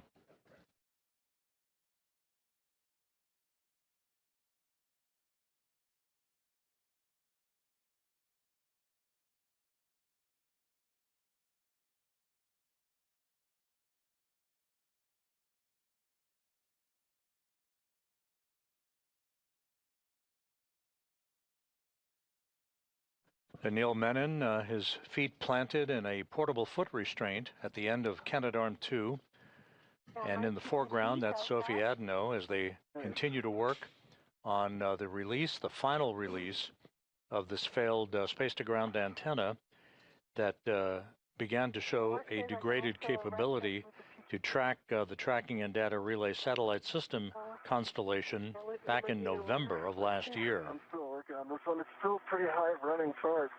Waiting for that breakthrough moment that you had. I've got Waiting in the wings is the spare space-to-ground antenna that is currently housed on a stowage platform on the P3 truss of the International Space Station. We're putting ARED to work. Oh, yeah.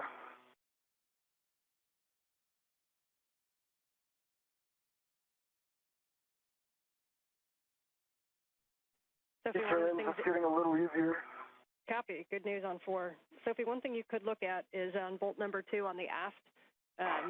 We're not super positive on all the clearances with the PGT to that bolt. If you want to kind of take a look and see what you think, and when we get there, this is why we have things like the ERAD. Hopefully we don't need it, but if you want to just kind of do an evaluation on that bolt. Yeah, and work.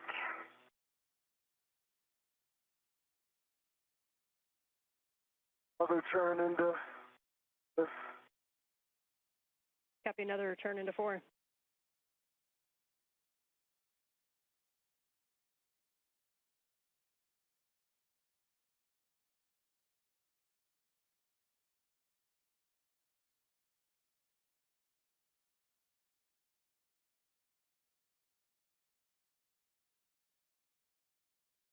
Another turn into 4.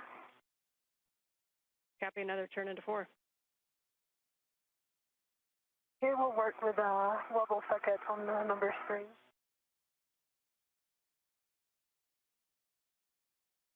Another turn into 4. Copy.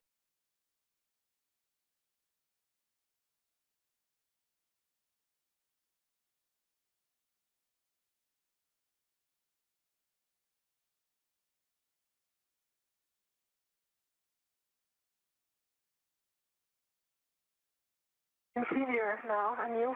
Inferior. Do you want to give me the ratchet? Not yet. Another turn into 4. Copy, I'm not going to get a good piece. I'm not going to get a good PGT hold, Sophie. Okay. And I'm just protecting here from your visor. Just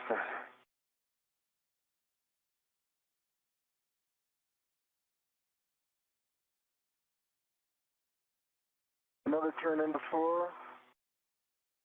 We copy.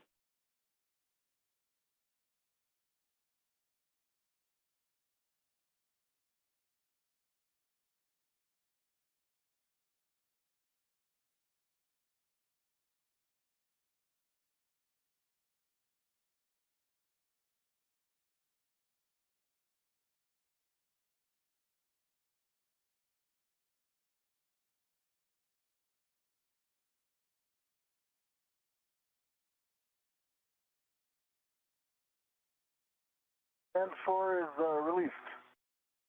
Done. You want the ratchet? Yes. This is the ratchet. Copy, bolt 4 released. And so, Sophie, you can work the aft bolt number 2, and this is a good opportunity for Anil to take a look at the view. We just want to, we're just looking at your met rates. Okay.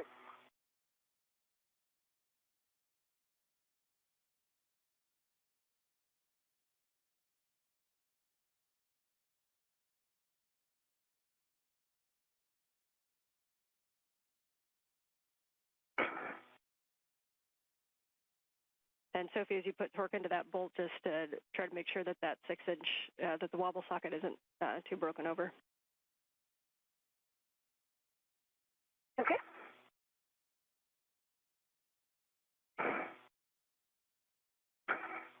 Okay, so we're coming the BRT force. You know, I could do this if I can get my met rates back under control. Yeah, I mean, I did like a tenth of a turn. Let me just change the orientation. I'll try another one. Yeah, it might also work sometimes if you put your hand right at the fulcrum at the 90-degree angle where the socket attaches to the ratchet wrench and counter against yourself.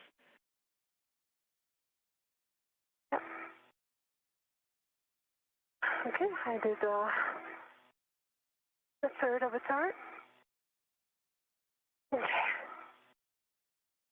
Quarter turn.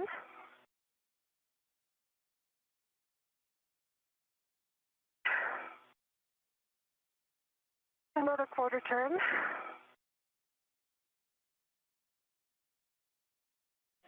Copy the quarter turns.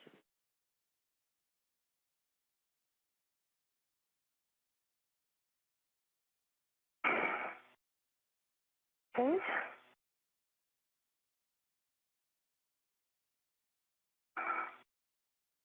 Another quarter turn. We copy. Good work. Is the running torque changed at all? A little bit. Okay. Or maybe not. And I do have a good purchase. If you think my net rate comes back to normal, you can tap me in. Okay. I'm not sure it's a good idea for me to grab the hit handle at this point, because soon we'll have only one bolt remaining, and not really like that. Okay, I have my hand on handrail 03F.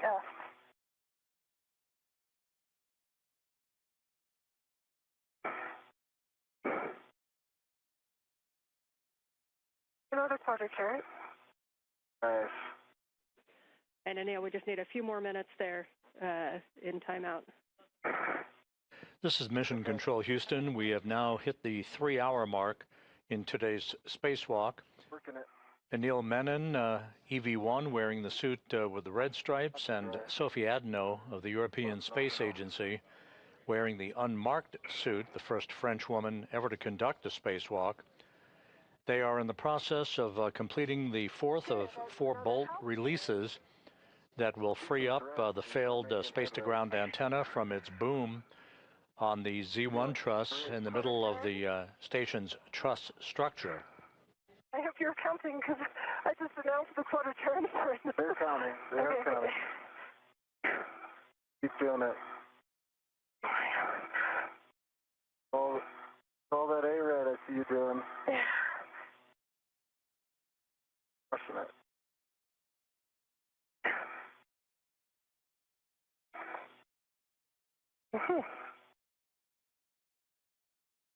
Okay, another half turn.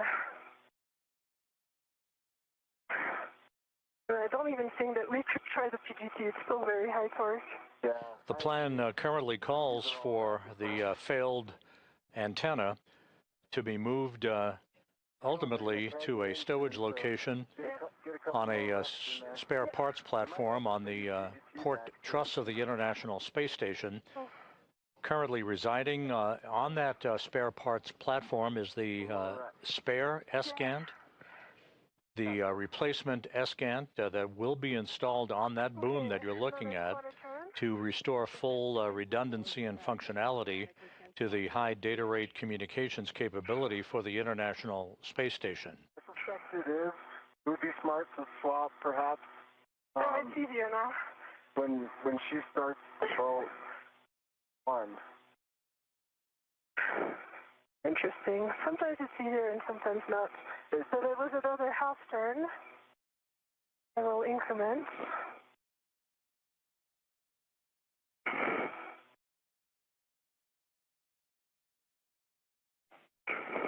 And just for you guys, when we do get to the PGT, we've been given a go to Bravo 7, so you will have some higher torque available. Okay. Do you want me to try to stick this bolt with Bravo 7 and see if it works? Yeah, let's do it. And is it okay if I try that? It's kind of low net rate. And that was another half turn. You're back in the game if you'd like to assist. Okay, I'm going to go that Bravo 7. Yeah, I think it's easier now. If that does the trick. Yeah, you did all the hard work. You did it before. Hey, let me give it. Yeah, I'm removing that set. Should this stuck? I got it. There you go. Okay. Holding the ratchet. Putting in your PGT. Thank you. Yep. Okay, here we go. Bravo Ready? 7, counter 2. It's working. You count, Beautiful Sophie? sight. Yep. 3. You're telling me. 5. I think we're good. Yep, bolt release. Oh, that was 4. Okay, the antenna is only on one bolt, and I see it wiggling, so now Anil is trying to be super careful. Yep, so we can, we're going to be using Sophie's PGT for the last bolt, and we're going to make sure this is the one that's going to release the PGT, so we're going to get Anil ready. Your glove and hap check is already knocked out, and you want to ensure a good config before the final release. Double check that your tether is still on the T-handle. You want to make note of your hand position because you're going to reinstall in the same position. Do we do with the ratchet? Should I start with the ratchet? Put the ratchet away or leave it out? If you think you need to start with a ratchet on that bolt, you can. We did break the torque, and it may have less side loading because the other 3 are released. But that is, if you want to test the ratchet and see how it feels, you can. Why don't you test the ratchet first, Sophie? Yeah. And then I'm going to... Can you stabilize the antenna? Okay. Can you stabilize the antenna? Because oh, right. You really need to be careful because I see the side loading is going to be huge.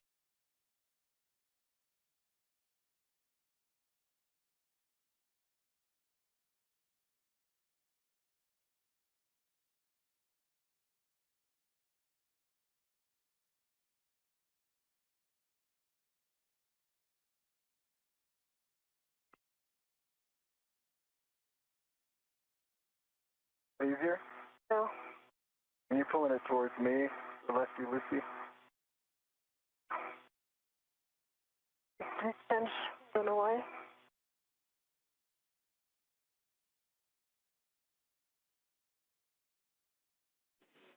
Back with you on comm and just waiting video. Uh-huh. And Anil, once you're in a good position and you're confident with your positioning on the S-Gant, you can give Sophie the go to release that bolt fully. Okay. She's testing the ratchet. It's huge. Huge amount of torque? Yes. Okay. Well, I've got a good grip on this. Wait. What kind of movements on the S-Gant will alleviate things for Sophie?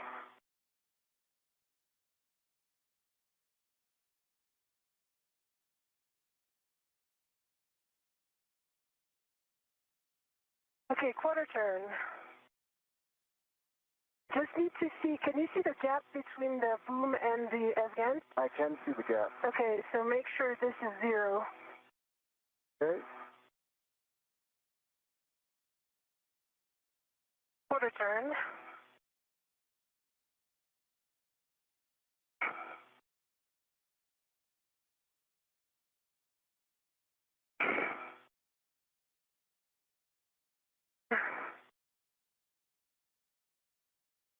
Okay, another quarter turn. Let's try with a PGT. Maybe doesn't feel that bad. Okay. Can you stabilize the S-Gant so I can put the ratchet wrench away? Yes, and my 1 to get in good position. You can let go of the ratchet wrench. Okay. You can let go of it. Okay. Why don't we just leave it like this because I just want to try, it might not work with a PGT. Okay. But I'm going to have to put it away at some point. It's true. You can put it on my MWF. If you can just stabilize this. Okay, I stabilize this. Okay, ratchet wrench is going to go on.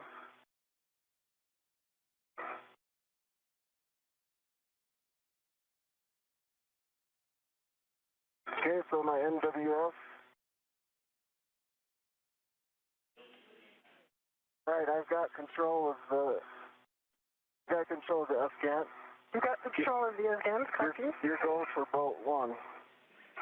Ground concurs.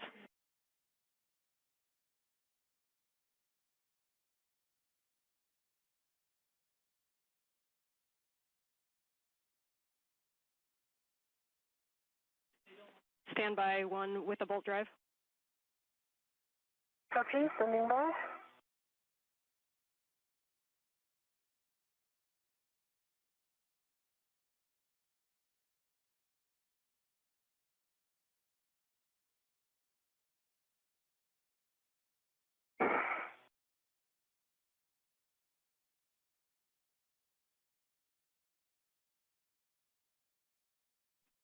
All right, some big picture words for you guys.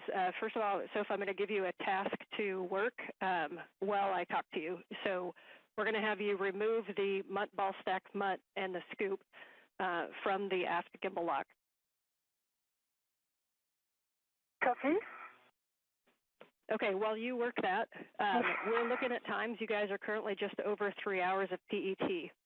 We are going to go directly to a long-duration tie-down of this S-gant on the Z1 truss.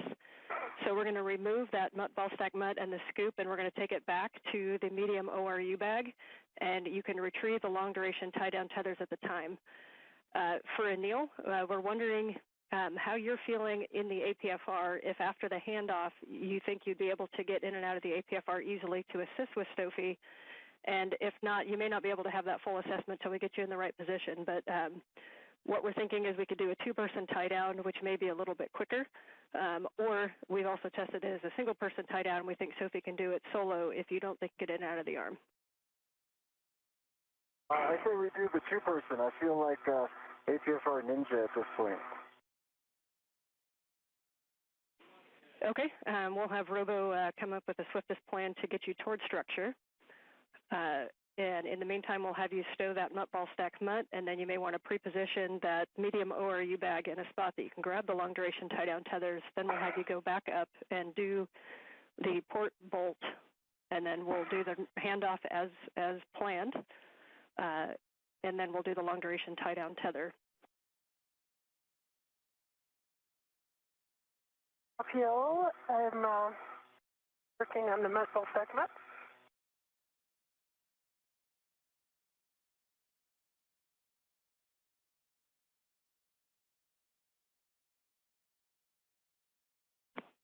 And Anil, what we think you're going to end up doing after handoff is that you'll be coming down the boom. So if you picture that the agate or the S-gant wasn't there, do you think you have a good access to get in and off of the arm? The agate wasn't there. Yeah, I think I need to go straight to the handle that Sophie's currently on, stay away from the waveguide and box. And then there's a handle right under that. Yeah, I think I can work my way down. Okay, we will work that after we get this handoff.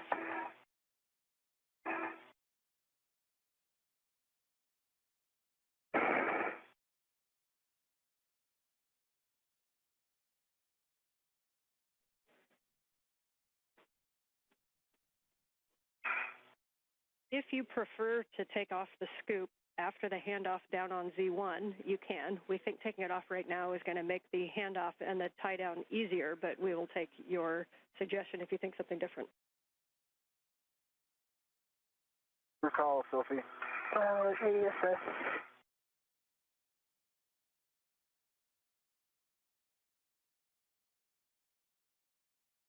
What are you thinking, Sophie? Yeah, need you to stabilize the S-gant right now.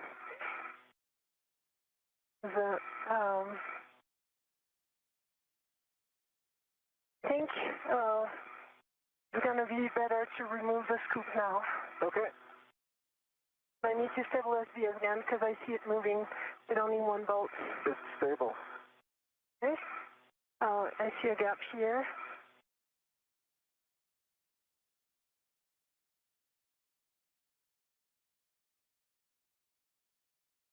And you guys are working great together. So I know it wasn't what we wanted to go do this tie down, but we still have a chance to get the good S-gant up there. So that is now the goal. So let's get this tie down knocked out as quick as it can. Sometimes an NZGL just eats your lunch, and that's what it did today. But we'll get this tie down, and then let's see if we can't get Cronus a good KU antenna with the new one. Copy, Ann. Appreciate the big picture words. Okay, I'm going down the boom. The module segment is... This is Mission Control Houston, 3 hours, 13 minutes into today's spacewalk. Just to recap, the conversations between spacecraft communicator Ann McClain and the two spacewalkers, Anil Menon and Sophie Adenot. The current plan is once this final bolt holding the failed space-to-ground antenna in place that you see in this view, once that final bolt is released, this antenna will be removed from its boom, and it, instead of being transported back to the external stowage platform number 3 for a permanent installation, we now plan to do a long-duration tie-down, as it is called, using a series of tethers to tie the dish down and conserve time, since we're running behind the timeline at this point.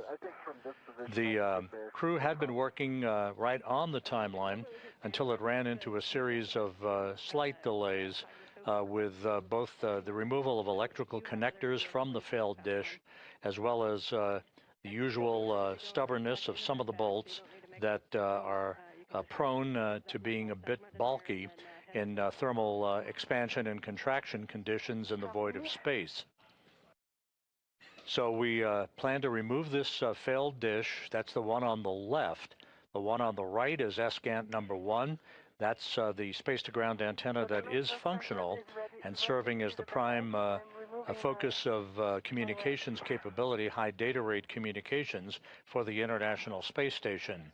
We're going to continue to press ahead in the hope of getting the replacement or spare space-to-ground antenna off of its location on ESP3, the external stowage platform number 3, on the Port 3 truss of the International Space Station, and getting it installed, as Ann McClain pointed out to the crew just a moment ago, so that we have full redundancy on high data rate communications capability from the International Space Station. So you can head up and get in position for the port bolt number 1. Okay, getting back up for port bolt number 1.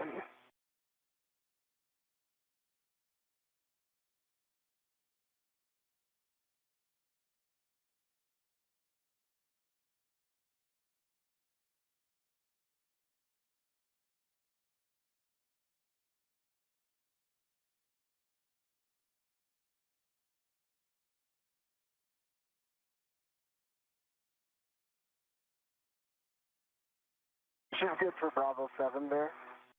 Yeah.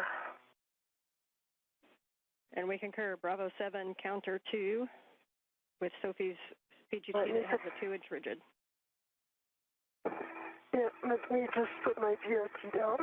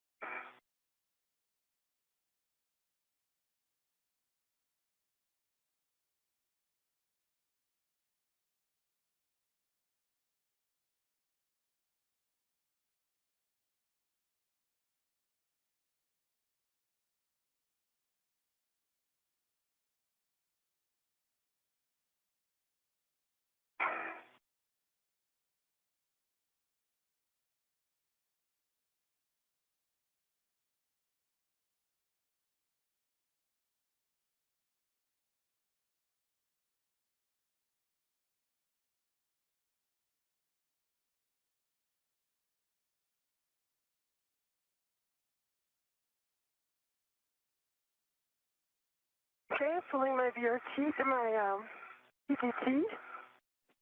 Copy.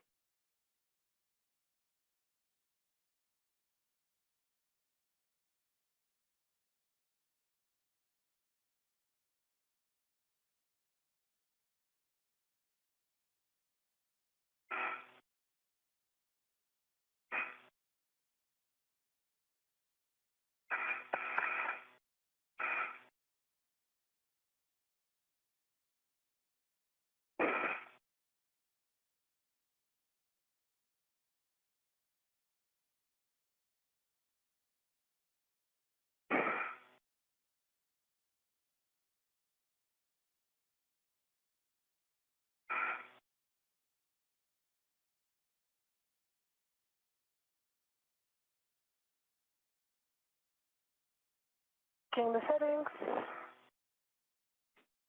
Yep, and just doing a Bravo 7 counter 2. Please.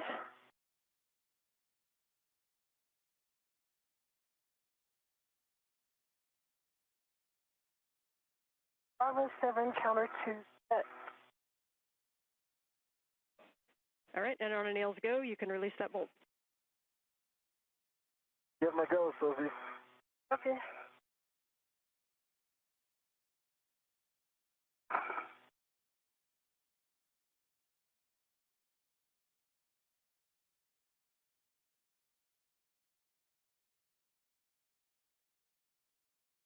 Need to change body position. I think if you can move up. more my way. Yeah. There you go. Have better leverage.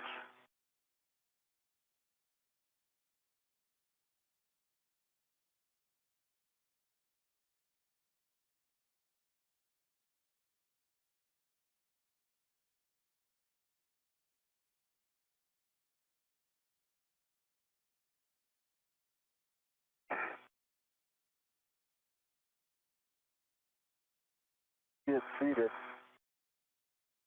Seated as well. Okay, now she's Face nice and hard. I saw it turn. Yep. One turn. I need to revise my VOT again. Take your shoulders joints here just to be sure. Did you And say? good job working Check that your shoulder position. So joint. just remember, Bravo 7 could come with a kick, although you're releasing, so it should be pretty nominal, hopefully.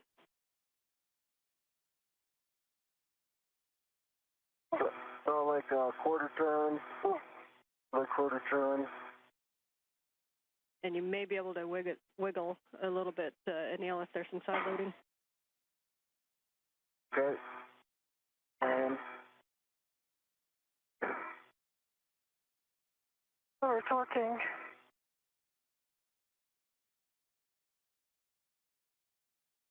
Okay. I do like tenths of a turn at a time. So it's over talking. and Okay, so I think I need to take the ratchet wrench. let's see if I can just flatten it again one more time, just so I can see if maybe this helps.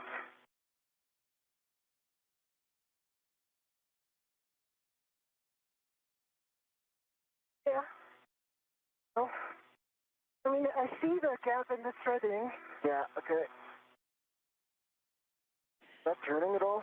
This is Mission Control Houston. Just to recap, the two spacewalkers, Anil Menon and Sophie Adenot, continue to complete the steps to release the failed ESCANT, the failed space-to-ground antenna, from its boom on the D1 truss of the International Space Station. The current plan is, once that boom is freed from the antenna itself, the antenna then will be tied down on the truss itself rather than moved to a permanent stowage location.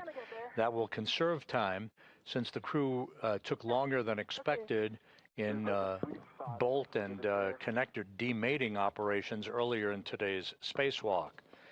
We are pressing ahead with every intention of removing the spare space-to-ground antenna from a stowage platform on the port 3 truss of the station and bringing it to that boom for its installation and the electrical and data connection hookup.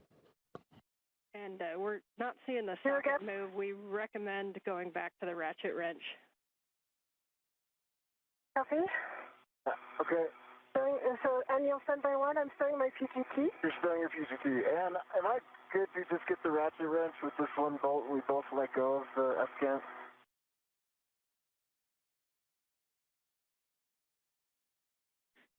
Yes, with the bolt partially installed and you have a RET attached, so you're go to grab the ratchet wrench. Thanks for asking.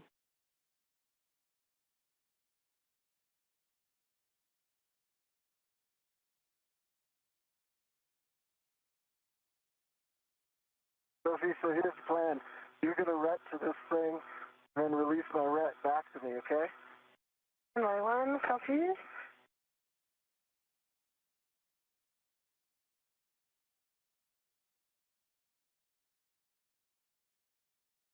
Okay, PGT code.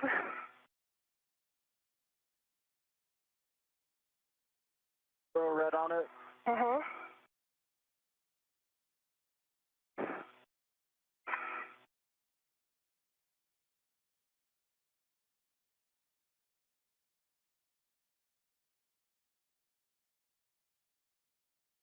Okay. I can grab my ret. Okay, I'm sending this back to you. Okay. The ret is off. It's your ratchet wrench. Copy. Let me just put this stuff away, and I'll be see you in a moment. Yeah.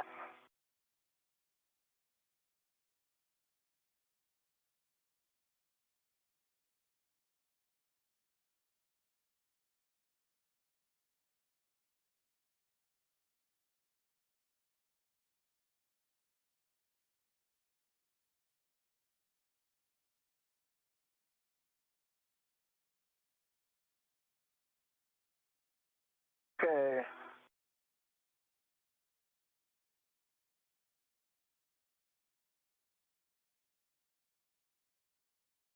I've got my hands on the F-scan, and you are go to start on the bolt. Copy.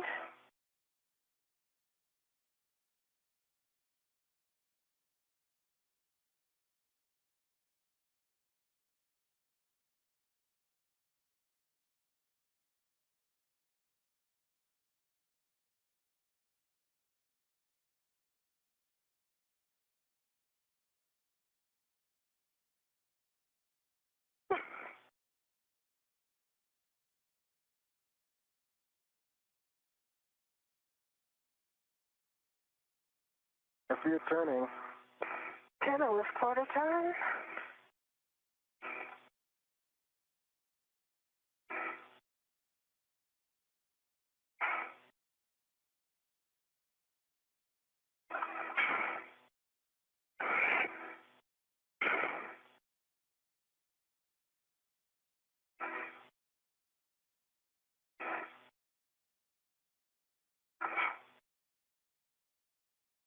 There's another quarter turn.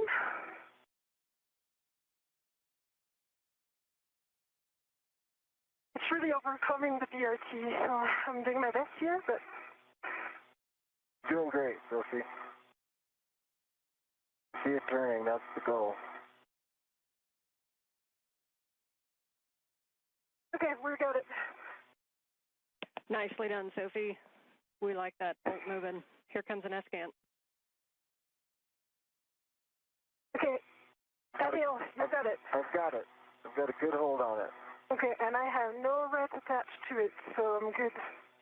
I've got a ret attached to the T-handle by me. Okay, I'm going to finish with hand, if you don't mind. Be quicker. By all means. I think you can get the PGT quickly as well. You could consider that.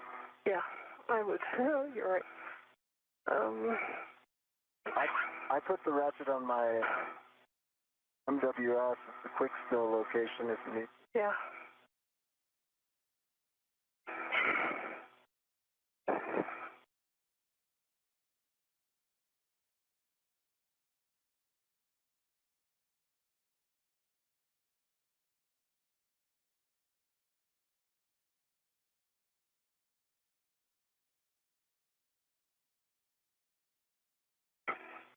Okay, I've got the ratchet wrench on my MWS and retrieving the PGT.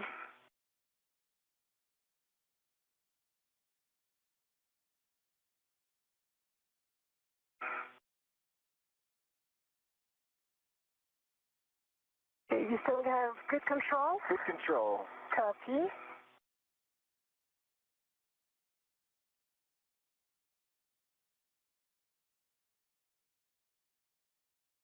You're turning. Turning. Okay, false release. See it release. Copy, Okay, you bolt ready? release. I'm ready. Removing the PGT.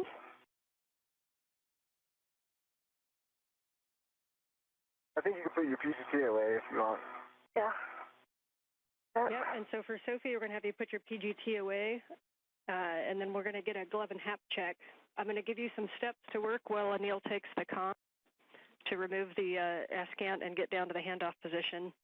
So you're going to be translating down to the Z1 SCANT temp stow location, stopping at the medium ORU bag on your way and retrieving a long-duration tie-down tether.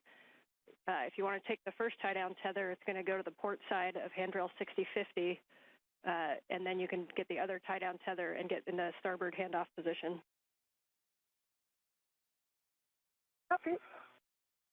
This is Mission Control Houston. We're at the 3.5-hour mark in today's spacewalk. The failed space-to-ground antenna is now free of its boom and will soon be removed from the boom itself and be brought to a nearby location to be tied down with a series of tethers. This will be an interim parking place for the failed antenna, thus conserving time for the rest of today's spacewalk. That'll come off easily. It's a good time to observe so that we really understand the waveguides.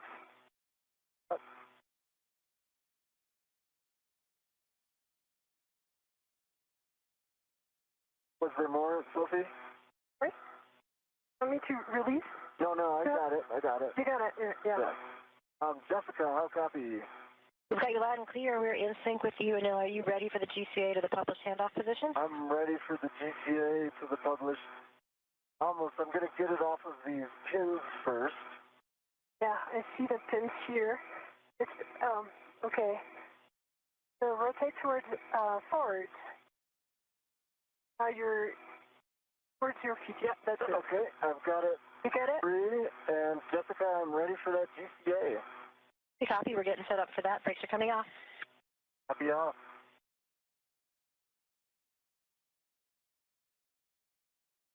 Anil, this is going to be that 3-part series. We're going to take you body out, followed by body left, followed by body in, and then we'll be taking you to your egress position.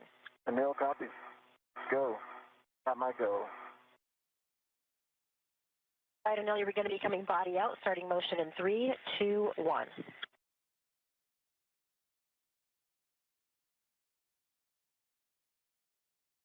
Okay, I've got it clear of the boom and very stable. Feel very comfortable with it now. Sophie, you're going to translate to the medium ORU bag and retrieve 2 long-duration tie-down tethers. Mark.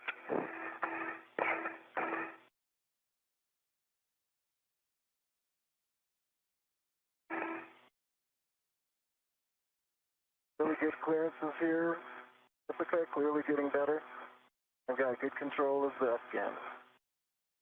Copy and concur. All clearances are improving.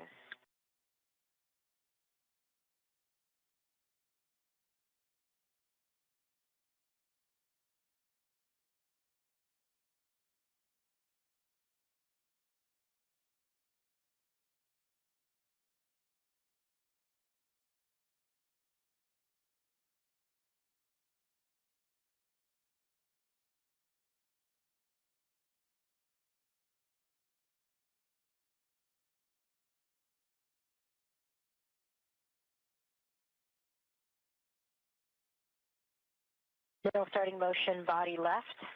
3, 2, 1. Body left, and I'm watching the dish, keeping it clear of the boom. I'm putting a little lean back in. I've got primary eyes on clearances on this side.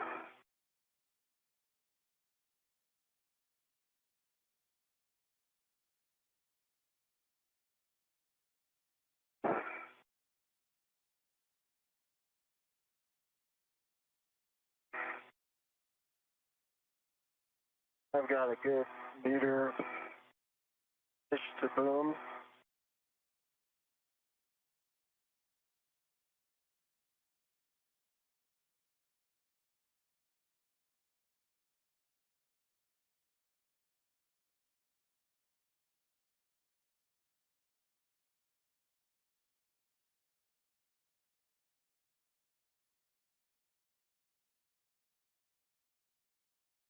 Nil starting motion, body in 3, 2, 1. Okay, and I'm going to keep clearances from Sophie here. Sophie, I've got eyes on you. Okay. Keeping the dish in position for a handoff.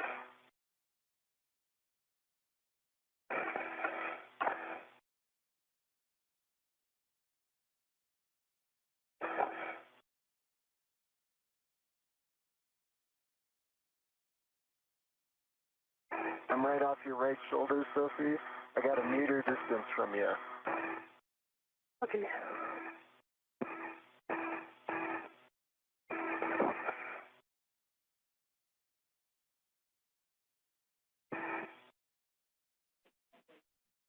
And for Sophie, if you're able to move to the nadir side of that handrail, that'll allow Anil to get in a little bit more. If you can slide down to the bottom of handrail 2. North.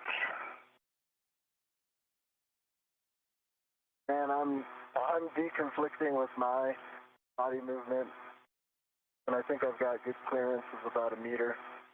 Copy, and good work. So this is the published handoff position. Published, okay. Let's hold here for a second and see where Sophie lines up. I'm not, essentially not done yet. So let's stop GCA.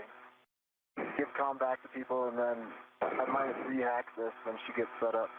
Okay, reminder, this is the one that we are not putting the brakes on, so we will stop GCA for now, but we do have additional clearance we can give you if you need it. Copy.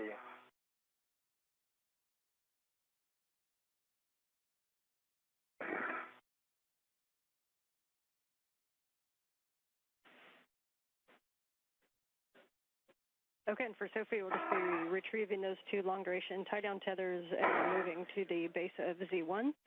And between the 2 of you, just please maintain RET awareness on the S-scan as we hand it off. The final tie-down is with long-duration tie-down tethers, but in order to get it from Anil to Sophie, we probably would need to do a RET swap. Copy, RET swap. I also need to do a RET swap from the... I'm just checking the number of RETs that I have. One is taken for the ratchet wrench right now, which was not initially planned. So I'm just retrieving 1 long-duration tether right now, right? Correct? You will want to retrieve both of them. Both of them. Copy.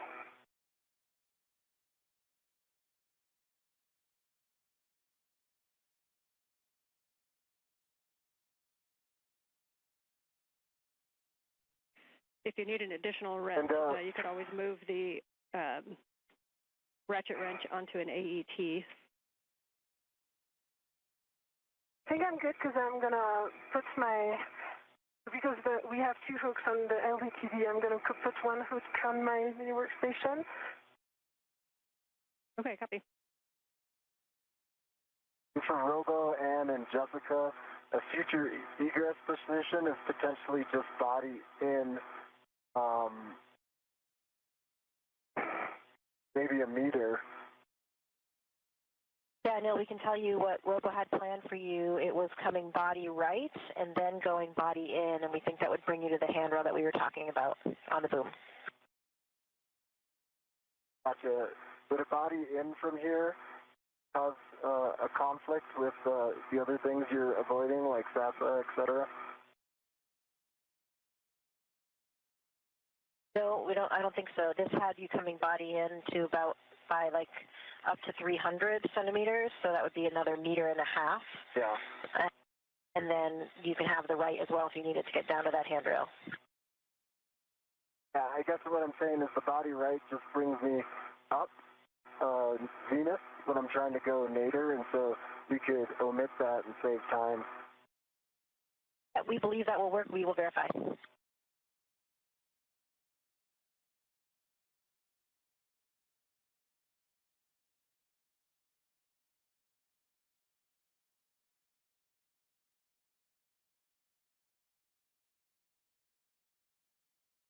Okay, 1 is retrieved and is on my mini workstation, working on the second one. Copy.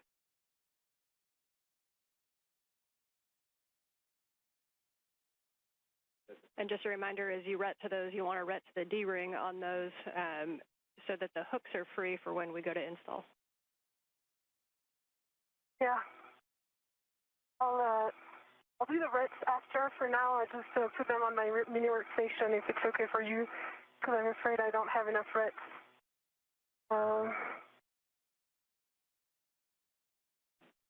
Copy. And reminder, another option you can use is you can take a long duration tie-down tether hook, and you can hook that directly to one of your wing tabs on your mini workstation and not use a ret at all.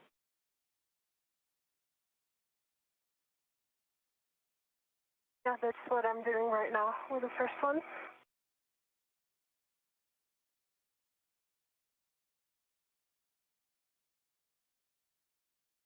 And Anil, we do want to bring you body right first because of the clearance from the tip boom with the SASA. And I also think you're at a little bit of an angle, maybe more than you realize, the way the arm is configured. I think that bringing you body right and then in will get you to that handrail. All right, that works for me. Okay, copy. We can try it, and then we can always get you where you need if that is not the right position.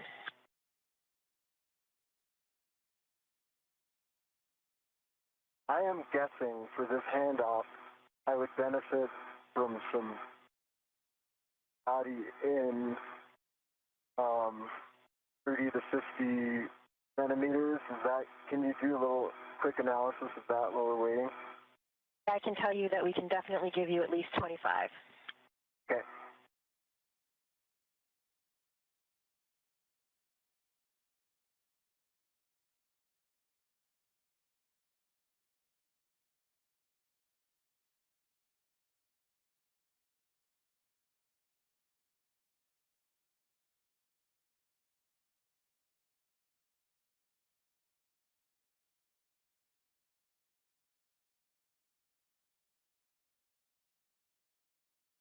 And Ann, if there is comm bandwidth and it doesn't distract down there on the ground, can you give like a little verbal layout of how these long duration tie down tethers go? I know you said the cup page, but just so I have a mental picture. Yes, absolutely. We have a handover in 20 seconds, and on the other side, I will give you that that overview. If you're looking at the picture, I will talk you through that picture. I won't be able to see the picture. I got my hands full. Okay, I'll be able to describe it to you, Anil.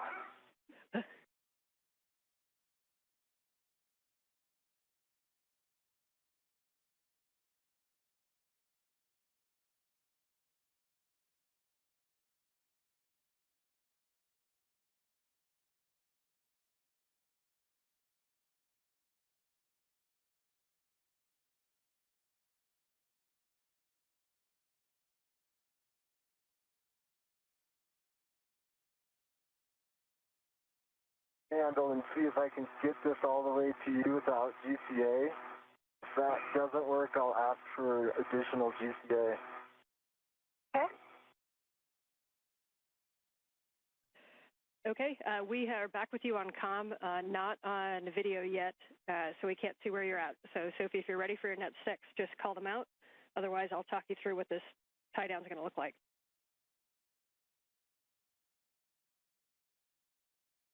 Translating, so I think we got some bandwidth here. Okay, awesome. Sophie, as you go to translate down, we want you to be on the starboard side. This is where you're going to position yourself on your left shoulder as if you're laying on the trunnion pin. And then your right arm is going to be the one that's going to come up and grab the escant from Anil. The dish is going to be facing aft, so you want to get yourself in a good position. And Anil, when you get off, we're going to have you on the port side of that. So Sophie, I'm going to have you set up on the starboard side. So keep both long duration tie-down tethers with you. Get on the starboard side on your left shoulder on the trunnion pin.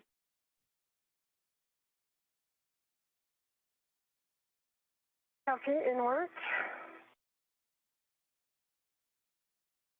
So try to have a clever plan for tethering yourself.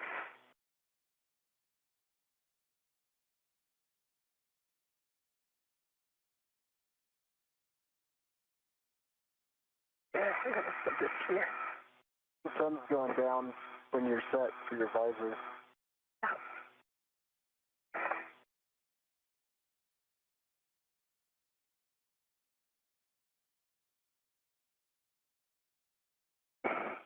Actually, Jessica, I have a feeling I'm going to be able to get this to Sophie without GCA. Okay, we copy. Yeah, we see you kind of maneuvering it a little bit, and it won't be a big deal to give you that little bit extra if you need it, so don't hesitate to ask if you need it. And Sophie, as you get set up in position, don't worry too much about the configuration of the long-duration tie-down tethers quite yet. Once Anil gets down there and we have both hands on him, we will work those. What you do probably want to grab is a RET from your mini workstation to be able to RET to the S-scan for handoff. Copy.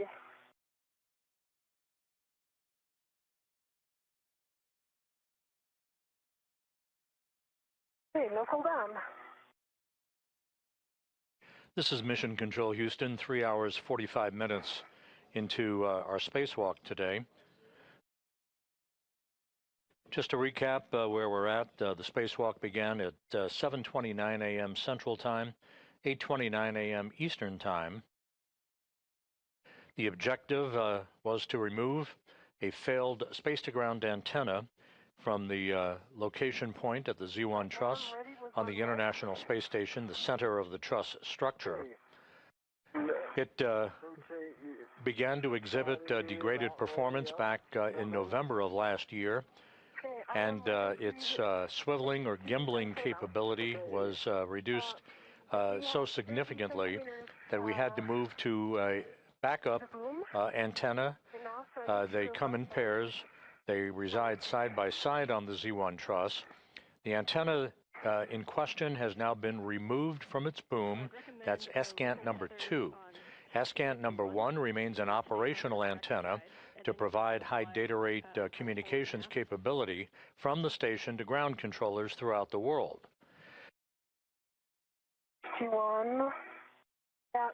The two spacewalkers today, Anil Menon of NASA and ESA's Sophie Adenot, began the spacewalk working per the timeline, but ran into some difficulty loosening up bolts and electrical connectors along the way and fell behind on the timeline. So to try to create time efficiencies, the flight control team here, under the direction of Flight Director Chris Dobbins, elected to tie down, they call it a long-duration tie-down procedure, using a series of tethers to tie down the failed space-to-ground antenna to the truss on the International Space Station rather than spend the time to transport it all the way back to a flight support equipment stowage platform on the Port 3 truss of the complex. The one by your left hand there. With that in mind, we are continuing to press ahead with a plan to remove the spare space-to-ground antenna that does reside on a spare parts platform on the P3 truss and bring it over to the now empty boom on the Z1 truss, install it, and see how far we get in the timeline before we determine whether or not we can complete all of the work associated with the installation of the spare space-to-ground antenna. Time will tell. We're at the 3-hour, 47-minute mark, with the flight control team continuing to press ahead with the current plan of tying down the failed space-to-ground antenna onto the truss of the station. Use my legs as leverage, not up on the triangle, but kind of sideways. If you can stay there, I can get you this S-scan. Yeah, but how am I mean, I'm not stable right there, so it's not going to work. I agree. It looks a little tricky. That's why I was thinking if you can use that handrail by your left cheek. Yeah. To do a end effector, base tether, and then just BRT anywhere that will keep you stable. Yeah. Yeah, I need to be RT. Yeah, and the other if you can't, it's kind of an awkward angle to get to BRT on 6051 sometimes, but your stability is really going to come with your left hand on 6051 and your right hand up toward the S-scan. You'll be able to get a good purchase on 6051 if you can kind of turn a little bit, and then you'll kind of have your hand on that handrail the whole time during handoff, and then hold it until Anil gets down to assist with the tethers. And again, with your right hand, though, you're going to want to have a RET in your hand to reach up to RET to it. Yeah, the red is already on it, so we're good. But I think we made a mistake of taking the metal segment on just to help stabilize. So I'm working on my VRT right now to be able to hold the position. Maybe this one. Okay, and you don't have to be able to get into a perfect position. If you can, if Anil can hand off the S-scan and then reposition, even if he hands you a T-handle, you could hold a T-handle and just hold it stable with one hand on a handrail and your right hand on a T-handle until Anil gets in position to be able to, it might take all four hands to get it fully down in position. Yeah, so this is what I'm... Break, Sophie, can you double check to see if that ret that you've attached to the T-handle is locked or unlocked? I feel like it might be locked. Oh, that's a good point. She just locked on against the structure. All right, so now I think I'm in a good position now. I have good hand on this trunnion thing. The red is unlocked. And so I'm going to be able to use the T-handle here. Is that what we want, right? Yeah, there's the T-handle. Yeah, wait a second. The red is... And then you come after right away. Is that correct? And I'm coming, yes. Okay. Okay. Do you have control of it? I have control. I'm releasing my rat. Copy. Really nicely done on the handoff and good position, Sophie. If you're stable there, then we'll hand Anil the comms to talk to the crew inside and get in a position for egress. Okay, Sophie, you have full control of this. Do you want me to help you move this a little bit? Or do you want to just keep it there? Keep it there. Okay, Jessica, how copy? Got you loud and clear, Anil. This first motion is going to be body right. And can you verify that the antenna itself is clear enough from you for that? I'm clear for body right, and I can gently touch the antenna to ensure it's clear. Okay, copy.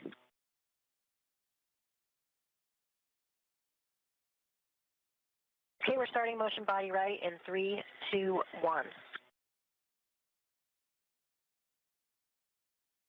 See motion, and it's good motion, and I've got clearance from the antenna.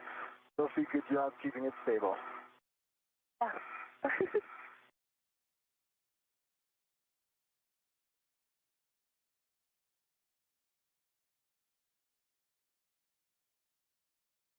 All right, Anil, now we're going to start that motion body in 3, 2, 1. Stop 1 second. Stopping motion.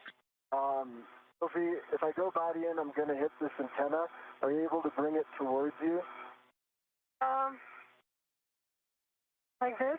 I think it's the limit because otherwise I'm close to the trunnion pin right now. Okay. Jessica, can we go body right 20 more centimeters? Stand by.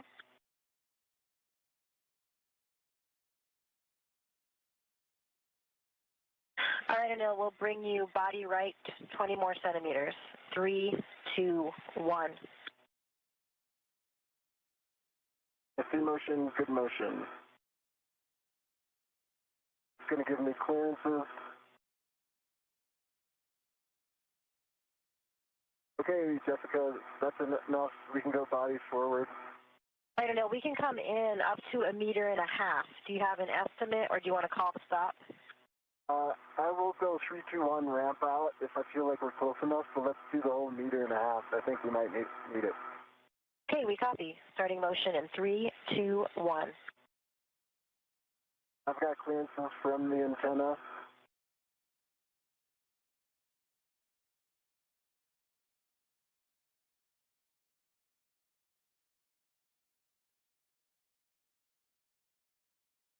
I've got good clearances from the antenna, and I'm watching my crew lock bag as well.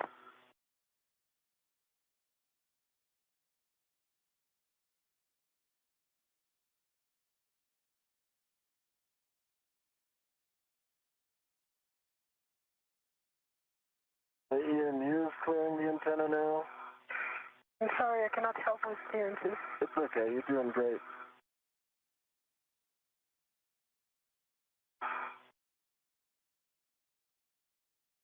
Half a meter remaining. See, my crew lock bag is clear of the antenna. Ramp out in 3, 2, 1, ramp out. Okay, we've stopped motion. Stop GCA. GCA complete. All right, copy, GCA complete. So you ready for us to put brakes on so you can egress? Ready for brakes on and egress. Brakes are on, you go for egress. Go for egress. Okay, nice job. Sophie, nice job keeping the SCANT still. For Anil, you're going to be egressing and coming down the boom. As you come down the boom, a good position might be to go heads nadir and then go down handrail 2, which is the aft handrail, the long handrail. And then I'll talk you on to a good position when you get down there. But generally, you're going to stay port of the SCANT. Said head nadir. You want me to go head nadir? Yeah, I think as you move in position. Did I copy that? Yeah, I think as you move into position, obviously you decide, but as you move into position, if you go head nadir and come straight down the boom, the short handrails 3 and 4 where you're egressing, then you're going to go down handrail 2, which is on the aft side, and then we're going to walk you all the way down to Z1 into a position on the port side of the SCANT. Stand by. The antenna is moving. Anil, are you still ready? I am not ready. I think it's possible to head nadir. I put my crew lock bag into it. Okay, but now it's just becoming like tougher to control. So just try to be as close as you can to the boom. Yep, and Anil, if you need to reposition back and check what's coming in contact, you can also move over to the port side of the boom and try coming down on that side.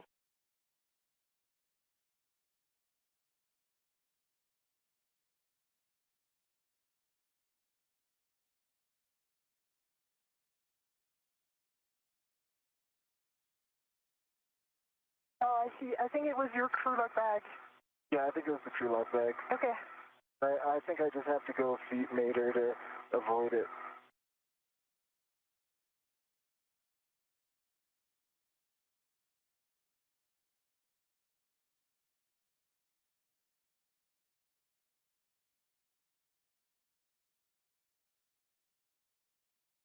And I'm repositioning a little more aft. Slowly.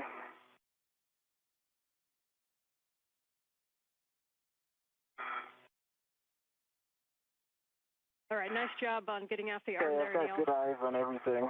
And I see your feet coming down. If you put your feet just forward, you're going to be staring at handrail 6058. That's a good one to hold on to. 6051 to orient you, or sorry, 6050 is the one that's pointing direct aft. That's where one of the long duration tie down tethers are going to go. We're going to do this tie down very deliberately. As you know, when we do these tie downs, we don't know if it's going to be weeks, months, or years. And so the biggest thing is we need to make sure that this is in a safe config. So if you can both be very deliberate on where things are going and calling out any issues that you see. Also be aware that Anil's tether is in a very non-standard config. It's not something that we're used to. Make sure that we're not tacking him down alongside the SCAN. Right now I see your real Anil going on your right shoulder. That's it, Sophie. Okay. And Anil, if you need to do a rich man's fair lead onto the boom, that might keep it clear of the SCAN, but your call.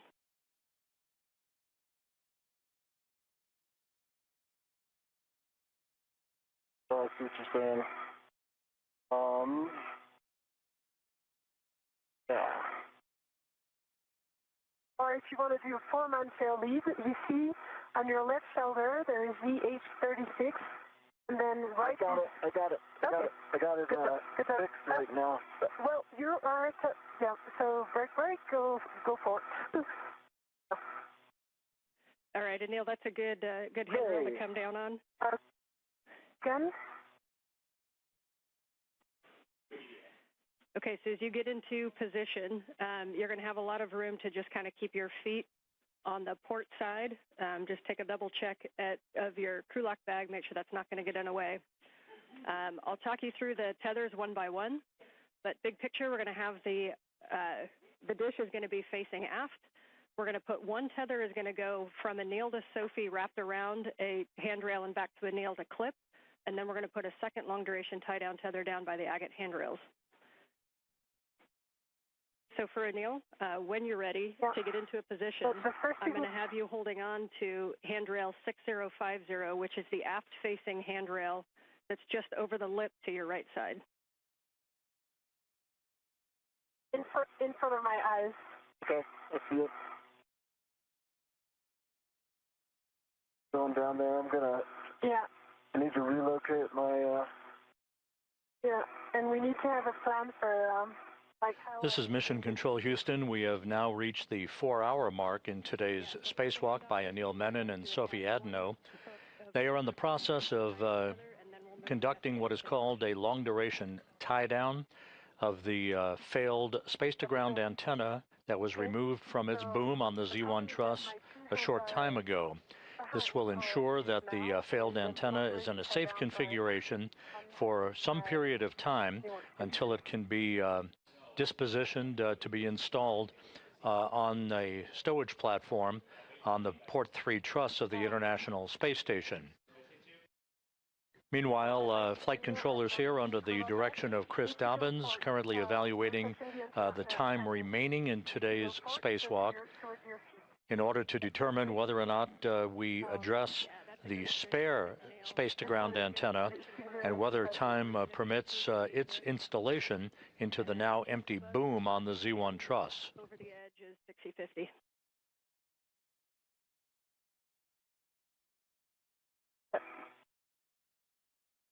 Yeah, I got 6050.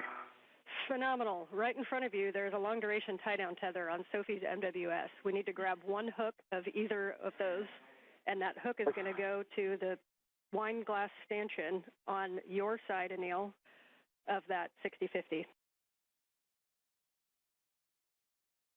All right. So if I could give you some advice, no, take the one that is attached to the hook, the one that is closest to the trunnion. I'm gonna take them. You want me to take this one? Yeah. Right here. Yeah, this one. Okay.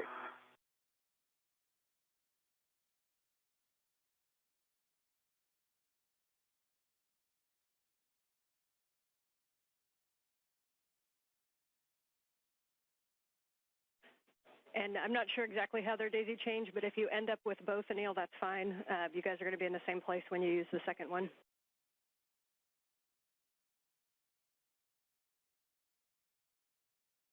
So he has one hook.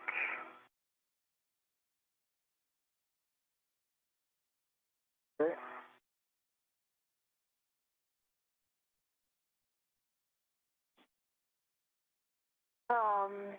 Yeah, so you need to put it on your right.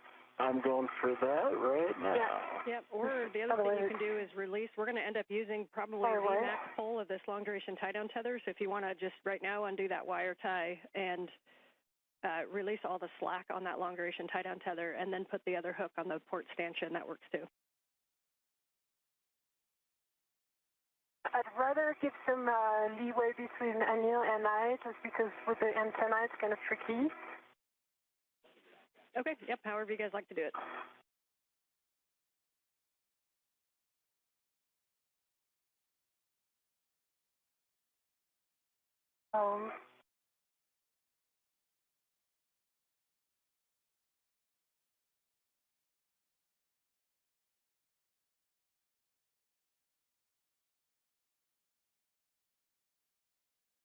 Up.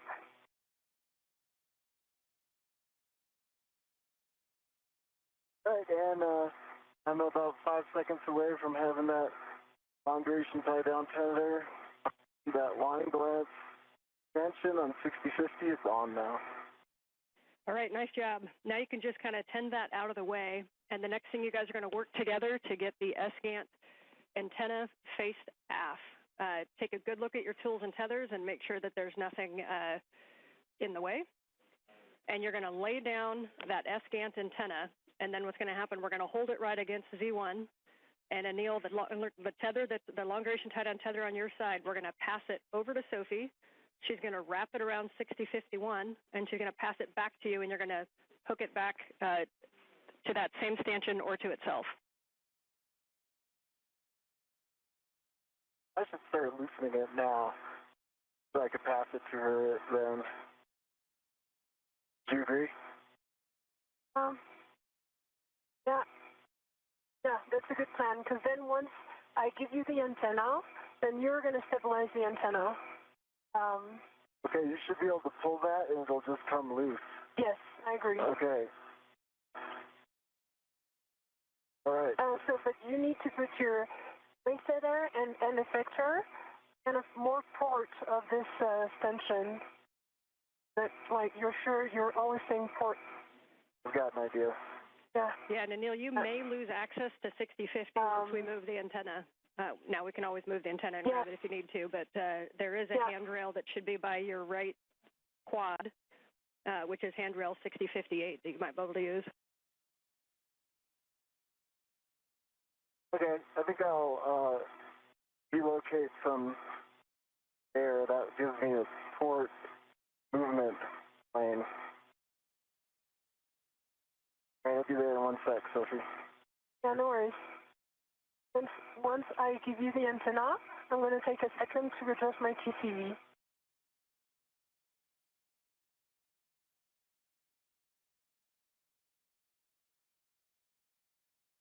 Yeah, that's great. Great location.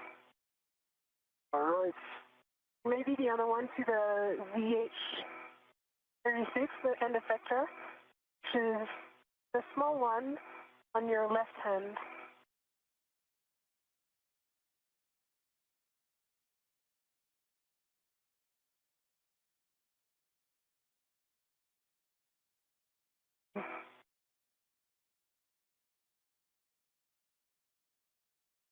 Job.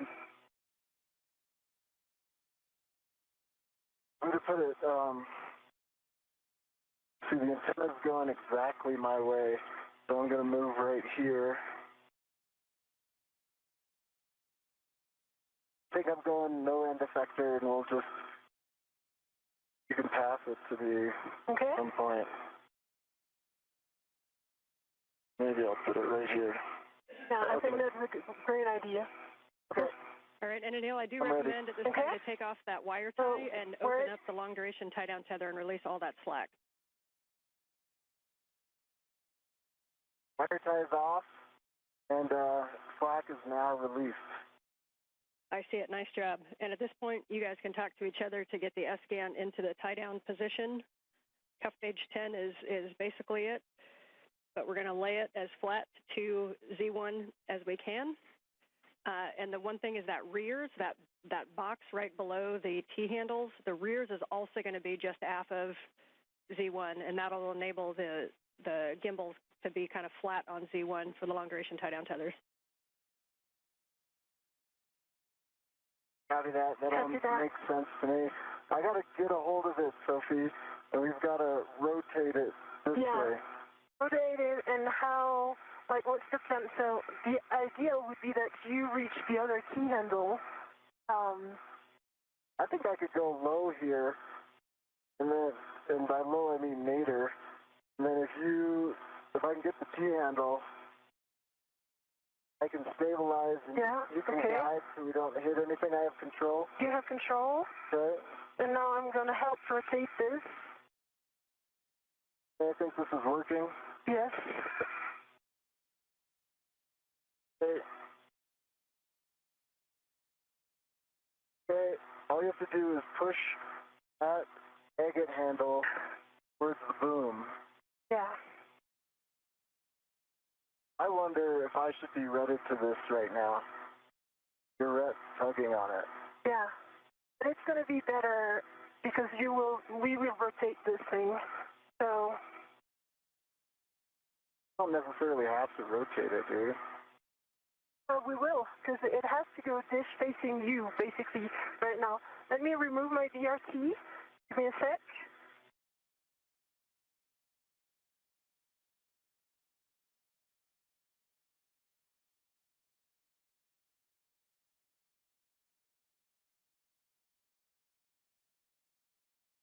Sorry, when you said rotate, I thought you meant turn it around to the dish axis. Yeah, I'm on the same page as you. The dish needs to go aft. Yeah. So I'm going to take care of the agate handle. You might want to...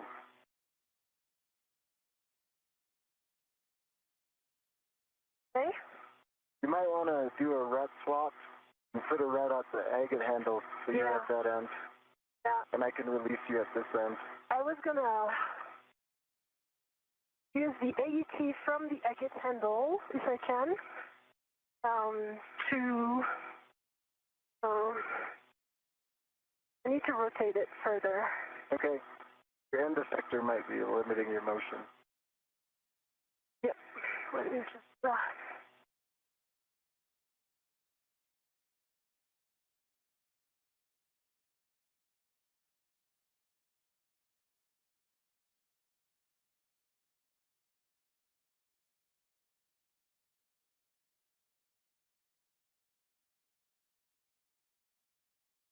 All right.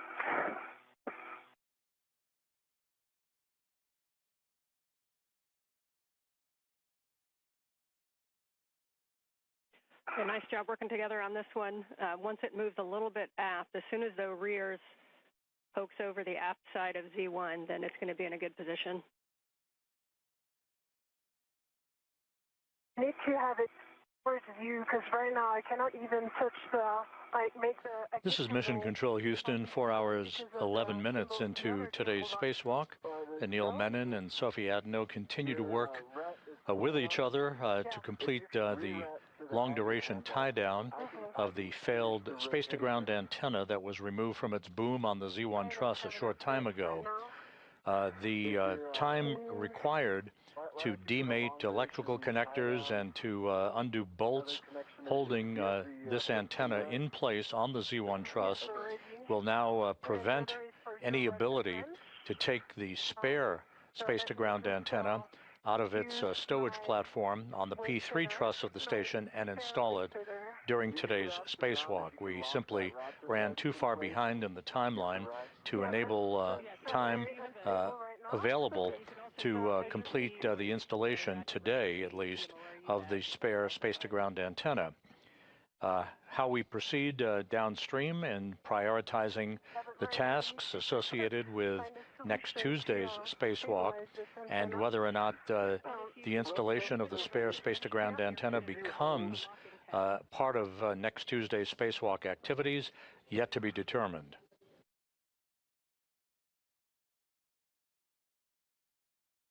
Yeah, it has a ratchet. It has a working tab right now. Okay, in that case, you can release your ret from that. That's a legal spot for your ratchet without a tether. Oh, I have my VRT, sorry, ret. So I'm going to use my VRT ret, even easier.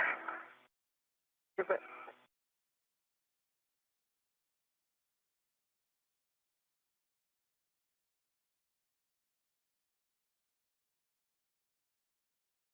okay. I have a local, but I am very unstable where I am, so.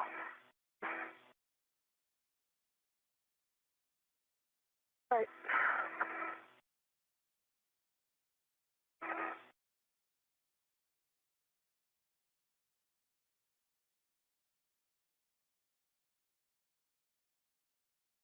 Doing great, Soph. Yeah.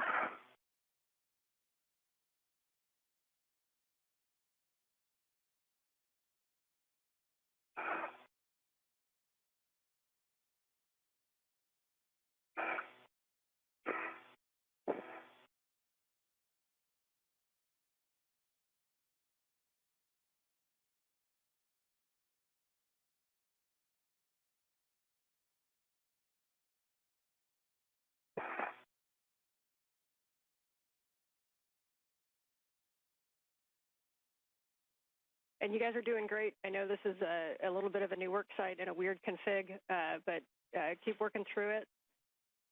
We're very close to getting this tied down. Ground is happy with the work you're doing, so just keep marching forward.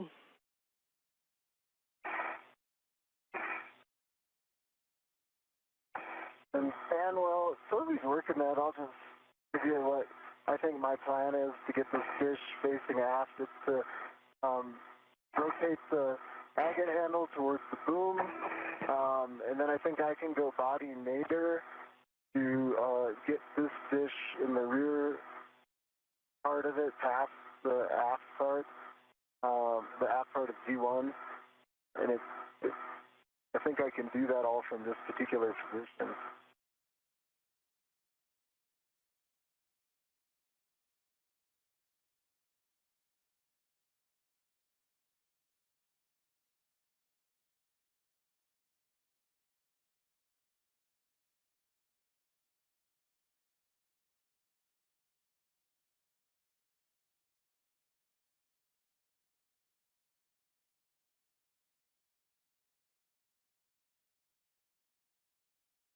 All right. Got it? I've got a ret which is on the AET of the agate handle. Is that good enough? I think it is to further the end.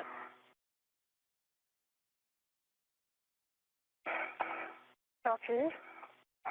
Good problem solving on that one. So now I'm gonna release your ret. Yeah, standby one. I need to unlock it. It is unlocked, and I'm ready to receive it.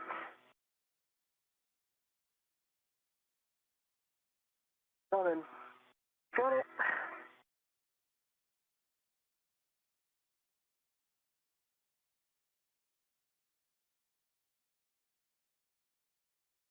Okay. All right, if you're squared away, what we're going to do is move that boom, the agate handle zenith and port. Copy. Zenith and port. I'm in march. That's the right direction. Good direction. Now a little port. That thing port. There you go. Good direction. Now we just need to lay it flat. I'm going to get out of the way here. And the rear is past the aft side of and for V1, orientation, so all I need to do is get out of the way. The one thing that matters is that the gimbal locks are, either one of them is faced zenith up.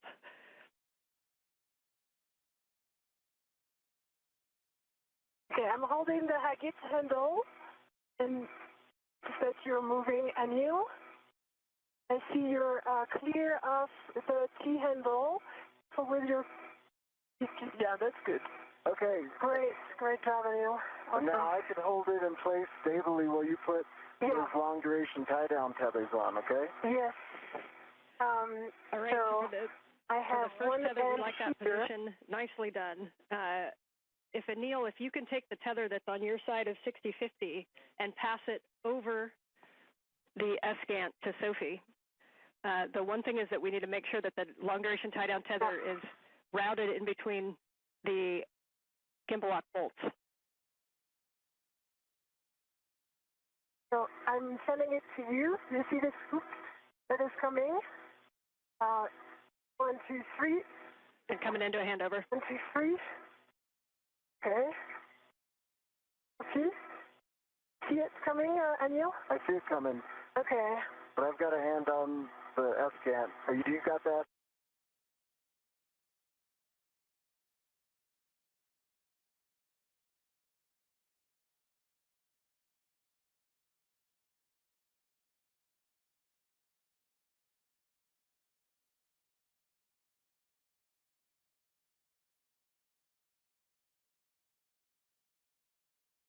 I'm going to relocate my end effector, okay? Copy. This one is a good spot. And we're back with you after handover. See? And can you guys give us some words on where the long duration tie down tether is routed, what you guys are working right now?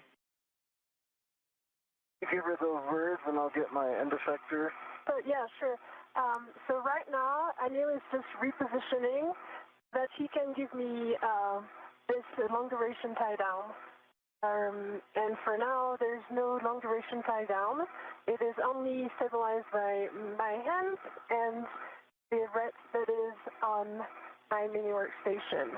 That's all we got for now. Okay, and I'm seeing bolts, Fox, and Golf. They look like they're facing you.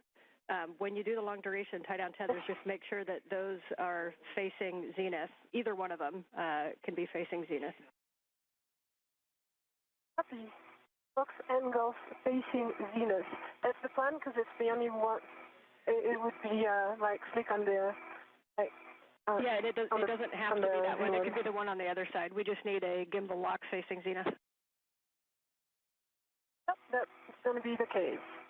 Okay, I've got the long duration tie down tether. I'm in a good position. Yeah. Sophie, I was working, so I didn't track all of that, but just tell me what to do next. So now I need you to hold the T handle, the T bar, or the rear plate. Okay, I've got the T handle. Yeah. And also send me your long duration tie down, and I'm going to put around 6051. When you say my long duration tie down tether, do you mean the one that you have in your, like, close to your helmet? Yeah, so the tether that you have on your side on 6050, it's got to go over the S-scant. The strap needs to go in between gimbal lock bolts. Then Sophie's just going to loop it around 6051 and hand it back to you. And then you'll need to clip it either to the wine glass stanchion on 6050, or you can clip it to the D-ring on itself. Okay. Sophie, that? It's in work. Okay.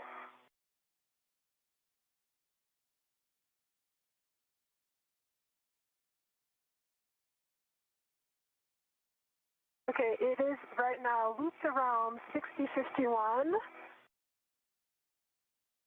Or some twists on the cape on the long duration tie down, but does it reach? Yes, it will reach. Yep, it should reach all the way back as long as it's all the way released. It'll reach back, and you may need to kind of move the S-scant so that it can fully reach.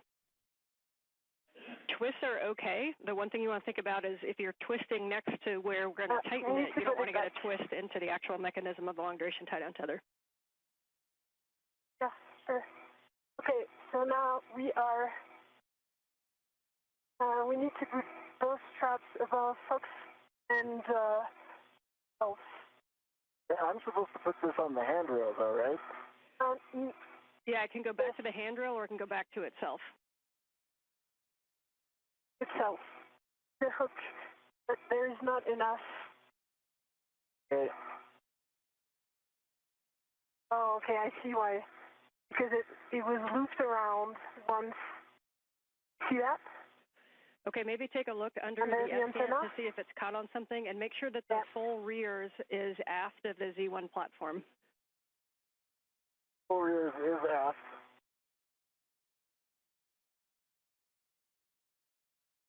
And long duration tie down tether is fully loose.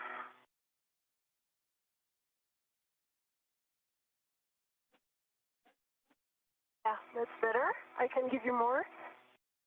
The one thing is that we want to be above Fox and Golf. One of the wire ties is in a... Yep. So you guys mentioned that the rears was aft of the Z1 platform. Make sure that it's not very aft. Like the rear should almost be up against 6050 on the aft side of Z1. Yeah, it is on the aft side of 6051, so that is really good. The one thing that we need to correct right now is that it would need to go above and Golf, but in work. Neil is working on his side. Okay, it's maximum release here. Okay, can you grab this, put it above Fox and Golf? Like aft side of Fox and Golf? When you say grab this, grab this strap. Okay. And yes, exactly. And there it is. That's it. And now I'm going to give this to you. And I think, wait, it needs again to be above. And I think that you would have enough. Thanks. To go back. That did the trick, and I think we're going to just done. We're in. Good, nice work, you guys. So about an inch to spare. Yeah. Just for your information, it goes to Z8. This is Mission Control Houston, 4 hours, 24 minutes into today's spacewalk. Menon and Adenot wrapping up the long-duration tie-down of the failed space-to-ground antenna near its original parking place on the Z1 truss of the International Space Station. It will not be moved to its permanent stowage location on the P3 truss since the crew members ran behind time-wise in removing electrical connectors and bolts earlier in today's spacewalk that sent them behind in the overall timeline. We do not expect to remove the replacement space-to-ground antenna from the spare parts platform on ESP3, the external stowage platform number 3 on the P3 truss. We may go over there, if time permits, just to take a quick look at the antenna, maybe break torque on a couple of bolts, just as a get-ahead, but that remains to be seen. Flight Director Chris Dobbins evaluating the time with the lead spacewalk officer, Sandy Fletcher, in determining what our next course of action will be. However, the spare space-to-ground antenna will not be installed during today's spacewalk because of time constraints. Second long-duration tie-down tether is going to go to the forward wine glass stanchion on ZH-36 and the forward wine glass stanchion on 6051, and it needs to go through an agate handrail, so it's going to be a real short distance. Okay. Anil, I'm going to give this to you. Okay. One end, and you can work on this. It is attached to me right now. But, either you ret or you put on the stanchion already. I could put it direct to the stanchion. Yeah, that's great. And then I'm giving you the other as soon as you tell me it's on the stanchion. It's on the stanchion. Copy. I'm going to give you the other one. Yep, and Sophie, if you want to keep that one, you can just reach up and put it through an agate handrail. Yeah, but I really need to adjust my TCV, sorry. I'm just giving this so that Anil can do the first step, but I really need to do something right now. Okay, yeah, please do that. So you can let, and he's got it attached, so you can just let it go as well. It is, and now I did send it to Anil.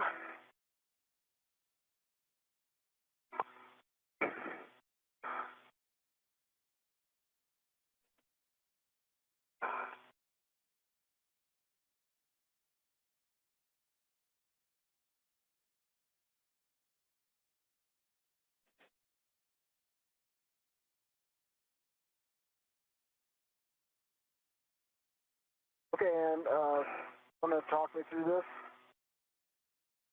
So Sophie's getting set up. Yeah, definitely. Just a couple words for Sophie. Reminder that if you're trying to go warmer, go to lower numbers. If you're trying to go colder, go to higher numbers. If you're cold, reminder that you've got glove heaters as well. Yes, I am cold, so I'm going to go to, right now I'm 7, I'm going to go to 5. Okay, that's a good plan, and if you'd like your glove heaters, you have those available to you too.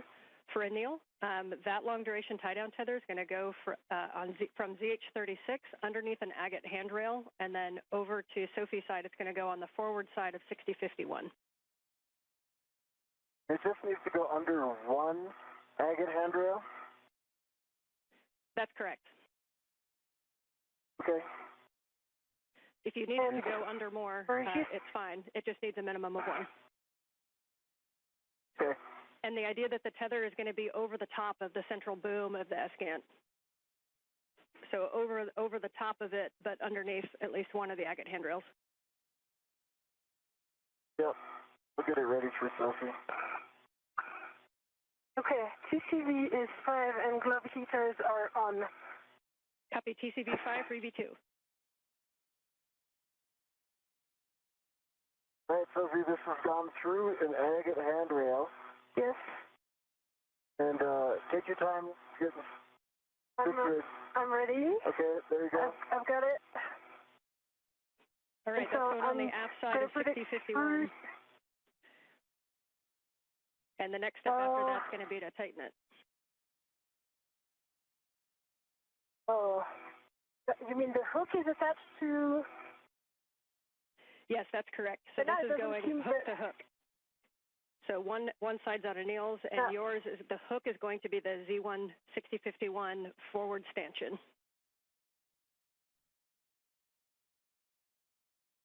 And just want to check that long duration tie down tether. It looks like it's going underneath the S-gant. We want that to actually go over the S-gant, but underneath one agate handrail. Yeah. Oh, I got that. This is what I thought it was. Yeah. So. Got it. I understand. I can grab it from here if you pass it through. Yep. Yeah, we like that config. Two agate handrails. But I hold it right here, Sophie. Yeah.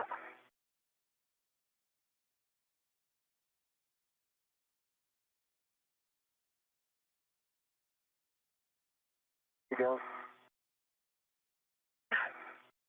Okay. All right. Now I'm going to give it back to you, and I'll slightly. Got it? Yeah, you got it. And now, if you lift this, do you see the handrail? Where it goes? It's here. The one. I see it. There. It's there.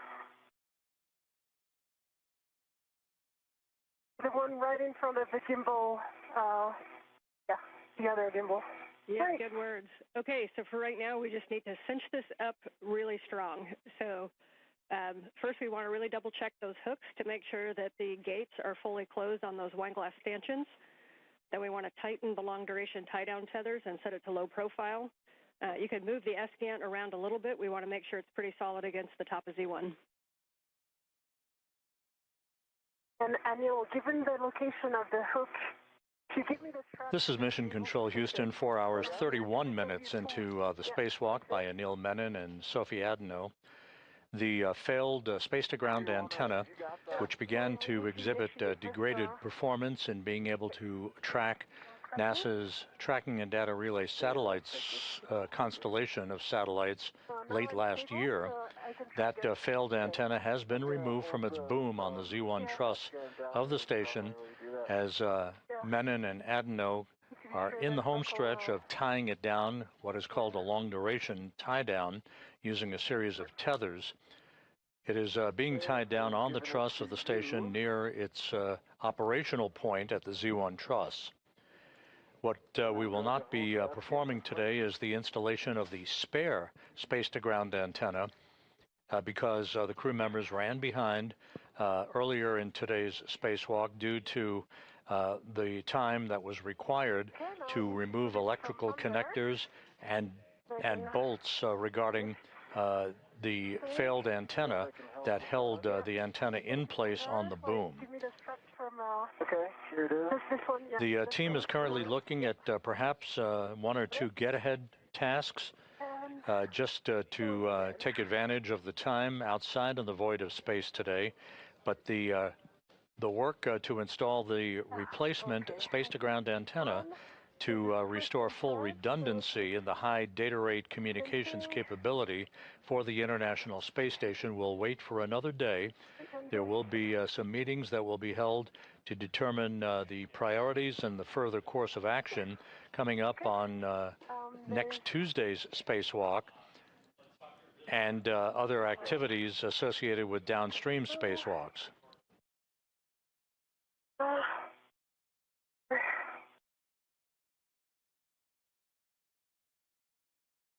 Make sure this twist doesn't go through. Yes. So I'm going to turn it before and actually pass this excessive strap under. Really nice work on those. I know long duration tie down tethers aren't the most fun, but you guys are making it look fun. So if you can make sure that we get it real tight, and then if you take the S-scan and just imagine forces in any direction, we want to make sure there's no wiggle in it. So making sure it's really nice and firmly down there. Understood. Okay, I'm going to fix the twist from under.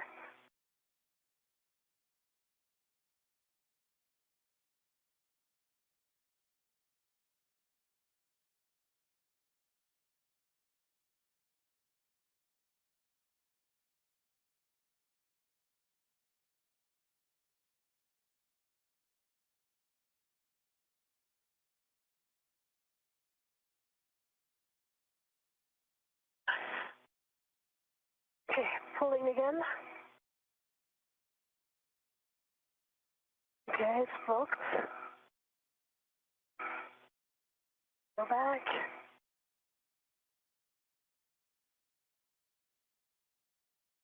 Okay, it's not cinching. Can you open the Velcro stuff? Yep.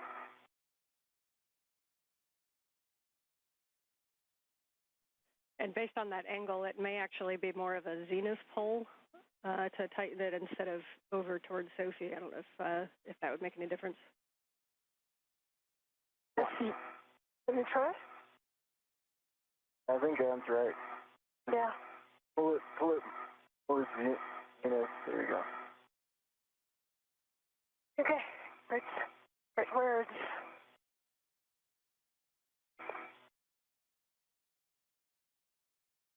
Done. Okay. Got a little bit of a turn in it. But it's pretty tight, actually. Yeah. Like when I look at this side, it's got like quarter-inch play in it, maybe on the agate side. Do you want this and like immovable or? I think if we tighten this one, it's going to be enough. Well, that's pretty tight on that end. Yeah, that end is really tight.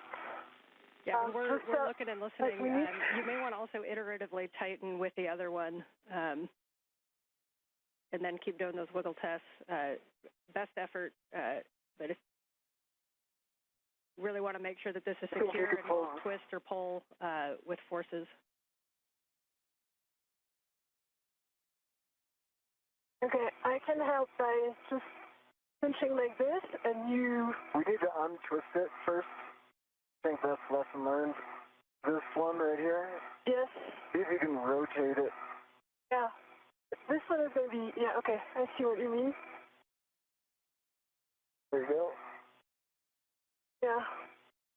You can start pulling right there, or do you want me to pull my direction?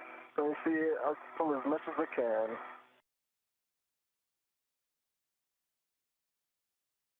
Good pull.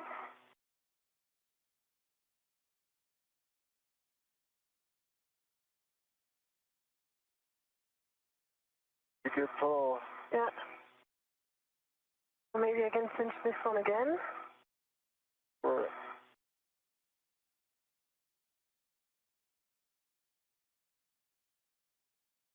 no, it doesn't work. End of it.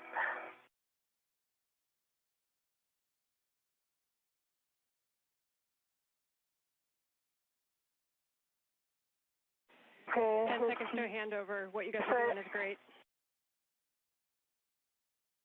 It's pretty secure, Sophie. What do you think? Yeah, I think.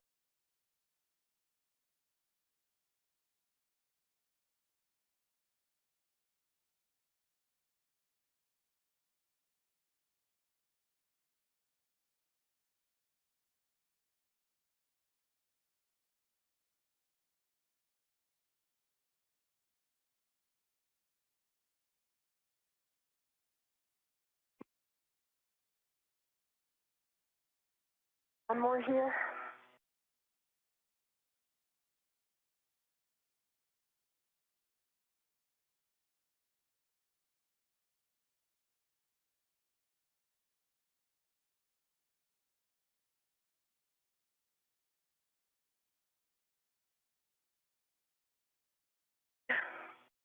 What do you think?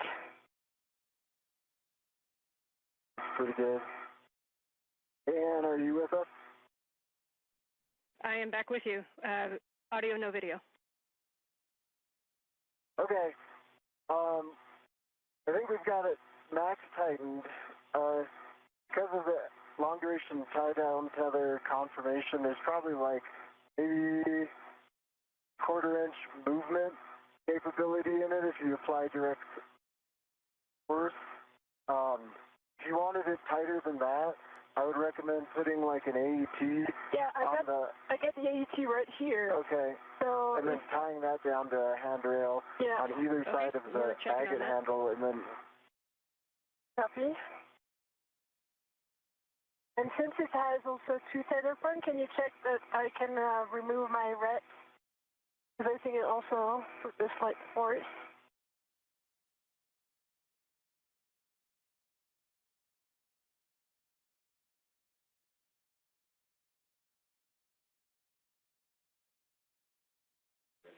And also the report. Yeah, go ahead.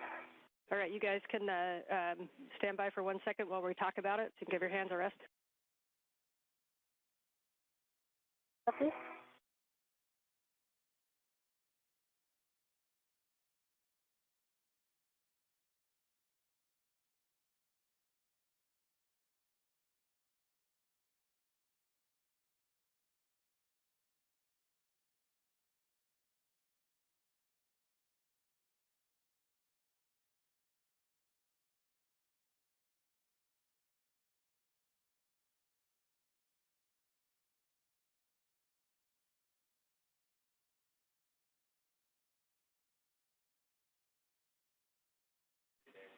We're still chatting about some things. You guys take the opportunity to relax your hands and enjoy the view for a sec. Nice. The view is Anil. I enjoy. See if I can get my camera for you. Oh yeah, I can do that too.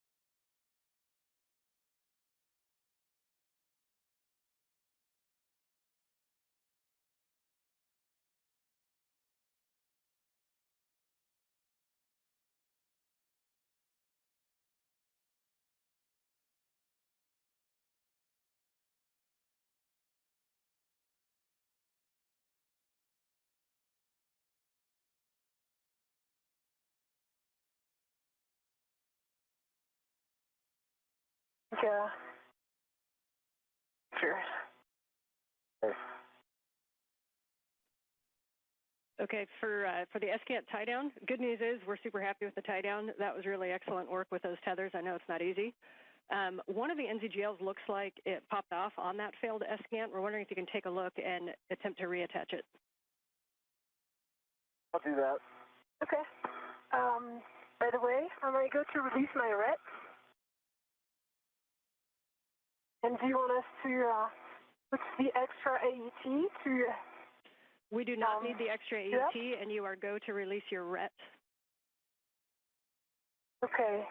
So the extra AET is going to go on my mini workstation and work.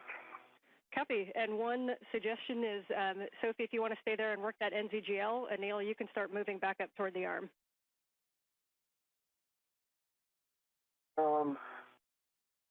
Okay. Unless the NZGL on your side and it needs your access. Up to you guys. Yeah, that's what I see what you're saying. No, it's, Sophie's got direct access to that. So I'm moving up to the arm. Copy. And Anil, when you get up there, if you wouldn't do us a favor and just look back down at that whole work site for a HECA scan, that would give us a really good top-down view of the tie-down. Okay, I'll do a HECA and take a couple photos. Copy. So, Sophie, we'd love you to take care of that NZGL, and then when you have time, either before or after, a glove and hab check. Okay. I'm just taking care of my fair lead, which went away. This is Mission Control Houston, 4 hours 44 minutes into today's spacewalk. Anil Menon and Sophie Adenot, they are in the process of cleaning up the work site on the Z1 truss of the International Space Station after having removed a failed space-to-ground antenna from that work site. That antenna having experienced a degradation of performance last November, rendering it unable to properly track NASA's Tracking and Data Relay satellite system constellation of satellites. That antenna, which was removed, has now been tied down in a safe configuration on the truss of the station for future disposition. You're looking at the operational space-to-ground antenna, that's SGANT number 1, that remains on the Z1 truss.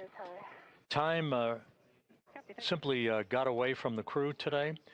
They spent a longer period of time than had been expected in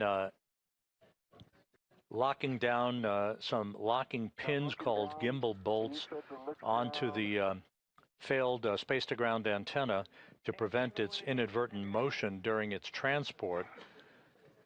That, coupled with the time required to demate electrical connectors and other pieces of hardware, put them quite a bit behind the timeline today, and as a result, the net effect was that we are not going to pursue the installation of the spare space-to-ground antenna, which lives out on the external stowage platform number 3 on the P3 truss of the International Outpost. That will be deferred to another day. Future discussions will be held to prioritize tasks associated with next Tuesday's spacewalk and to determine whether or not we pursue the failed or the replacement space GANT activities next Tuesday, or wait for another day to take that task under consideration.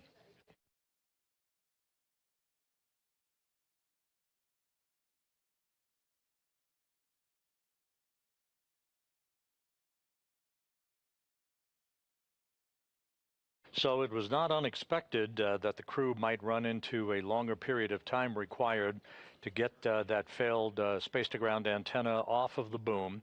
That had been anticipated all along, and it did turn out to be the case today. The operational antenna is there very clearly in the field of view. A series of radiators that dispel heat from the station systems serving as a backdrop for Menon and Adenot as they complete a few additional steps in tying down the systems associated with the boom that the failed antenna resided on. And the MLI on the buckle.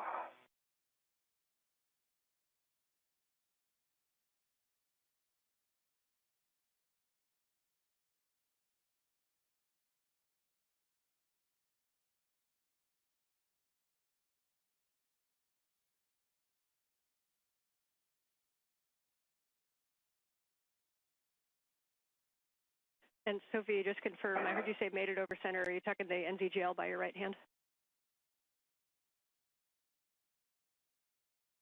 Oh, I was talking about the other one. The one that was fully demated.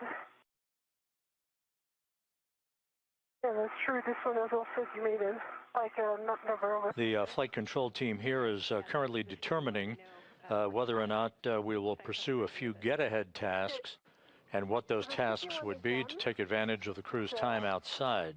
Today's spacewalk began at 7:29 a.m. Central Time, 8:29 a.m. Eastern Time, and has resulted in the removal of the failed space-to-ground antenna, which has been tied down in what is called a long-duration tie-down configuration, but a very safe configuration for that antenna on the truss of the International Space Station. Yeah, acting.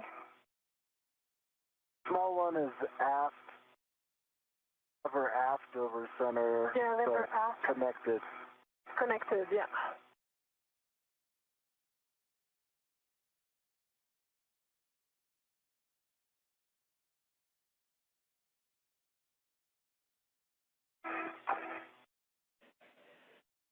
Okay, for Sophie, please continue the long-duration tie-down tether cleanup. We're still talking about the NZGLs, and then a nice slow HECA scans as you move around, cleaning up those tethers, and we'll hand the comm back to Anil. And Anil, you are back to the Space One to get out of the arm.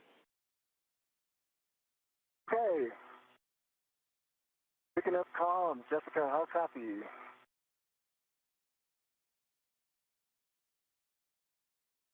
With you, Anil, we are ready to get the arm back in motion. We're going to take brakes off and get set up.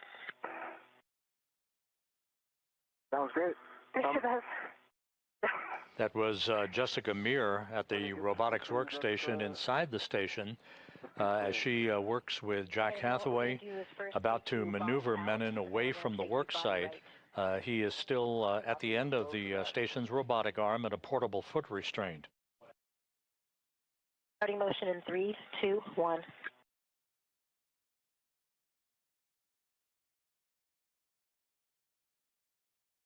Good motion, good motion.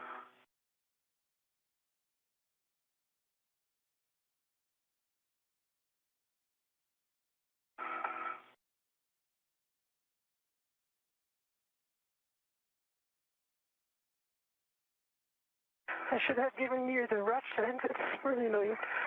You could drop it in the MRU. Yeah, this is my plan, but for now, I'm need to work on the MLI. Okay. And I did see a long duration tie down tether that wasn't closed on the on my side, and you can go over the top of the edge to get it.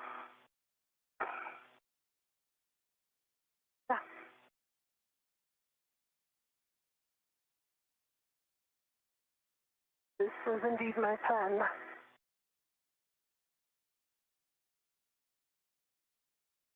Right now, we're going to start motion body right in 3, 2, 1. Motion, good motion, Jessica.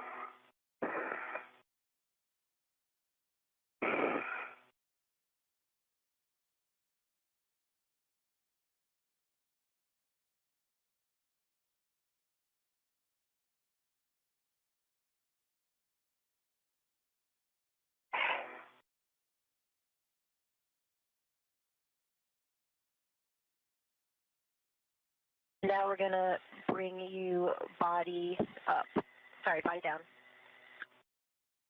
Copy.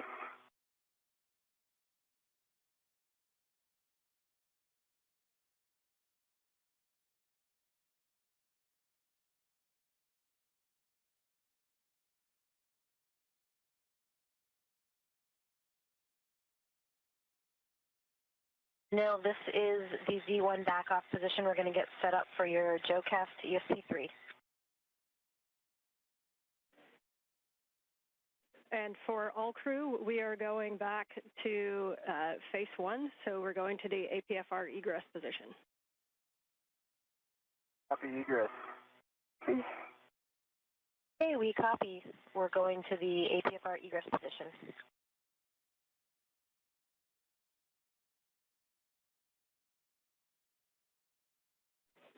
So for big picture, to sync folks up, Sophie, we got you cleaning up that work site. We want to make sure that it is in a really good configuration to be out there for a while.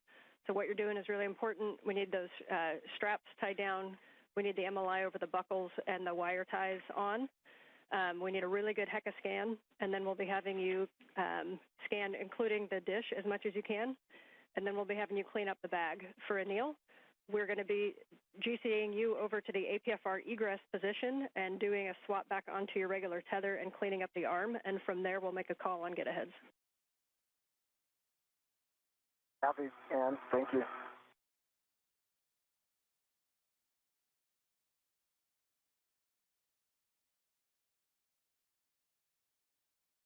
I've got a good photo range of all of this. I'm just kind of blanketing the area. Let me know if there's anything in particular you want me to target.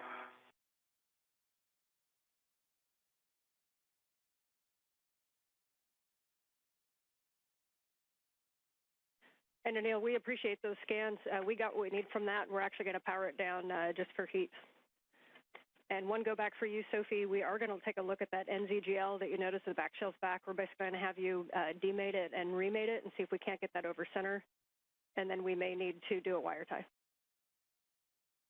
Copy.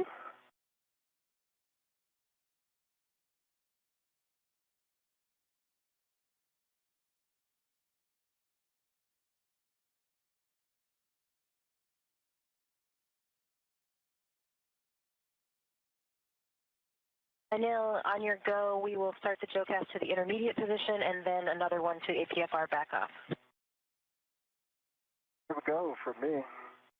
Be starting motion in 3, 2, 1.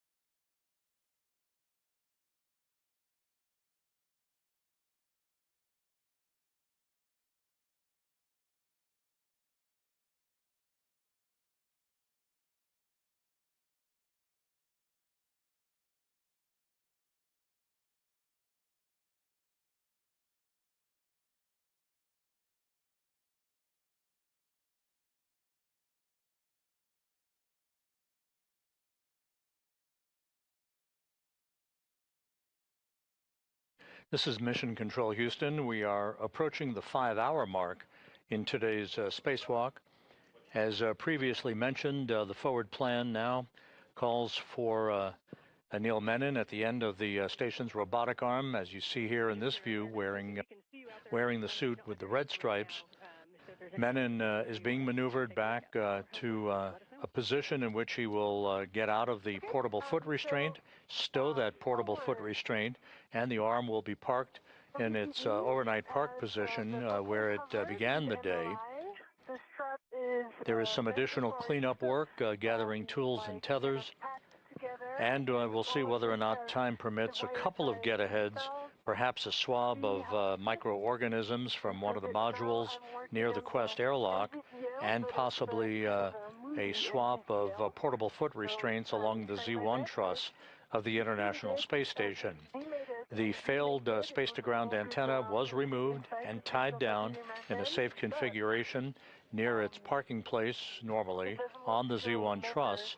However, time will not permit the retrieval and installation of the replacement space-to-ground antenna, which will remain in a safe configuration, a safe slot in external stowage platform number 3 on the port truss of the International Space Station. It will be installed on a future spacewalk. Just when that will happen will be a matter of discussion by NASA managers and flight controllers. Okay, so for that wire tie, basically what we want to do is we want to prevent thermal loading to the inside of that cable, since we will be coming out at some point and touching this again. So we want you to have it kind of in that half-connected position that you had it, and then use a wire tie. Be creative to somehow pull that connector down onto the other side of the connector, and so that it just stays touching and stays mated. Still starting motion in 3, 2, 1 for the next maneuver. Ready for motion. Understood, M.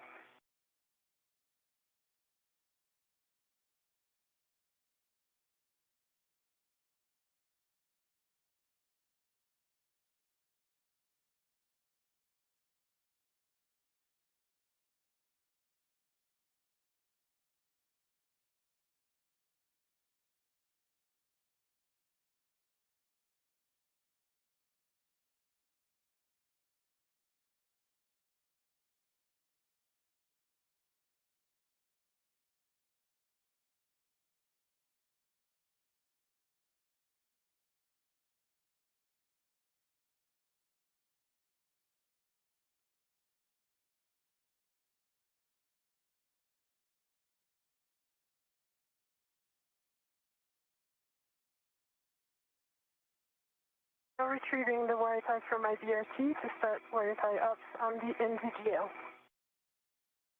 Okay, copy, and you can put that through the bail if that's easiest. Okay.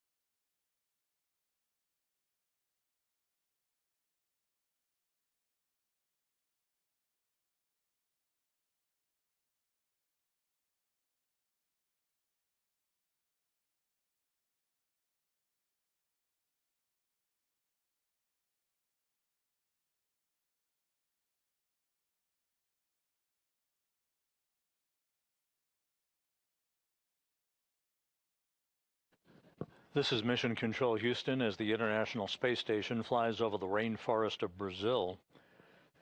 A good view of Anil Menon riding at the end of the Canadarm2 robotic arm with Sophie Adenot not far behind as they make their way back toward the final work site of today's spacewalk. Time will determine whether or not we do have, in fact, the time to take a swab sample of microorganisms from one of the modules near the Quest airlock. On the left side of your screen is the SpaceX Dragon spacecraft that will return the Crew 12 crew on board the station, Jessica Meir, Jack Hathaway, Andrei Fedyaev, and Sophie Adenot. They'll be returning to Earth in the next several weeks to complete their long-duration mission on board the International Space Station.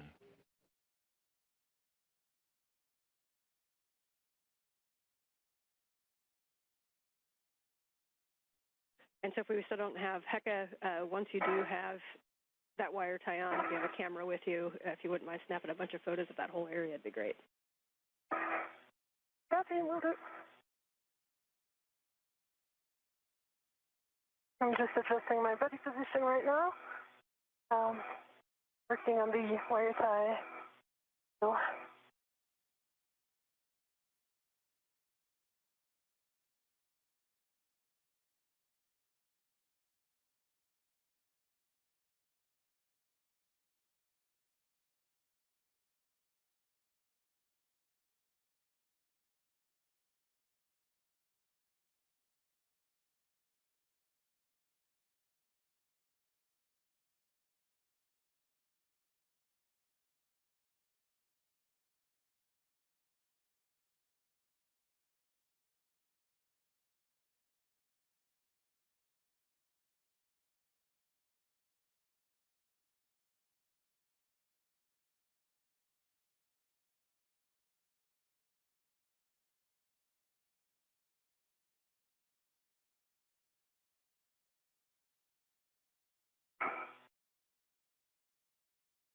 doesn't really go through. Wire tie is too thick. This NZGL, the gap between the bail, the lever, and the body of the NZGL itself is very thin. Yeah, you may have to pinch it if you can. Pinch it and make it small, or if you have if you think a long one would work with a smaller loop. But pinching that loop small went. Yeah, it's not the loop. The loop is already in. It's a white plastic thing that is kind of protecting the free end. And this one doesn't go through, so I'm trying again. So yeah, the risk is that this white thing is going to go apart, and then once it's apart, then it's going to expose one sharp edge. Okay, yeah, just best effort on however you think it can hold it to not disconnect. Okay. Yeah, I've got an idea, and that will be good.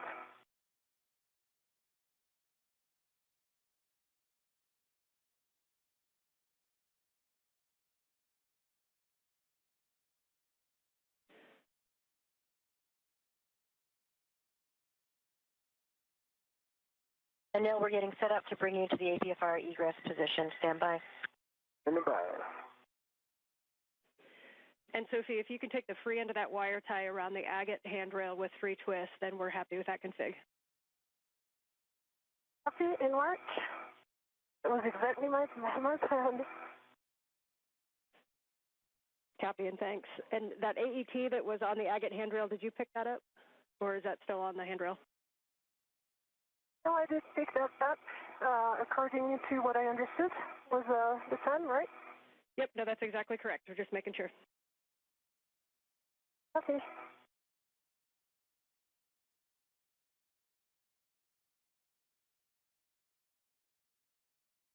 And I've reduced my TCV to 5. Copy, TCV to 5 for EV1. Anil, are you ready for the GCA to the published egress position? That'll just be coming station aft. So where are you ingress? Go to publish. Okay, copy. We're starting motion in 3, 2, 1.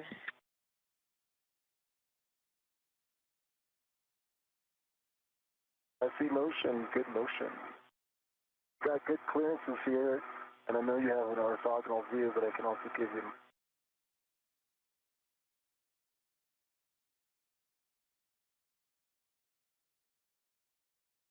near space. Okay, 3 house twists done, and I'm removing my ret. I think it's not going to move.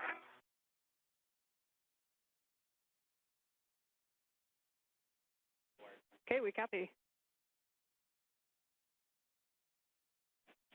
All right, you have happy people down here. Well done, Sophie. Okay, I need to work on the other MLI though, and take a few pictures before I change location.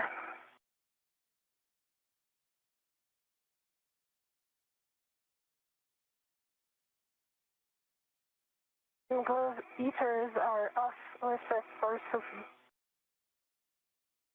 And sorry, say again, Sophie? Glove heaters are off OSS. Copy, glove heaters off. Working will warm you right up. Ramping out, we are at the publish.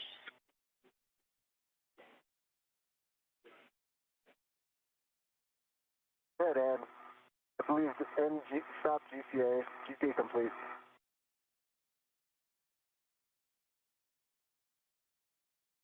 Thanks, Anil. You can go to egress. Go to egress. All right, Anil, you will egress and then temp stow the bag as desired.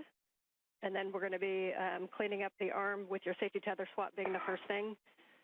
For Sophie, I see you doing some pictures. Definitely need some pictures of that area. And then can you confirm for us the configuration of the buckle on the aft long duration tie down tether, the one that was on Anil's side? Did we get the MLI and the wire tie on that one? Not yet in work. It's just wanted to take the picture before I leave this workspace. Okay, copy. We got you going over to the other side.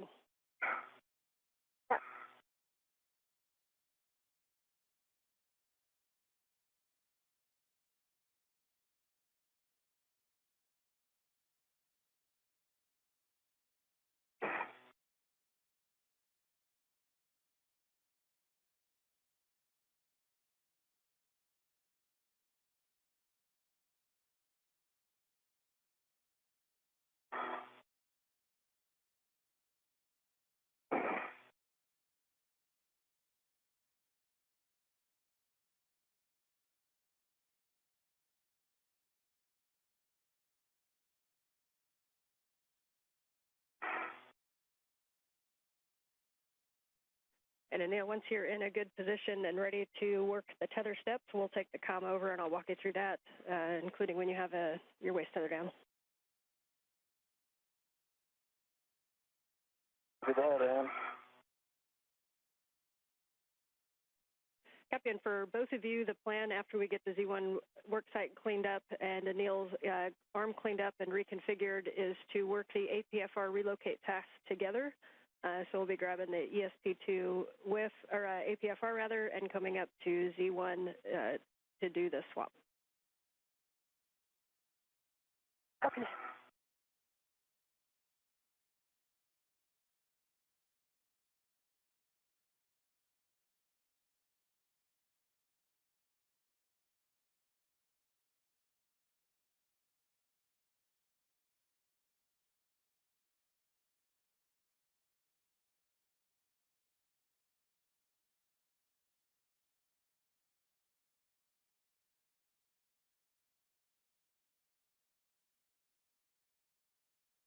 And you said to put the bag down. Did you want me to leave the crew lock bag on the truck?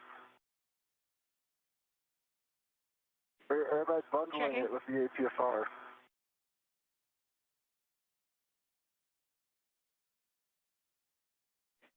Yes, bundling it to the APFR is fine. Where is it going next? Because if it's going close by, I'll do the quick bundle that we discussed. If it's going far, I'll do a really solid bundle. Yeah, so you're going to be taking that APFR to the port CETA cart.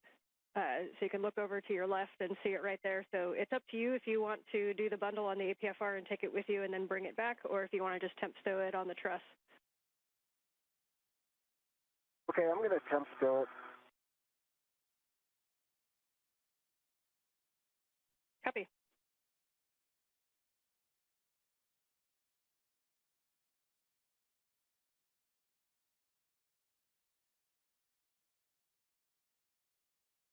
And Sophie, as you get set up over there, it looks like your hands are empty for a sec. If we could get a glove and hap check, please.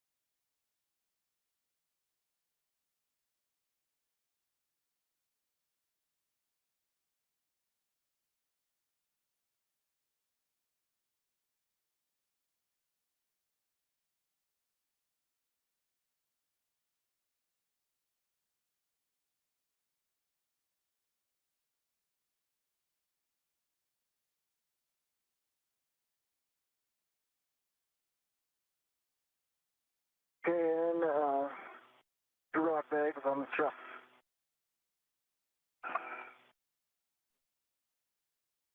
Okay, copy. And are you ready for your tether swap steps? Ready for tether swap. And for Sophie, hat is dry. And gloves in work. And then Okay, copy. And Sophie, you can head up to the medium ORU bag and clean that up. yeah, I still need to work on the MLI, but I'm going to remove the ratchet wrench from my mini workstation because it's really annoying. Okay, And put it into the medium ORU bag. That's great. And then we have you going down to the other long duration tie-down tether to clean that up. And I'll take the comm with the nail for the tether swap. Copy.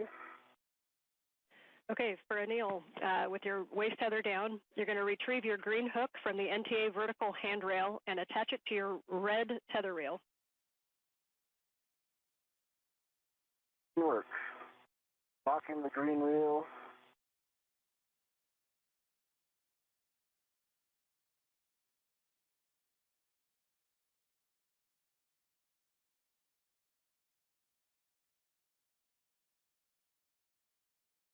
Green hook is on the red reel and locked. I'm unlocking the green reel. Copy. The green hook is on the red reel, and the green reel is unlocked. You can then release your yellow hook. You can release your yellow hook from the SSRMS and attach it to the green tether reel, also checking gate and hook.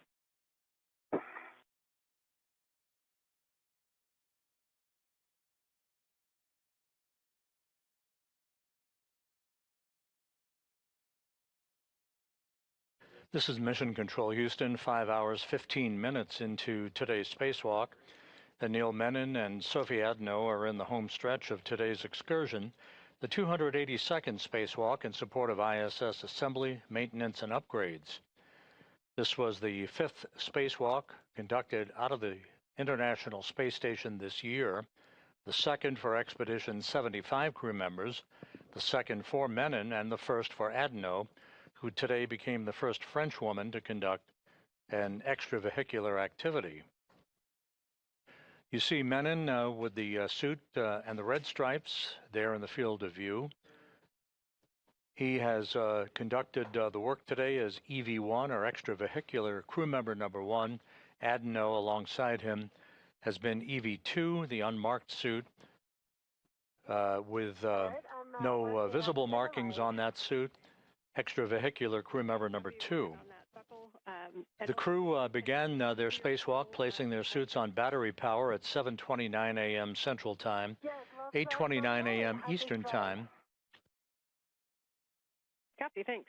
And if that long duration tie down alert. The major activity for today was the removal of a failed space-to-ground antenna on the Z1 truss of the station. There are 2 such antennas that sit side by side to provide redundancy for high data rate communications through NASA's Tracking and Data Relay Satellite System.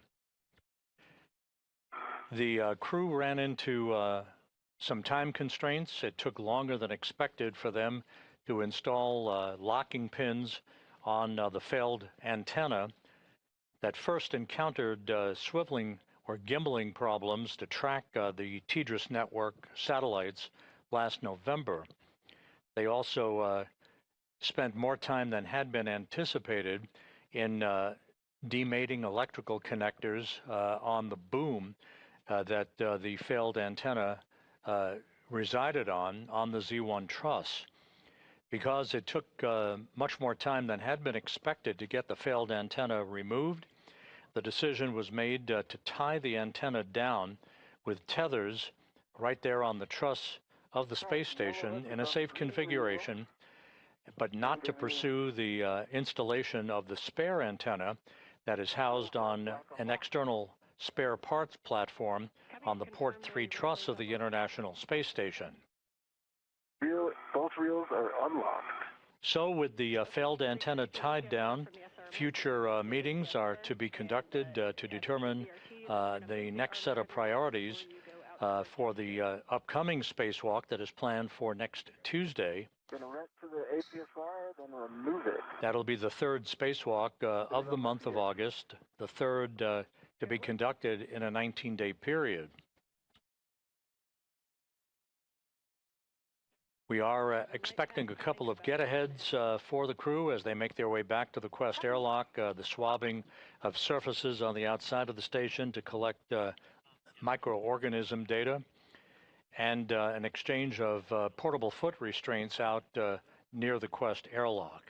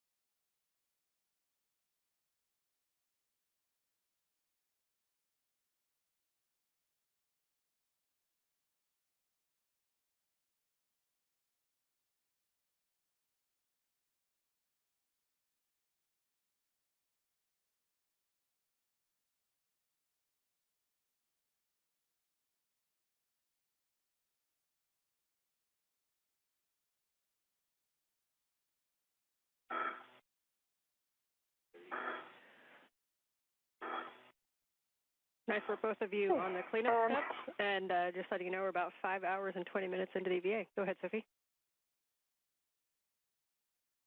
Copy, 5 hours, 20 minutes. So the last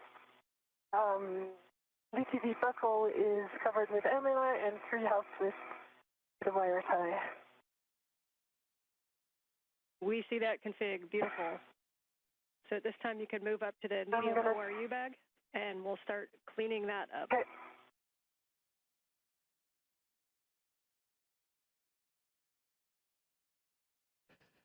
So the bottom line of today's spacewalk is that Menon and Adenot were able to remove the failed space-to-ground antenna. It is in a safe configuration in what is called the long-duration tie-down configuration with tethers on the truss of the station. However, as occurs from time to time during these spacewalks, there were bolts and electrical connectors that proved to be more bulky than had been planned. So it took longer than expected to undo those bolts and remove the electrical connectors to demate them so that the failed antenna could be removed from its boom on the Z1 truss. The net effect, we ran out of time, and so the spare antenna will remain on its stowage platform on the P3 or port 3 truss. It will be addressed on a future spacewalk. There will be some meetings by program officials to determine a set of priorities for the next spacewalk that is targeted for next Tuesday. And yes, we will take pictures of that angle of the stow. Thanks. Copy.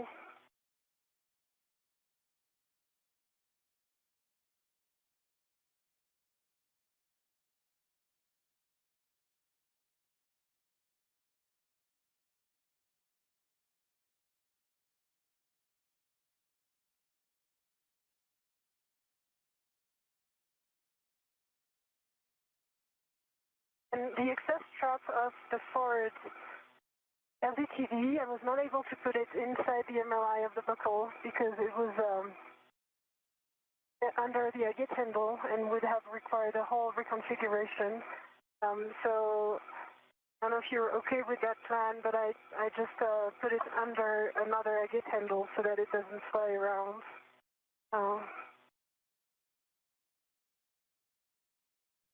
Okay, that is a good config. We're happy with that. Thanks.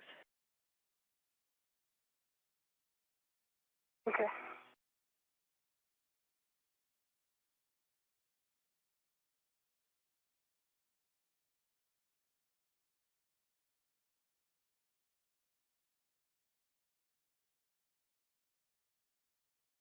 Okay, APFR cleanup complete on the BRT. I think I would be go for the back off. Okay, we agree. If you just give one We more copy. We'll get set up for that. And I'll pass you off to Jessica.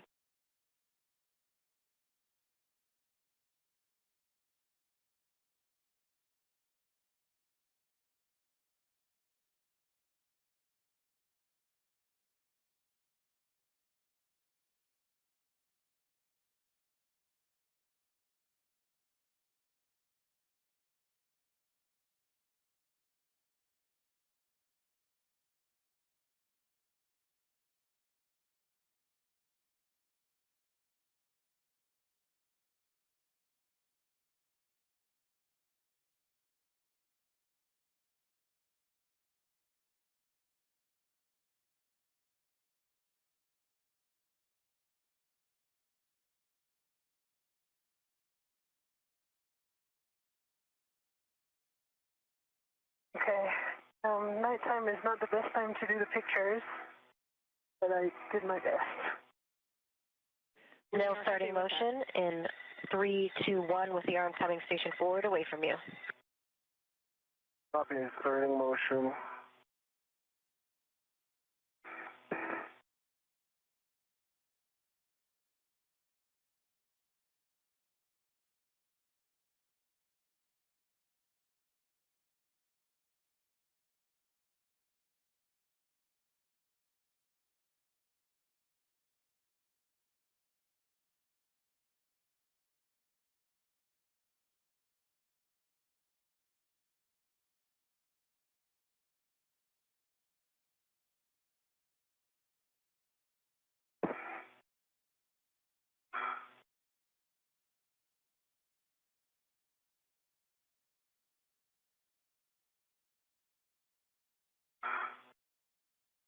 And just a clarification, I close the bag with everything in it. I do the HECA scan, and then I put it on my BRT. Is that correct? That is correct. Yeah, we're happy with that. So you can put that on your BRT.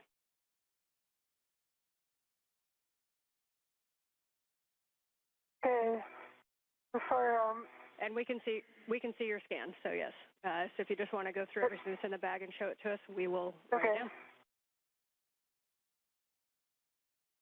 Okay. Inventory metal segment with a scoop on it. The ratchet wrench. Squeeze out the palm wheel. And coming soon, the heat shield, which I need to protect as well.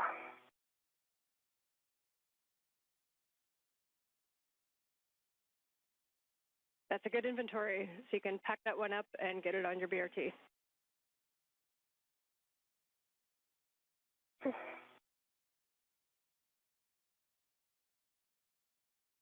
And I'm at the Fort Cedar. Copy. You'll be showing that in WIF 3 and setting it to low profile, and I have recommended settings. Hey. Go for settings. Copy. It is 6 Papa Papa Fox 6. 6 Papa Papa Fox 6. And that's that top left WIF. 6 Papa Papa Fox 6. I'm at the top left WIF. Copy. And big thing too is we want to make sure that the ingress aid is low profile and won't move, so it's tightened up there. And then we'll just get your words on making sure that it's clear of the MT and the POA.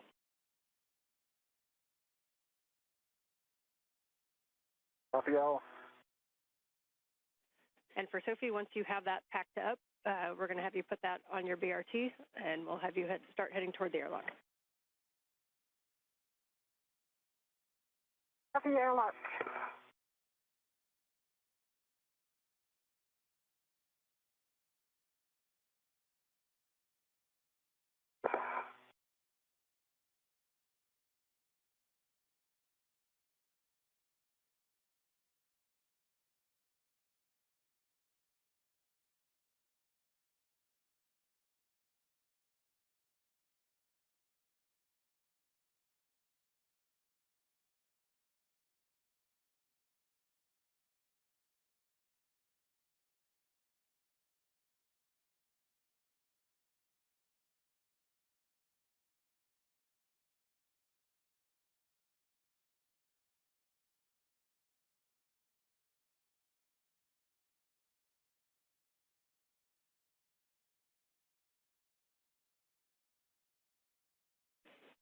Big picture for both of you as you're working your tasks.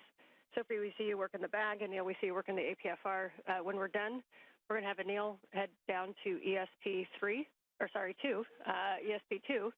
and pick up the APFR that you previously gave us the inspection on, and we're going to have you relocate that to Z1. And for Sophie, you're going to grab that medium ORU bag, and you'll be heading back to the airlock. And we don't have any further tasks, so you can take your time and enjoy the view while you do that.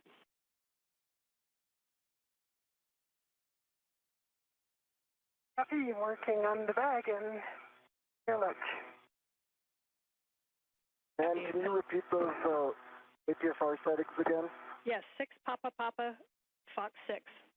6 Papa Papa Fox 6. Copy, 6 Papa Papa Fox 6.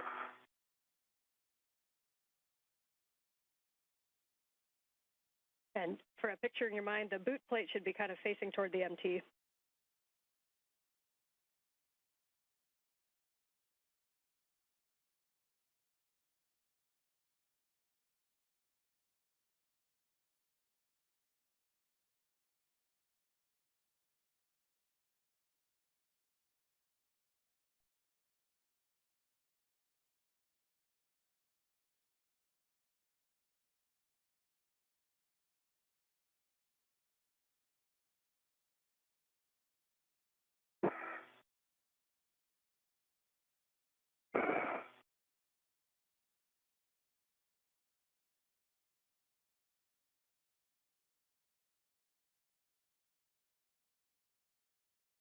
This is Mission Control Houston, now 5 hours 31 minutes into today's spacewalk. Sophie Adenot is cleaning up her part of the spacewalk paraphernalia that she has operated with throughout the course of today's excursion outside of the Quest airlock.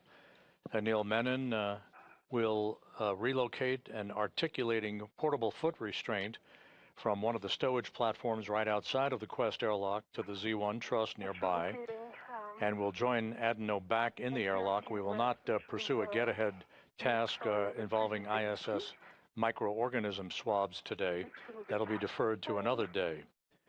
Once again, the spacewalk today highlighted by the removal of a failed space-to-ground communications antenna that provided high data rate communications through NASA's Tracking and Data Relay satellite system.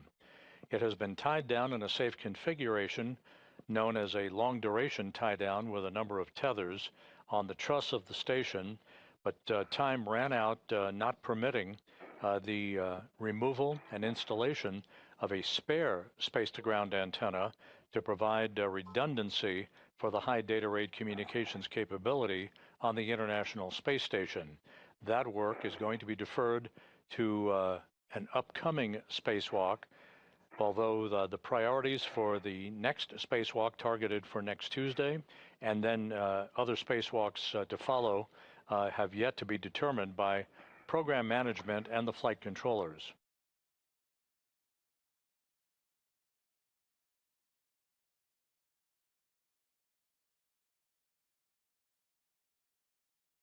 Okay, 6, Papa, Foxtrot 6, sets in whisk 3, locking collar, black on black, good pull and twist tuck, and it does look low profile. I'm sure you can see it in back. Copy, that's a good config. So this time you can move back to retrieve your crew lock bag, and you'll go down toward the airlock. You can drop your crew lock bag off and then pick up the APFR.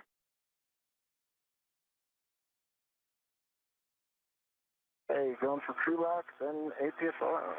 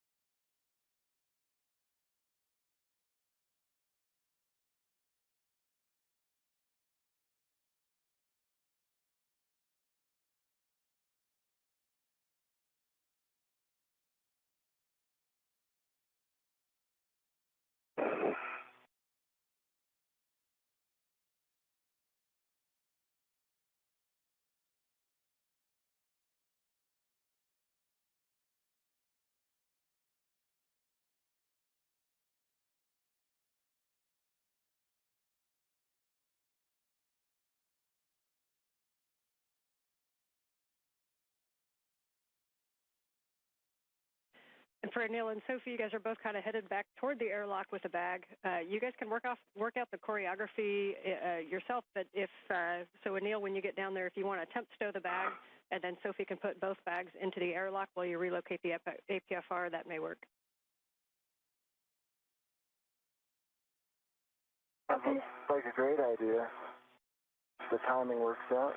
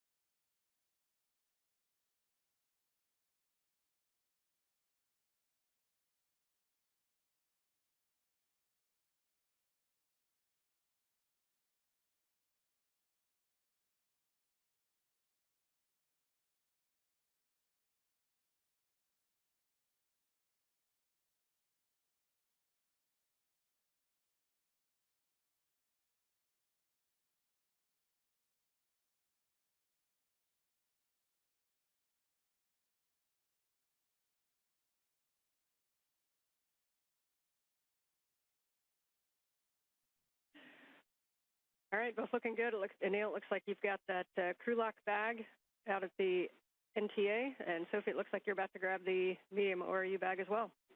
How are you guys feeling? Yeah, it is on my BRT. I'm about to do a final check before heading back to the airlock. Okay, copy. And for future reference, as you go down, if you want to give us any words on the forward or the aft translation paths, I know there was a lot of discussion as we were planning the CVA because we haven't had a lot of people do it. So if you have any thoughts on your way down, we'd take them. All right, let me wait before, and I'll give you the information.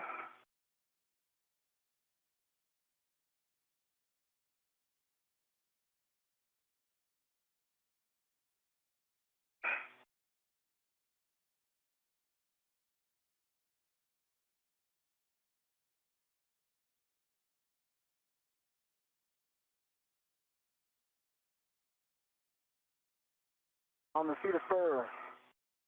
Cap on the seat of spur.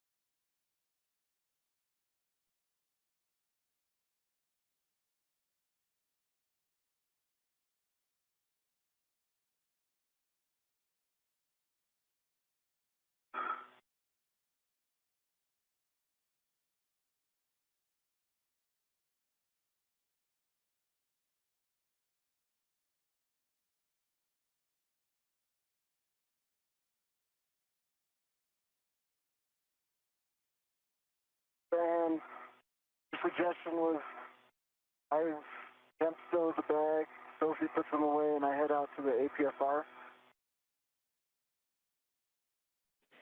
And Anil, can you tell us where you temp stowed that? Oh, it was a question.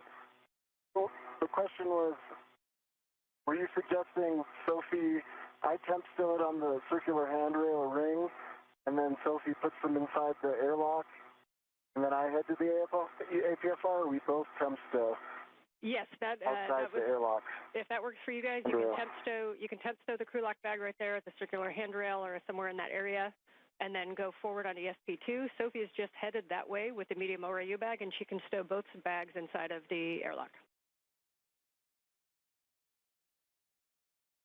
Sophie, are you good with that plan? Yeah. I have a little done sleep right now because I'm working on my translation. But it's okay. Anne can repeat it when you get here. Yeah.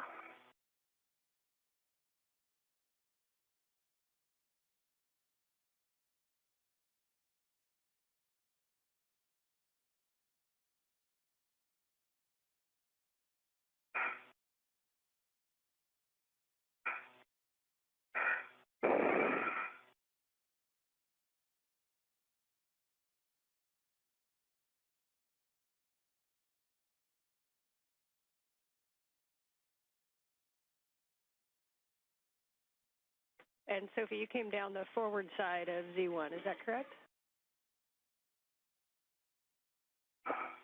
Yes, because the antenna was on the aft side, and so now I'm still working on it.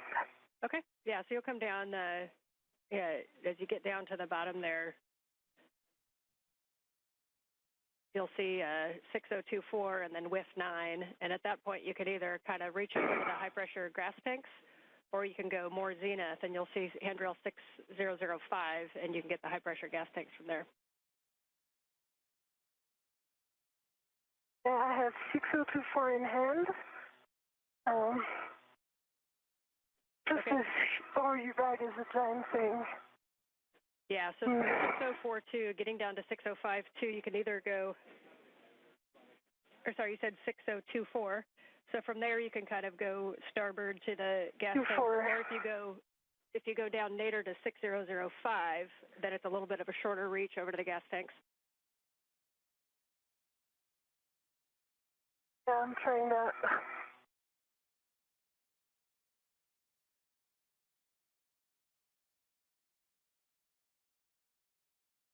And the crew lock brake temp stowed forward part of the circular handrail.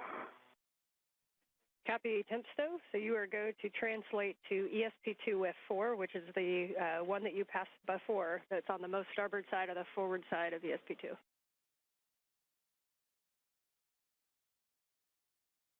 Okay.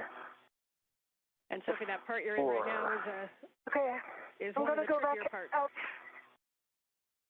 Okay. Yeah, I'm gonna go back out. Okay. If you want to go back up to the aft side. Okay. Yeah, if you want to go right back up, you'll go up, you'll hit 6039, and then on the triangle on the forward side is handrail 6041, and then from there it's where you were before. And if you get into position kind of almost where you were in the handoff, from the aft side of that triangle over to the handrail that's below the trunnion pin is a pretty close reach.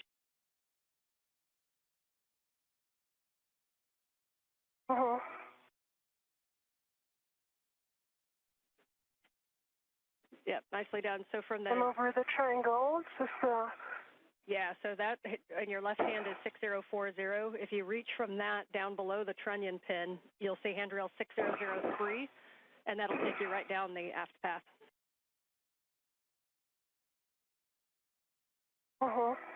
Yeah, just need to take a second to put my tethers in front of my feet.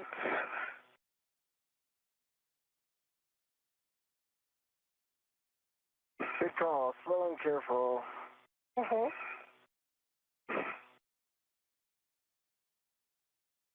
actually, they're good.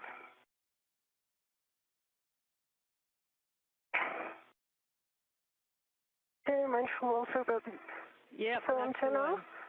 Yep, nicely done. You'll go 603, 6003, 2, 1, and then you'll be able to reach across.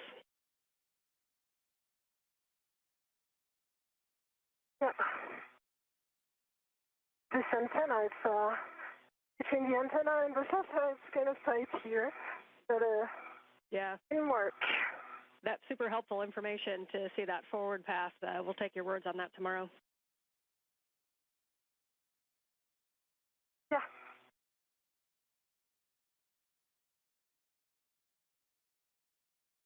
This is Mission Control Houston, 5 hours and 47 minutes into today's spacewalk. Anil Menon and Sophie Adenot are making their way back toward the Quest airlock. The work all but complete for the day, except for some cleanup work that the two spacewalkers are involved in. The failed space-to-ground antenna, the ESCANT-2, was removed from its boom on the Z1 truss of the International Space Station and tied down in what is known as a long-duration tie-down with tethers by the Z1 truss where it resided.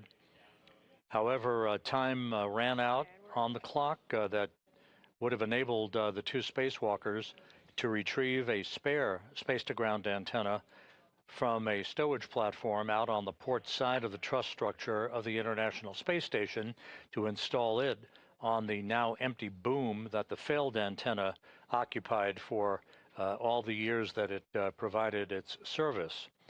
So that work will be deferred to another spacewalk.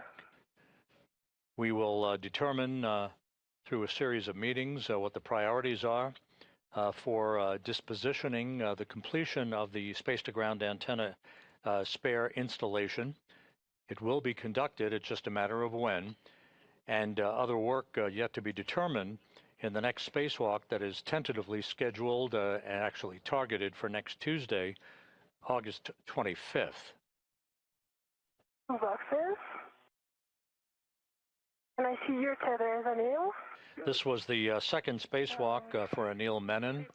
He ventured outside back on August 6th with Jessica Meir to complete the construction of the bracket platform upon which the final IROSA, or ISS rollout solar array, will be installed after it is delivered to the space station later this year on a SpaceX resupply mission.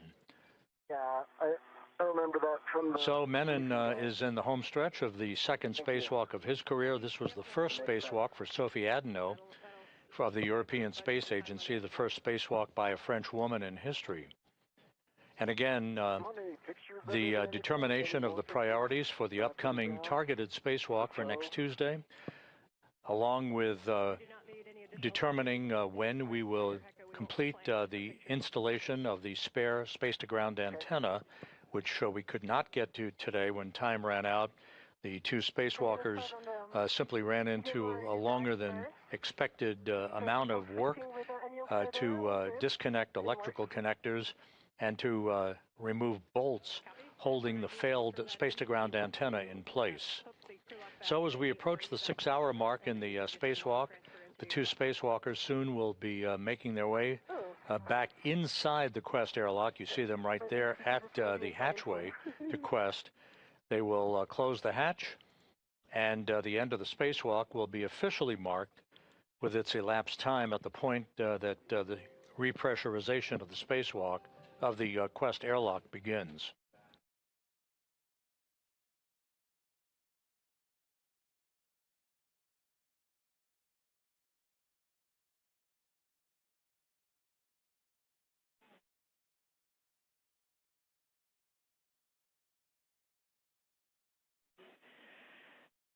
Anil, question for you when you came off the port seat cart. Did you happen to tap the brake pedals? I did not. Copy. I'm sorry, I thought about it, but I thought... That's okay, that's on us. That's on us. But we might have bought you a free translation to the port seat cart and back. So after you stow the APFR, we will have you go tap that twice, please. Hey, win for me.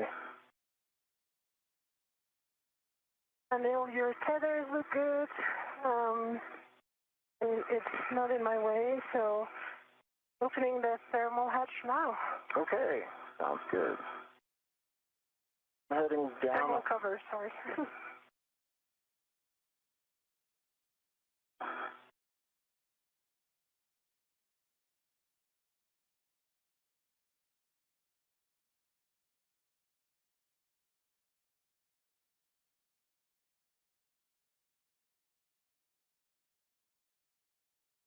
So once again, to recap, the failed space-to-ground antenna was removed, albeit with a longer period of time to disconnect electrical connectors and remove bolts holding the failed antenna in place on the Z1 truss. It is now in a safe configuration, securely tied down to the truss on the International Space Station. Ultimately, it will be moved to the external stowage platform number 3 on the port truss of the International Space Station.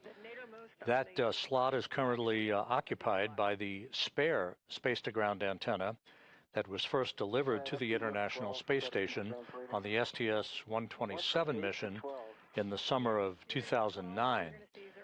Time ran out for the 2 spacewalkers to be able to accomplish that task today. It will be deferred to a future spacewalk. The next spacewalk is scheduled for next Tuesday, August 25th. Whether or not the space-to-ground antenna installation of the spare makes it to that spacewalk next Tuesday or not is going to be the subject of some discussions over the next several hours. 11, I'm going to just get situated and then I'll be ready for those settings. Copy. And Sophie, you are go to open the thermal cover when you need to. Yeah, I just verbalized it. Did you get it? Like it was yes. like 5 yes, minutes we ago? see that now. Yep. Okay, great news. And Anil, I see your tethers.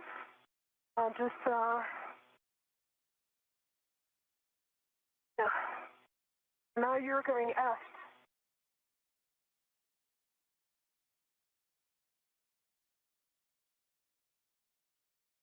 Okay, ready for those settings, Ann? Your settings are 12, Papa Papa, Fox 9. 12, Papa Papa, Fox 9. Oh, Papa Papa Fox 9, got it.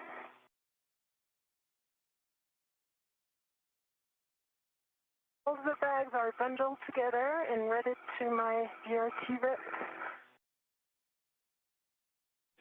Okay, we copy the bags are ready together, and you'll go to transfer those in the airlock. Uh-huh.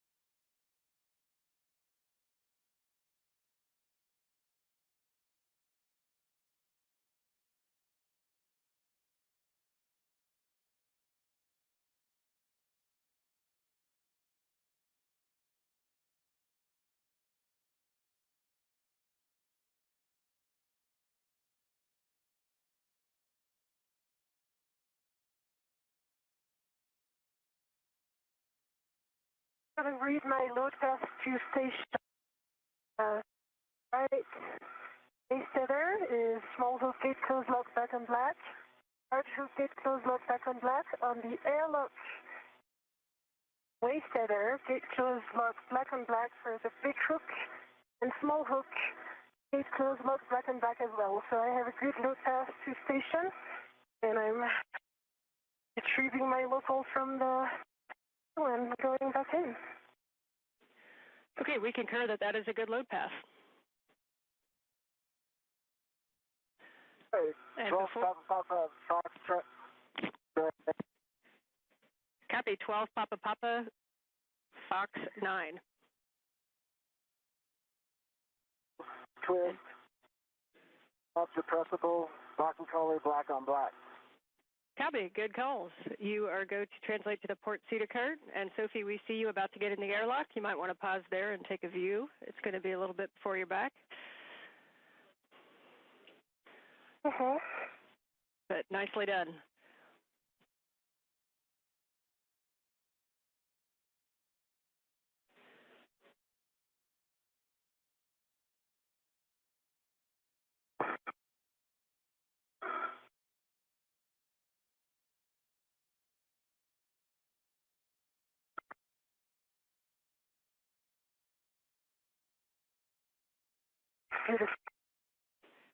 Okay, Ed and Anil, before you start your translation, we'll take a glove and a hap check, and then we'll send you back out there.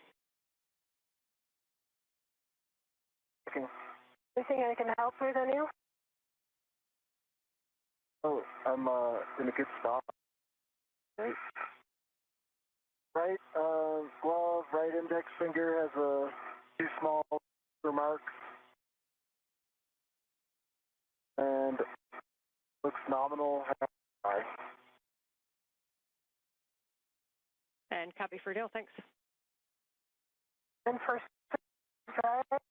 some pretty small, some small dark spots in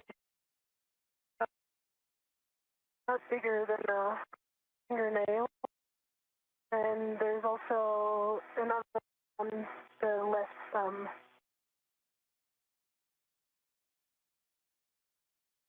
Really, just.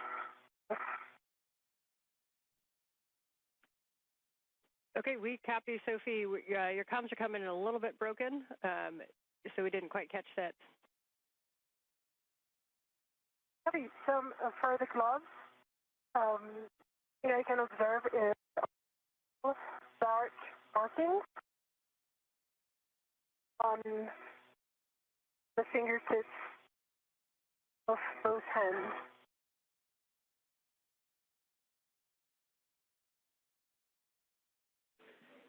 Okay, we copy, thank you. You're welcome.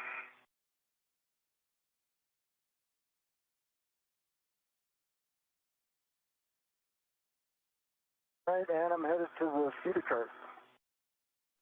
Copy, we appreciate your extra work and overtime today. Oh, any day.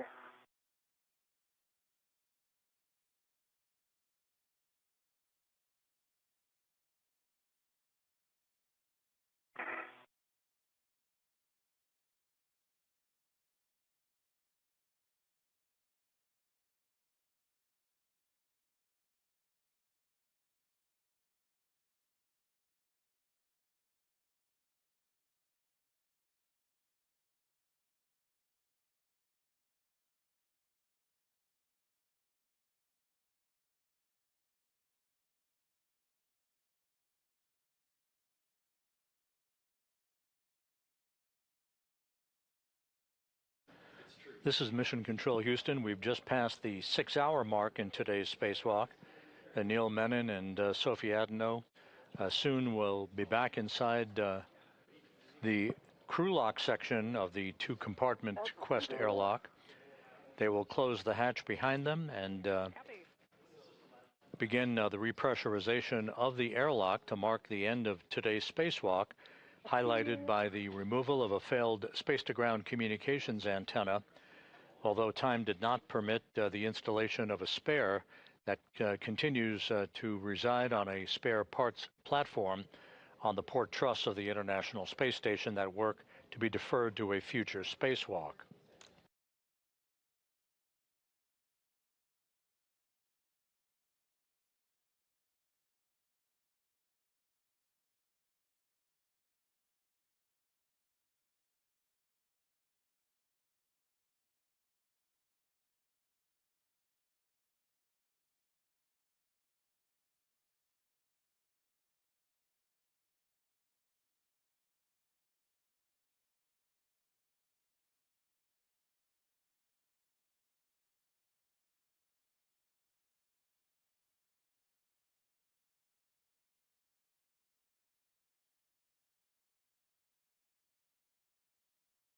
I'm hitting the brakes on the outboard side, right?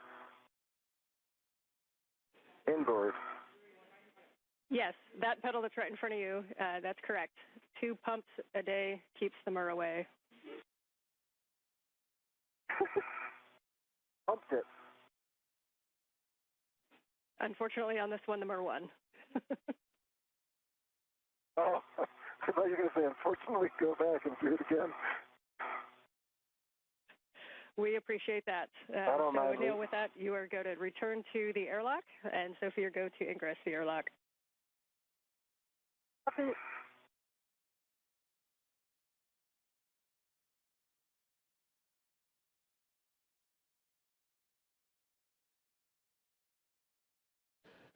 Once the airlock repressurization begins and we stop the clock, we'll give you the official time for the elapsed time of today's excursion and other statistics associated with today's spacewalk. We will continue our coverage through the time that the crew is back inside the airlock and has doffed its helmets.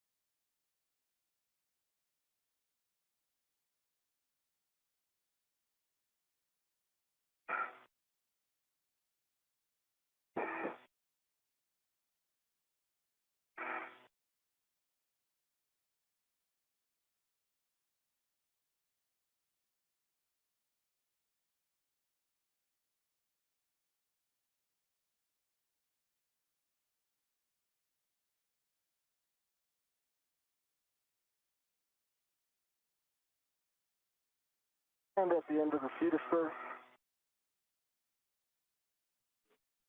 Copy. And Sophie has her good load path into the airlock and bags in the airlock. So as you get down, once you get her go, you retrieve anchor hook. Sure, bag 1 and 2 are in the airlock.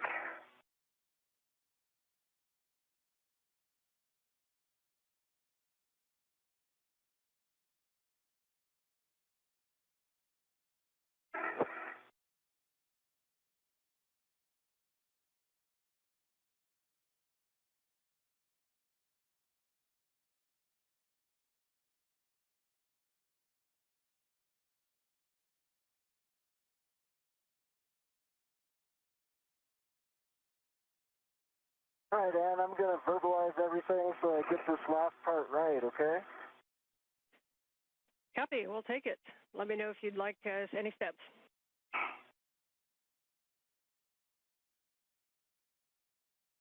All right, my load path is through forward anchor hook, so I believe Sophie's got a load path to station, so I believe I'm go to take off the aft airlock D-ring, which is her anchor hook, EV2, and put that on my red reel.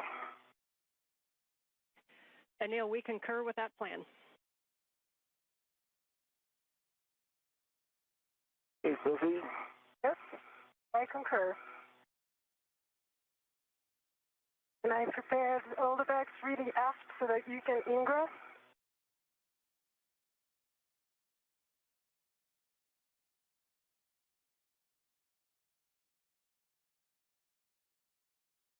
Sorry, really port. All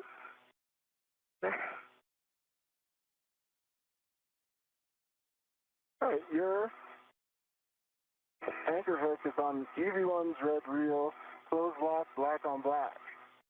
Now I have a load path through you, Sophie. Yes. So I'm going to pick up my anchor hook and put it on my NWS. We concur. Agree? Yeah, concur.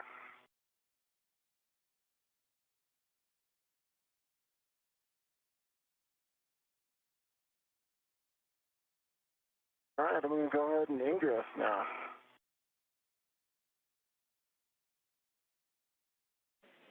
Copy, you go to ingress, and if you want an end effector on your thermal cover, you can. I'm going to do the feet first ingress, and then come back for the thermal cover. Okay, and I'm ready to guide your feet.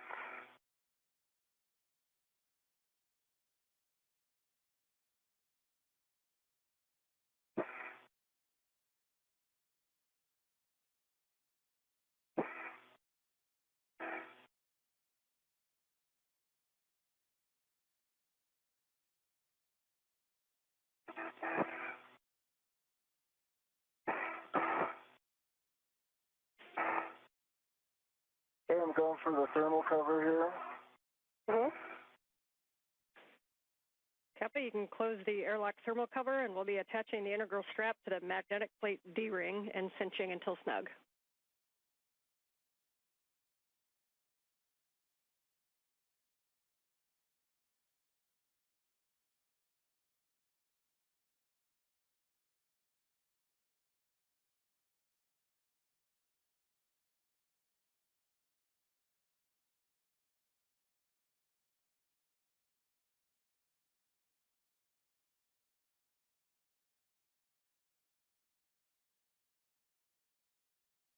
So the crew back inside the Quest airlock, closing the outer thermal cover.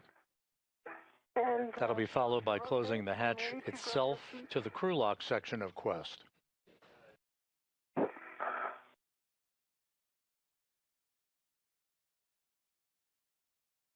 My cover is closed.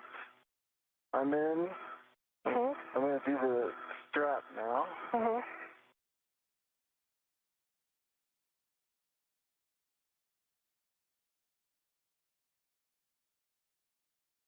Okay, and once you have the strap cinched, we'll take the number of Sharpie lines visible, expecting 6.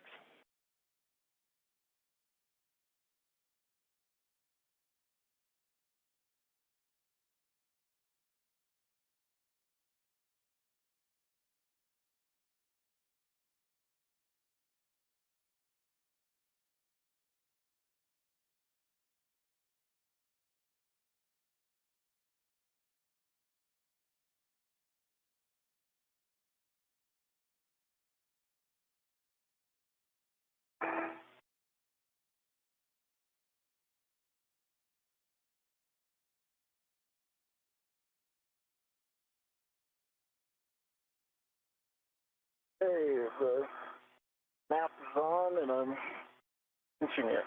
Okay, I'm pulling your feet towards. All right, 6 Sharpies. Copy, 6 Sharpies. You are both go to remove the SCU from the stowage pouches, remove your DCM cover, and connect your SCU to DCM and check locked. Copy.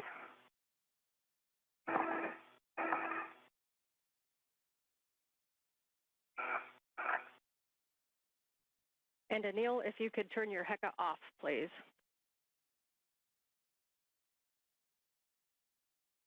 ECA is off.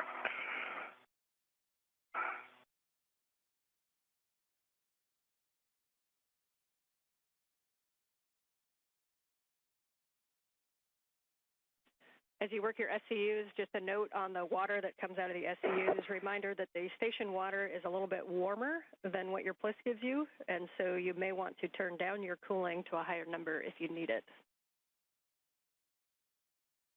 Okay. I leave mine at current setting.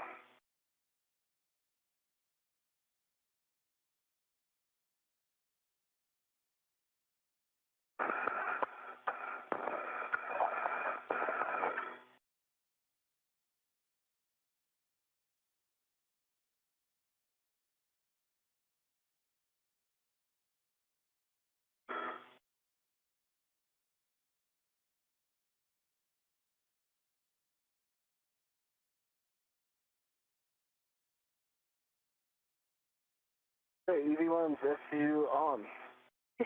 EV2 SCU on. Connected.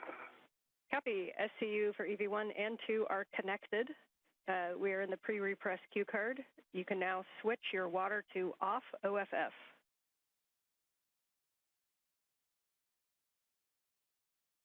Everyone, water is off. DV2, where is up? Copy. We have a 2-minute wait here. Today definitely showed how well you guys can adapt. The strength of the plan is in the planning. And while we did a lot of things that were not on the nominal timeline, we did nothing today that we had not already planned for. Your ability to adapt and change to the plan is what made today successful. So thank you. And if it's, for the team, we went into this with a mindset of we wanted it all to go perfectly, and I think that's a great winning attitude. Things were a lot different than expected, but I would say that what I'm really impressed with is that all of those contingencies were well thought out, and I heard those plans by the ground team, Sandy Fletcher, Chris Dobbins, Lucas, the whole team had thought through all those scenarios. And I think that the success of today really rests to you all there and MCC and everyone who put in some work planning this, because you really thought through everything, and I felt like we always had a clear pathway ahead, and I had even heard that pathway and studied it, so thank you all for that, and I'm just so grateful to work with you all today. And Sophie, if you'd like to add anything, please go ahead. Yeah, thank you. Yeah, what a day. I concur with everything you said. I would say that my deepest gratitude goes to everyone who made this possible, pioneers who came before us, but also the incredible teams working behind the scenes today in this preparation, like being ready for the unknown. Took a whole amount of people to be able to think everything through. And in the end, although it was a lot of unknown and unplanned, in the end, everything was rehearsed and prepared. So well done. I would like also to thank you, Anil, for not only being an awesome EV1, but also a great friend. Jessica, Jack, thank you for helping us getting ready, paying attention to every detail that counts for such a big adventure. And finally, to everyone in Houston who made today's EVA a success, thank you. Because yes, even if we had a lot of unplanned things, it is a success. We are safe and the hardware is safe. You make us fly, you keep us safe, and you make moments like this possible. And finally, a very special thank you to you, Anne. From the very beginning of the preparation to every minute of today's EVA, your calm voice was always there to get us. You are simply outstanding, so thank you.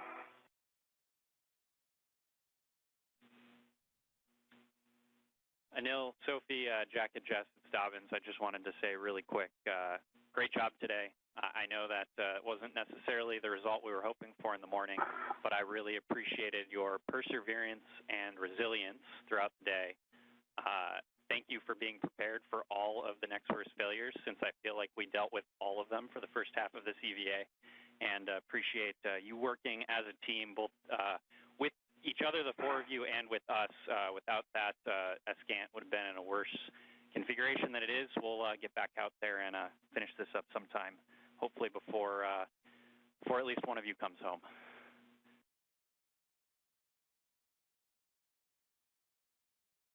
Okay, for Anil. Thank you, Chris. And you, Anil, you are go to close the hatch, verify that the outer hatch is clear of hardware, and the handle position is per the decal, and you can close and lock the hatch. Handle position per decal. With that, a round of congratulations from our two spacewalkers, Anil Menon and Sophie Adenot. Menon wrapping up his second spacewalk in just 12 days. For Sophie Adenot, the first French woman to walk in space, this was her first spacewalk of her career. And the lead flight director for this spacewalk, Chris Dobbins, acknowledging the work that the crew did out there, especially when the crew fell behind due to difficulty demating some of the electrical connectors on the failed space-to-ground antenna, and working with some of the bolts that were balky throughout the course of today's spacewalk. The failed antenna was removed, and it was left outside in what is called a long-duration tie-down configuration, safely on the truss in a good config. The work yet to be conducted will be the installation of a spare space-to-ground antenna that will be on an upcoming spacewalk that will restore full redundancy to the high data rate communications capability on the International Space Station. Sometimes an end effector on that handrail helps. Yeah, I thought maybe my arms were long enough to reach the hatch key, but I needed the anchor hook. In any case, the hatch is down. Menon and Adenot are in the process of configuring their suits to airlock systems before the repressurization of the Quest airlock begins to mark the official end of today's spacewalk.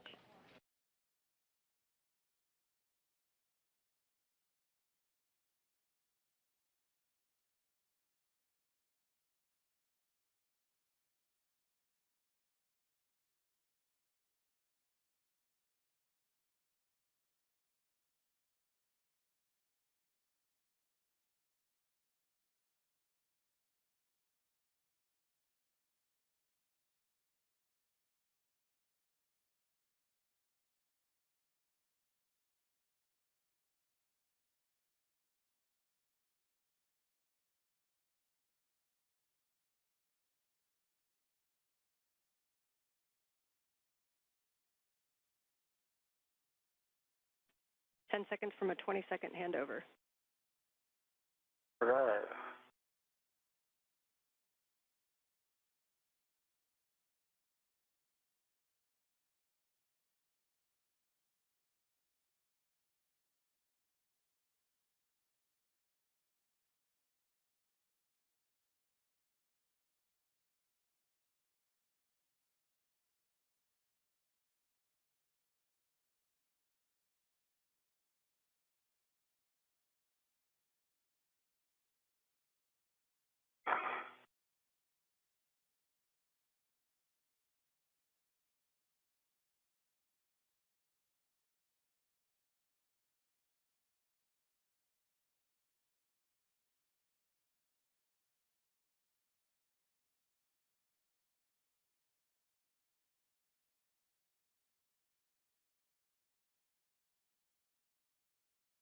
Looks like we got S-band again. You can repeat it now. Hatch is locked. The locking mechanism is in place. Okay, I confirm, Houston confirms that the EV hatch is closed and locked. With that, I'll pass you off to the dream team of Jack and Jessica. All right, it's great to have all of Expedition 75 back inside the hull of ISS again, and we just got a few minutes to get you guys at the same pressure. Sophie, if you're ready, on the UIA, check that the oxygen EMU 1 and 2 valves, two of them, are open. Oxygen EMU 1 and 2 valves are open. All right, take the power for EV1 and 2 switches, there's two of them, and take that to on, ON. In what?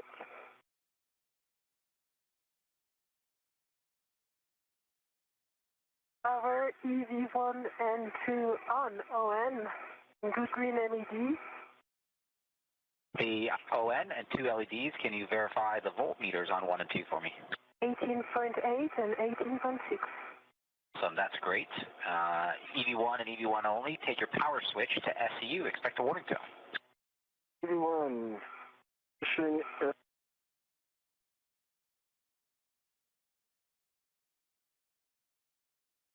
1-2 contact. got you. I'm on it. It sounds good. EV2, you can now take your power switch to SCU. EV2.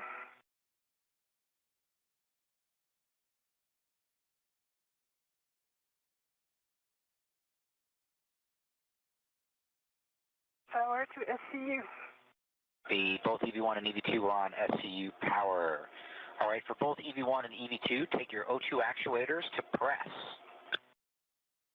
Okay. Or please verify on the DCM that it does say O2 position to press.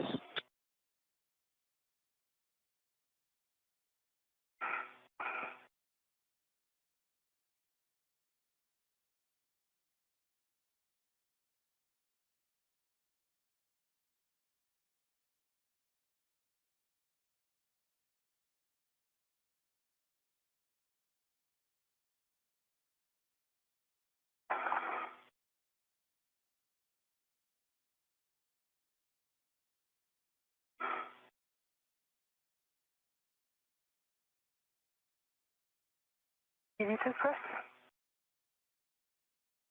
The EV2 and press.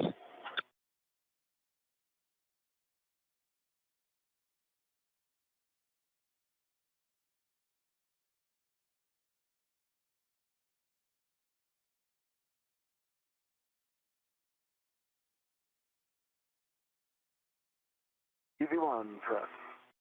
All right, EV1 press. We copy both EV1 and 2 in press. Awesome. Anil, would you check that the EV hatch MPEV is in the closed position?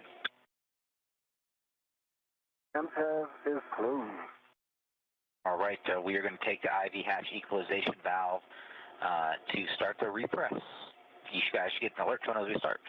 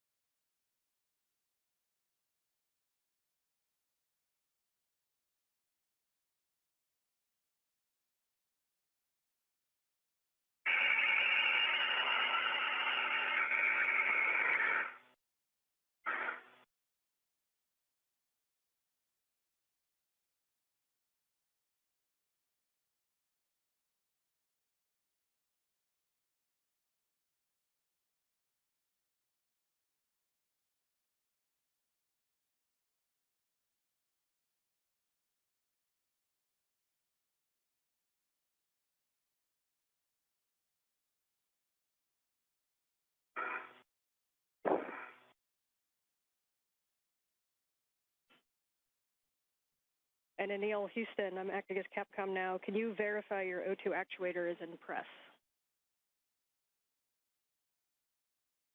Verifying. It was off a little bit. Yes, it's now in press. Houston copies.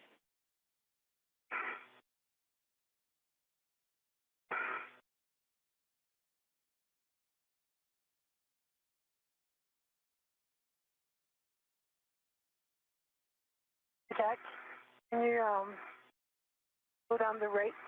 Going down the rate.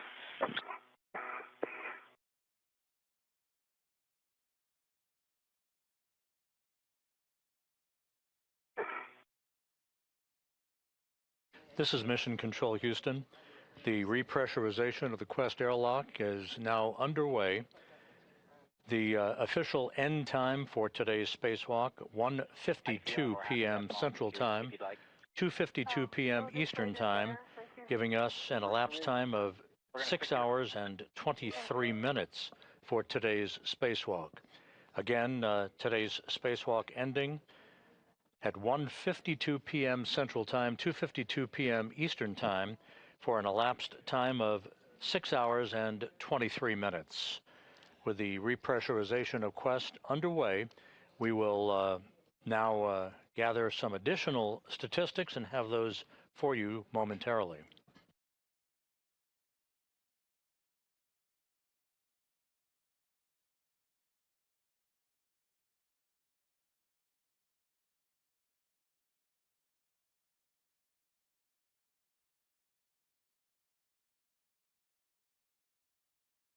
Right, we're passing up through 2 PSI on our way to 5.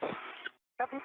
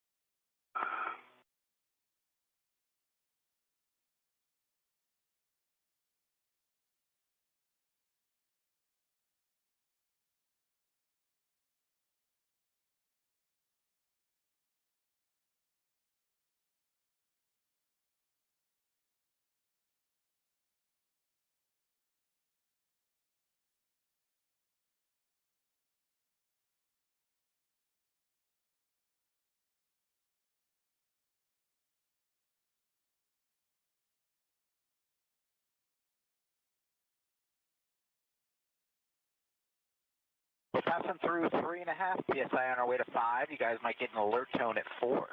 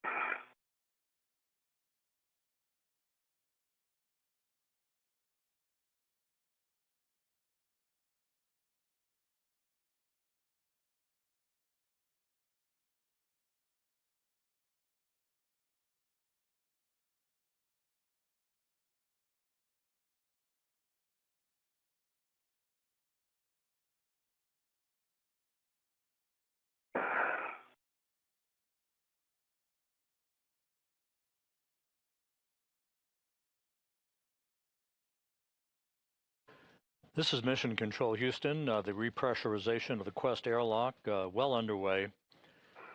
Approaching 5 pounds per square inch of pressure. It'll get up to about 14.7 psi, and that will then set the stage for the opening of the hatch, separating the crew lock, in which Anil Menon and Sophie Adenot are located, and the equipment lock, where you see Jack Hathaway. He'll be joined by Jessica Meir as they help the two spacewalkers out of their extravehicular mobility units. The spacewalk today was the 282nd spacewalk in support of space station assembly maintenance and upgrades, the 5th spacewalk out of the ISS this year, the 2nd for Expedition 75. This was the 2nd spacewalk for Anil Menon. He now has a total of 12 hours and 50 minutes of spacewalking time.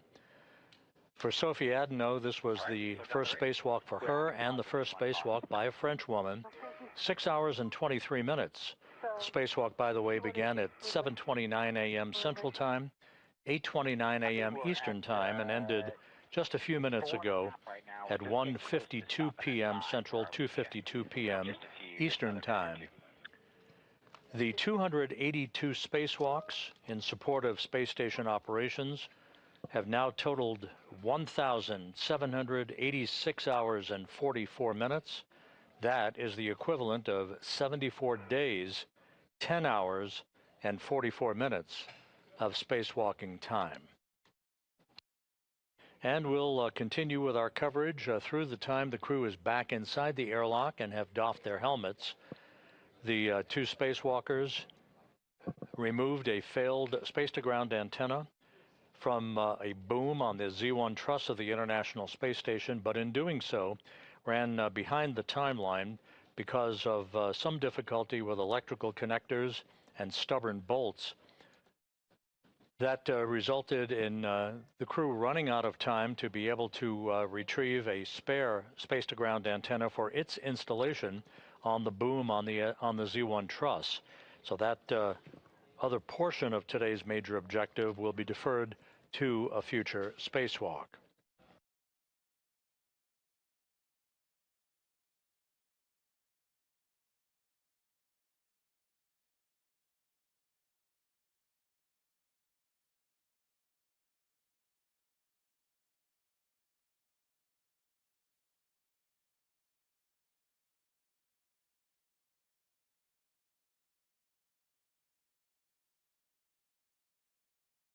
Hey, welcome to 5 PSI. I've paused it, and we're going to pause for 2 minutes to allow the pressure stabilize before we do a 1-minute leak check. Okay. Copy.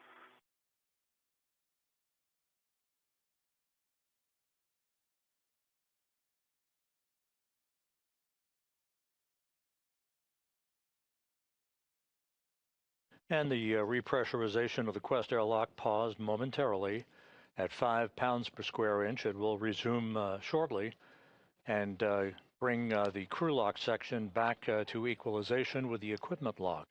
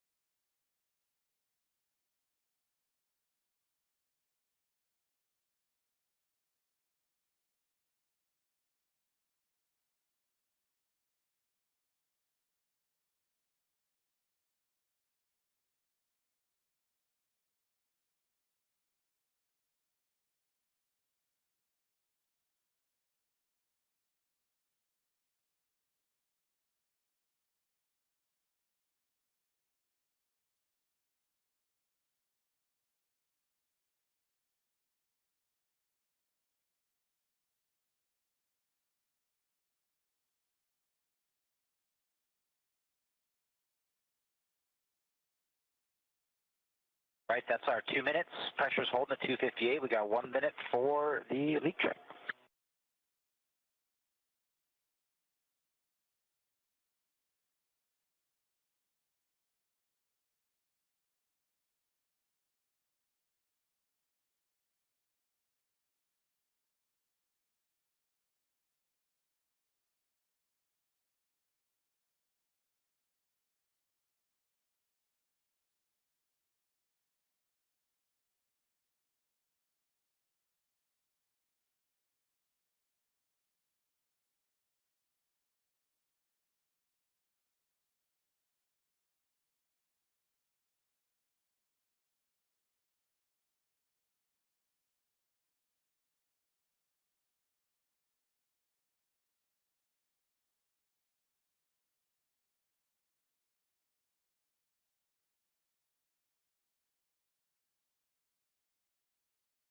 Right, that is our minute wait, and the pressure is held steady, so that's a good leak check. All right. EV1 and EV2, will you check your gloves? Heater switches are in off, OFF position. One is off. And 2 is off. All right, copy. Glove heaters are off, OFF for EV1 and EV2. Next, check your gloves for any contamination. I know you guys gave a glove report earlier. Is there anything you guys are worried about? Nothing worried about for EV1. Nothing I'm worried about for EV2. All right, copy. Sounds good. For step 9 into step 10, both EV1 and EV2, take your O2 actuators to IV. Good work. Good work.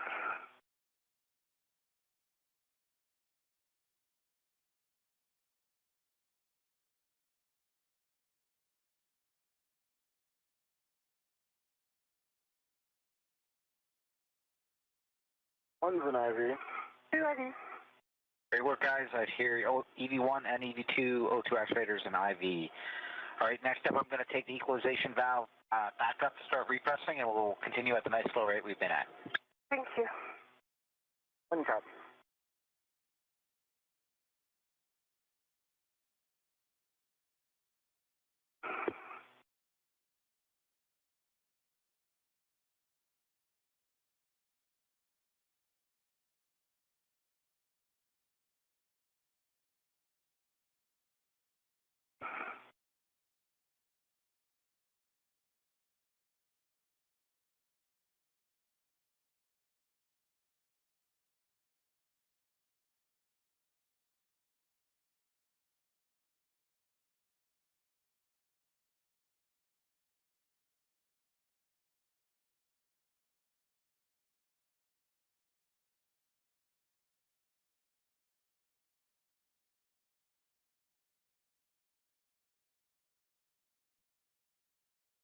And airlock Houston we just want to let you know that if there's any symptoms that the EV crew has, and as Anil and Sophie, as you repress, if there's anything that seems to resolve that could be considered a symptom, like a Cup 1 symptom, upon repress, please report it to Jack and to us, and then we'll change actions going forward. But just wanted you to stay aware. Copy all. Okay.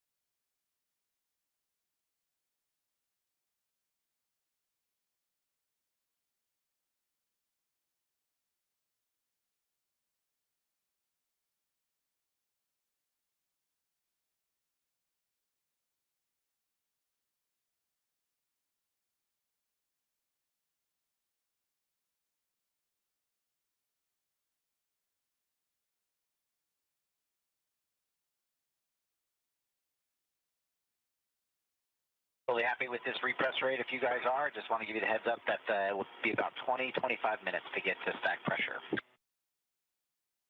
Okay. I think I'm happy with this rate. Sorry, Anil. No problem. I don't have anywhere to go. I got 8 more months here. I'm sure you would love to go outside again. Nice.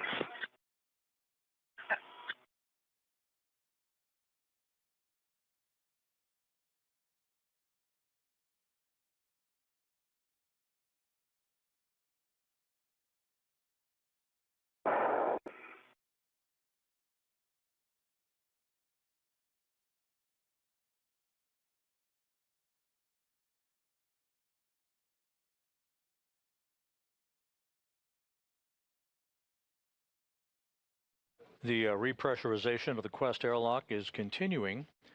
This should take a few more minutes to complete, at which point the hatch between the crew lock, where the 2 spacewalkers are located just beyond that hatch, and the equipment lock will be open, and Menon and Adenot will be helped inside to their respective locations on either side of the equipment lock walls to be assisted with the removal of their helmets and gloves.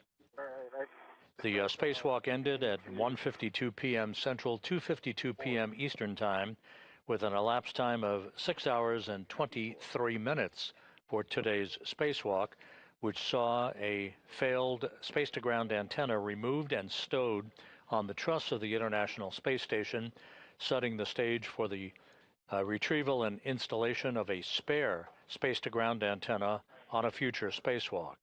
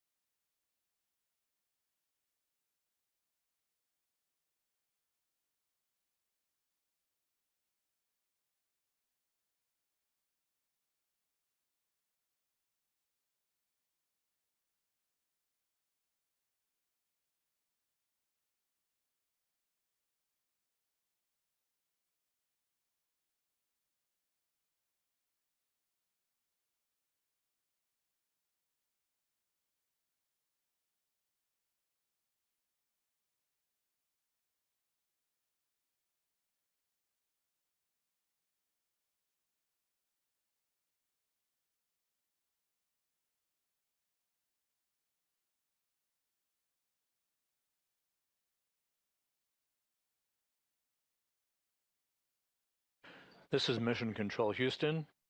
Once again, monitoring the slow and steady repressurization of the Quest airlock. You see Jessica Meir in the equipment lock section of Quest. She and Jack Hathaway awaiting the full repressurization of the crew lock section of Quest so that they can open the hatch and bring the two spacewalkers back inside.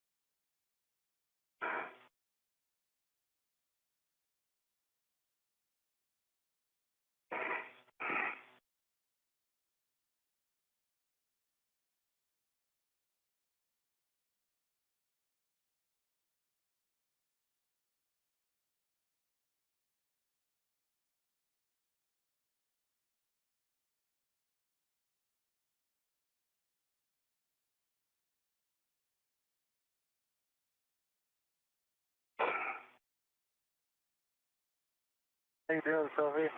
Yeah, good. Sorry, I think this is really the max rate I can handle. Oh, no, I'm just checking in, that's all. Yeah, thanks. Thanks for checking in.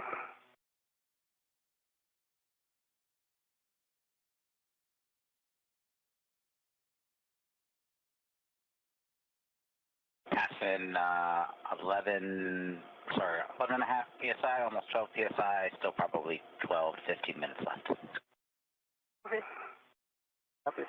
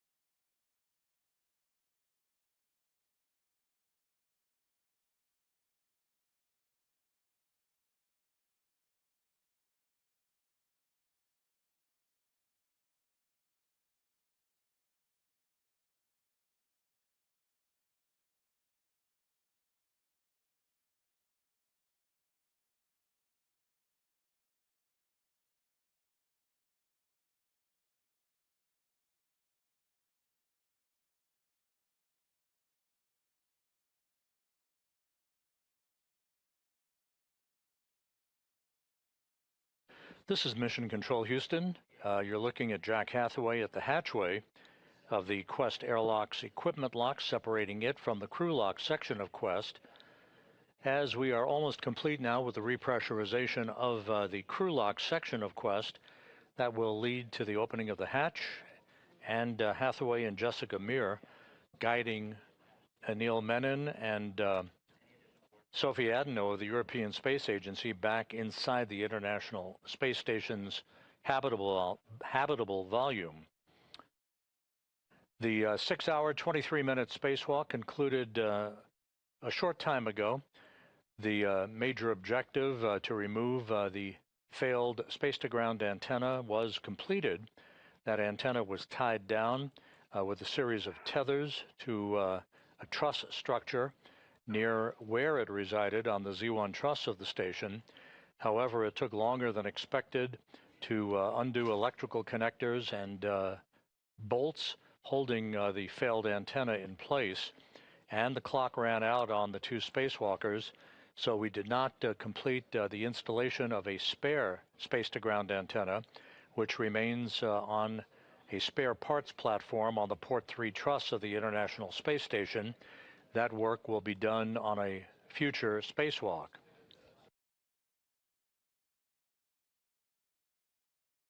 This was the second of 3 August spacewalks for Expedition 75. The next one is targeted for next Tuesday, August 25th.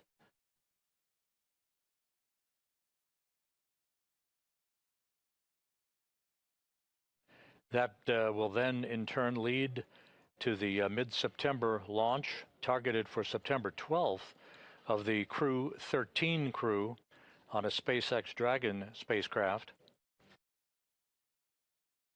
Crew 13 to be commanded by Jessica Watkins. Associated with that flight, pilot Luke Delaney, Canadian Space Agency astronaut Joshua Kutrick, and Roscosmos cosmonaut Sergei Tetryanikov.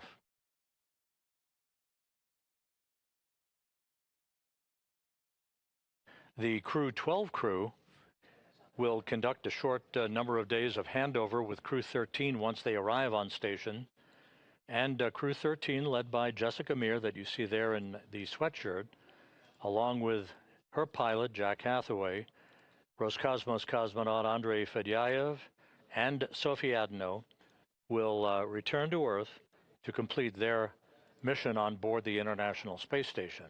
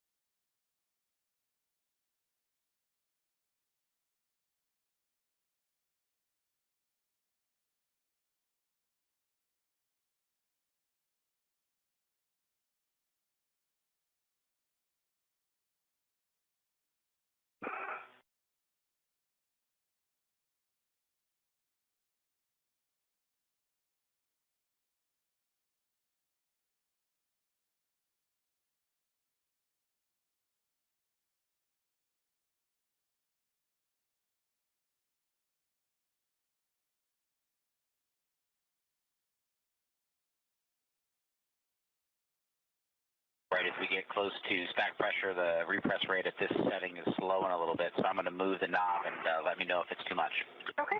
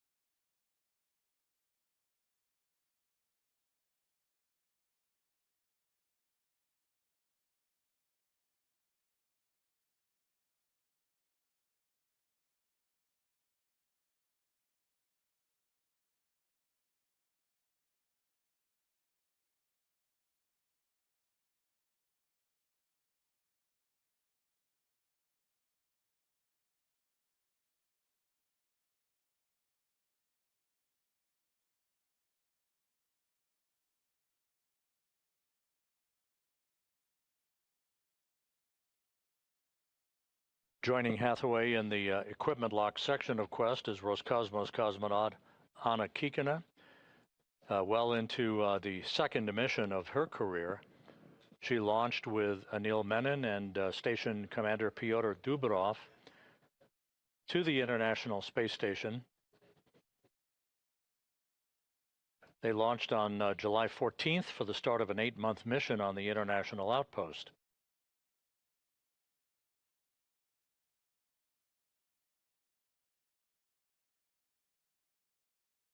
We're just moments away from the completion of the repressurization of Quest.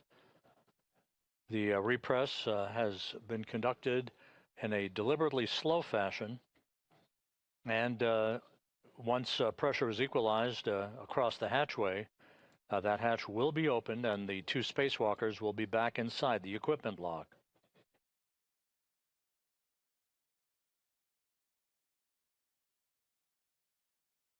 And we're hearing from flight controllers that we expect the repress to be complete about a minute or so from now.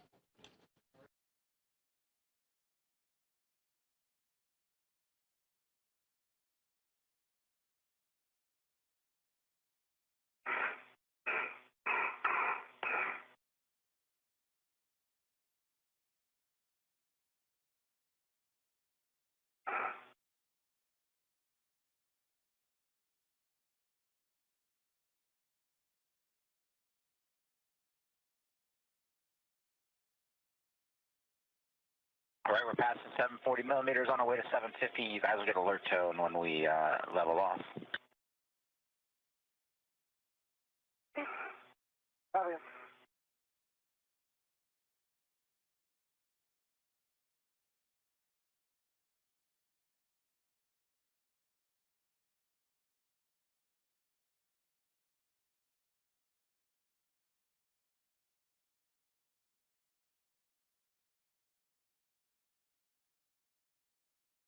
All right, that looks like equalization, and that's the end of the cue card. We're into 1.240 post-EVA, so we're about to open the hatch. Hey.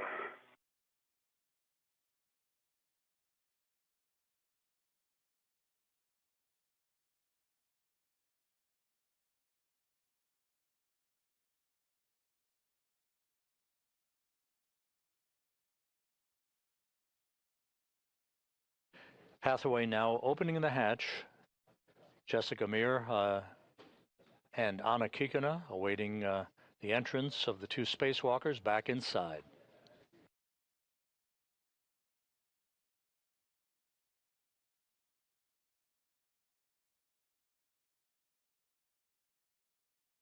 And the hatch is open.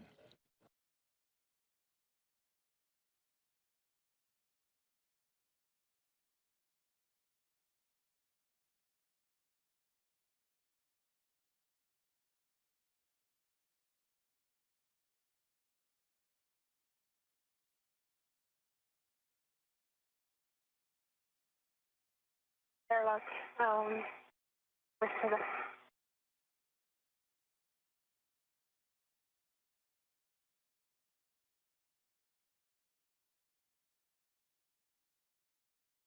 Then your go for step 4, reconfiguring public calls. Houston copies. We'll take it. Sophie Adenot, the first French woman to fly in space, back inside the equipment lock with a big wave and a big smile.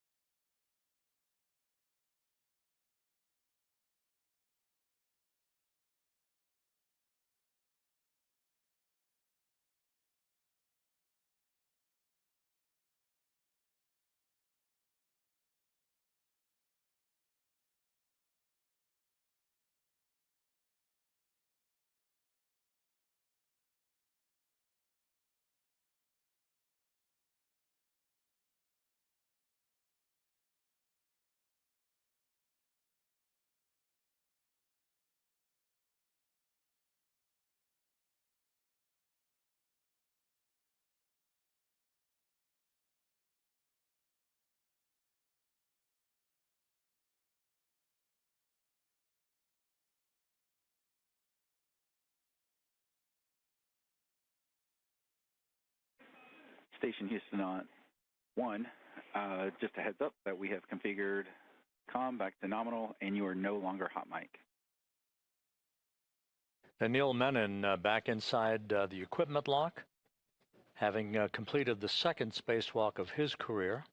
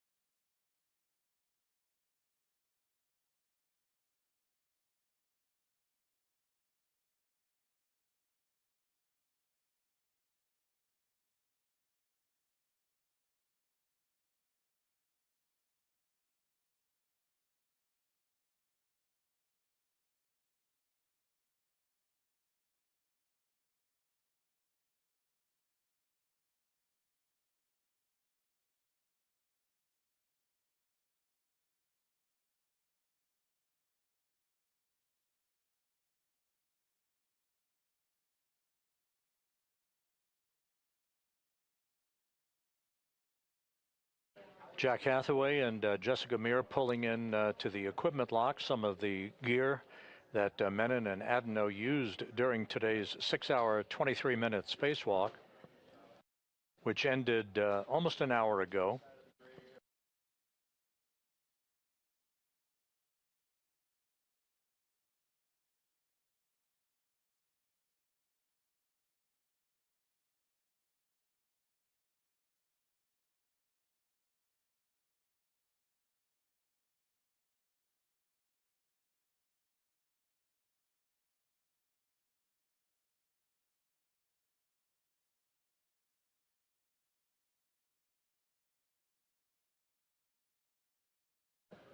We're in a handover between satellites on our tracking and data relay satellite system. We'll regain our downlink capability from the station through the functional space-to-ground antenna that resides on the Z1 truss of the International Space Station.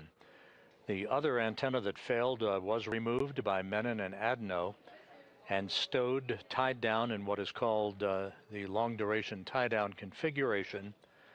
It was stowed on the truss.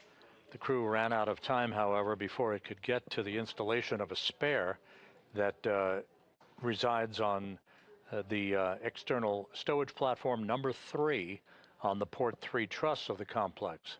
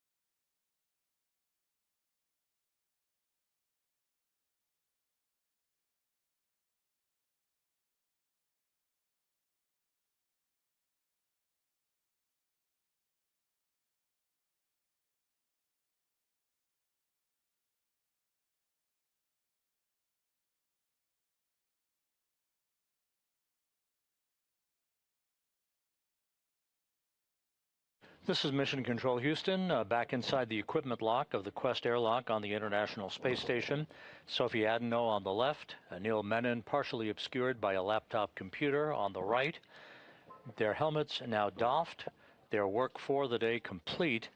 A 6-hour, 23-minute spacewalk to remove a failed space-to-ground antenna from the boom it resided on the Z1 truss of the complex. The installation of a spare that has resided on a spare parts platform on the station since 2009 is forward work that was originally intended to be completed today. It will be deferred to a future spacewalk as officials will gather to determine the exact complement of work that lies ahead for the next scheduled spacewalk that is targeted for this coming Tuesday. In the meantime, the two spacewalkers, Adenot from the European Space Agency and Menon from NASA, their work complete for the day. They completed a 6-hour, 23-minute spacewalk, the 282nd in support of space station assembly, maintenance, and upgrades. We appreciate your attention throughout the day. Thank you for joining us, and for now, we'll sign off. This is Mission Control Houston.